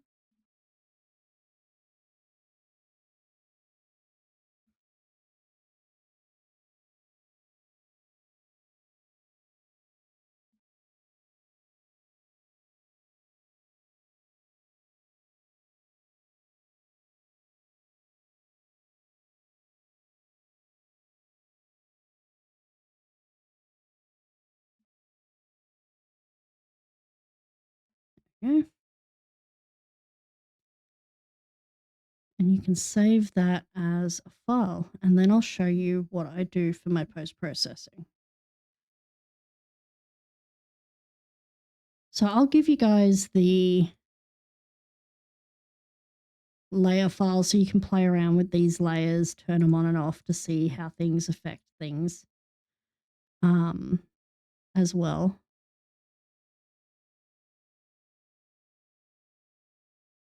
I will generally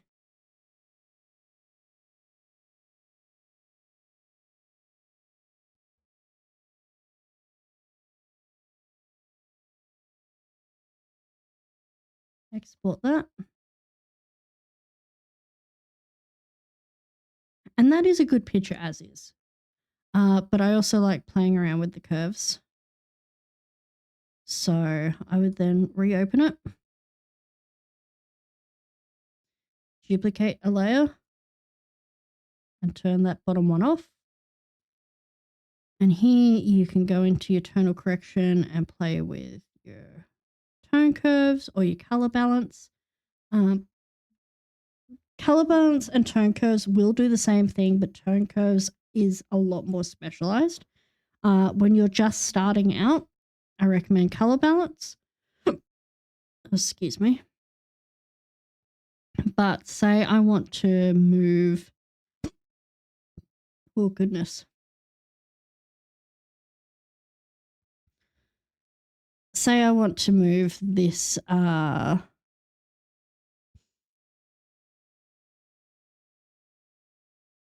these shadows slightly more blue.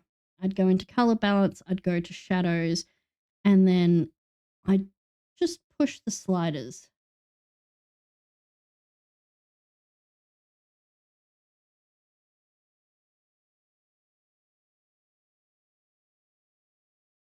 And that just amps up that blue tone, which I actually really like. And then for my highlights, maybe I want that to push slightly more yellow, make them a bit brighter. I can do that. Add a little bit more red undertone. Maybe I want to push it slightly bright yellow, I'd push green. If I wanted it slightly warmer tone, I'd push magenta.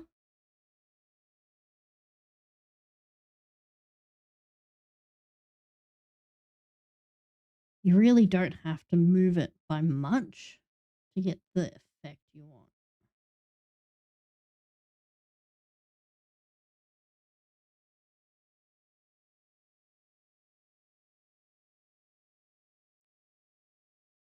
And then the half tones, maybe I want to push them a little bit more yellow, a little bit pinker.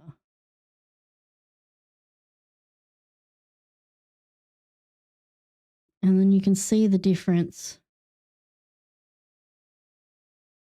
just how much more saturated that is. And if you want, you can then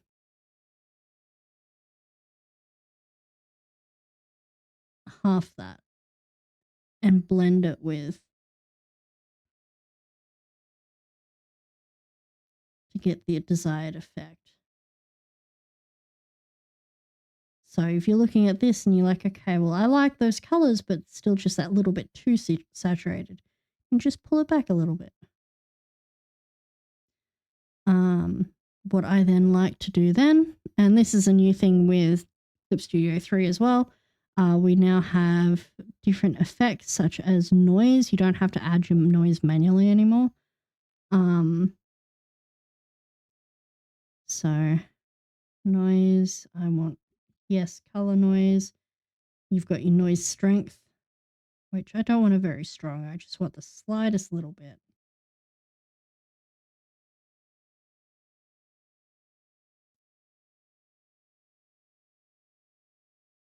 And then I want just a touch chromatic aberration. I want the center of it to be in there because I'm using radial. I don't want it super intense. If you put up the intensity, it's going to be wild. It's going to be super trippy. Um, I don't need that for this. I just want the slightest little bit to give that dreamy sort of feel to it.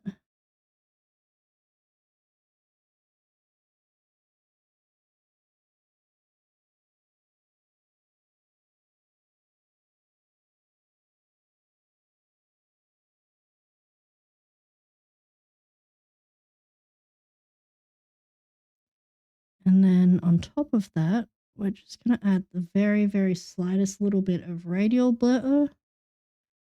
I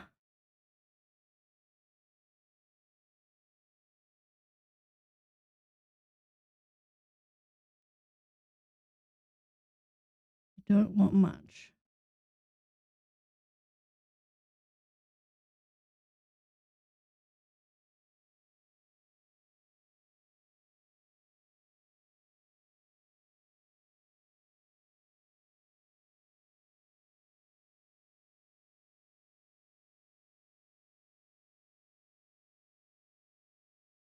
And then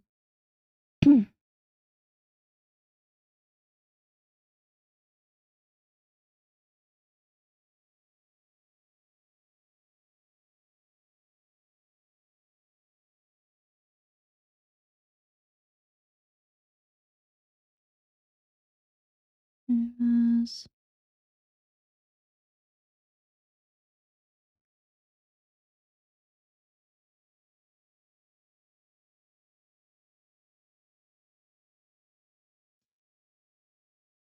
Oops, did not mean to close that.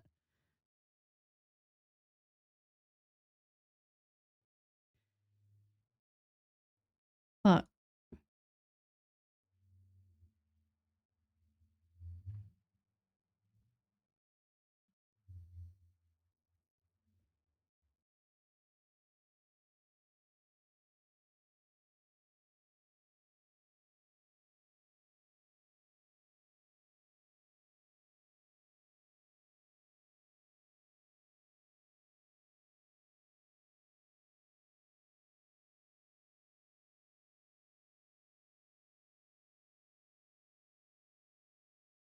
there we go.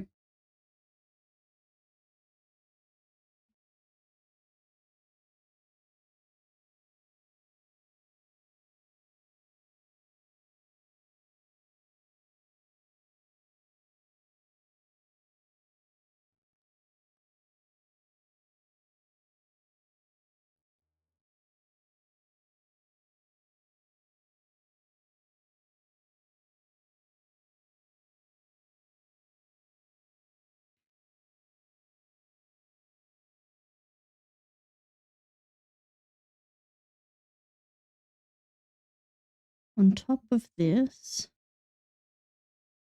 the one thing I didn't do that I was going to.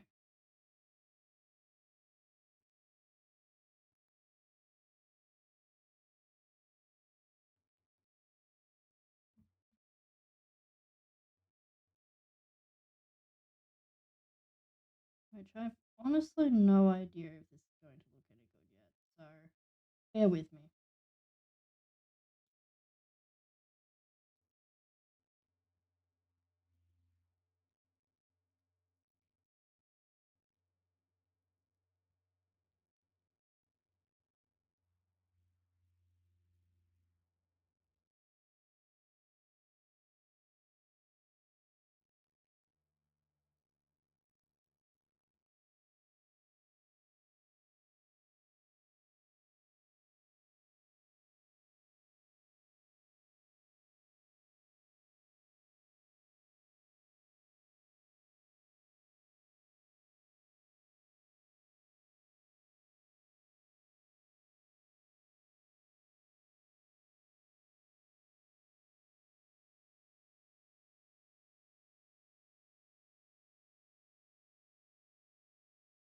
don't think I like that right now. I think it drags away from it. So we're going to leave it. But yeah, that is our final piece.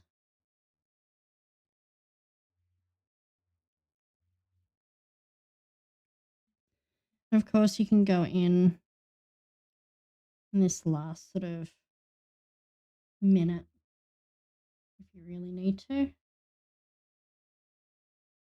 You can add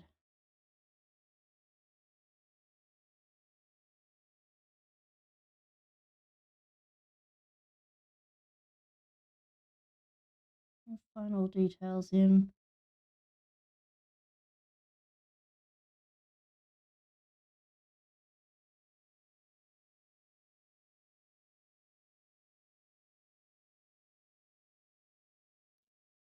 You can add your highlights.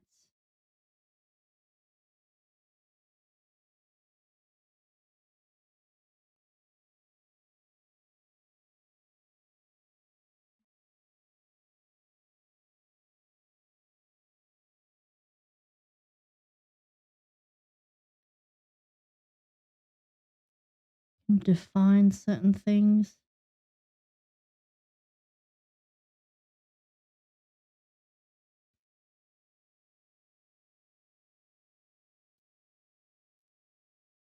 You can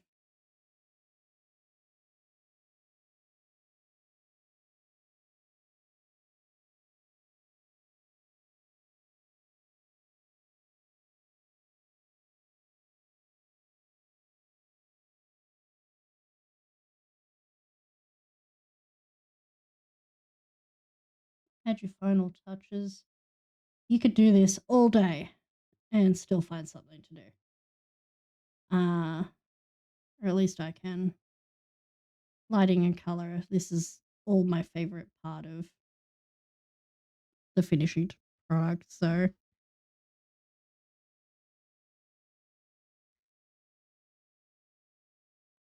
but yeah.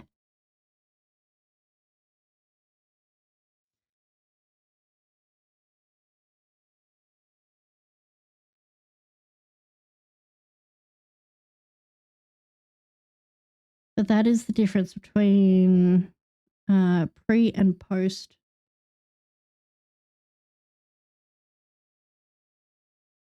processing.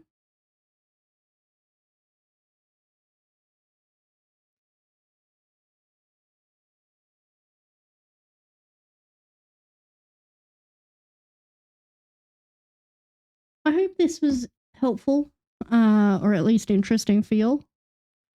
Like I said, once again, I have no idea how well I taught this, but I hope you learned something from it. A lot of playing around, a lot of putting light and shape into motion, and that helps with color.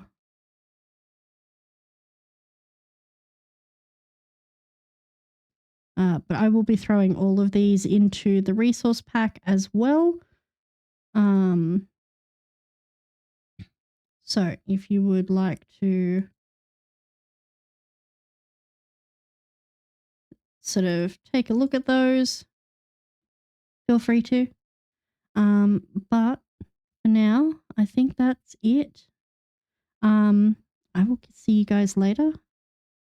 I will be posting my most used brushes up on a channel in the Discord later. And yeah, I hope you guys enjoy. If you have any other questions or if there's any of my process you'd like me to teach specifically like this one, please tell me. I'm happy to share. But yeah, I'll catch you guys later. Hope you all have a wonderful day or night. Bye bye, guys.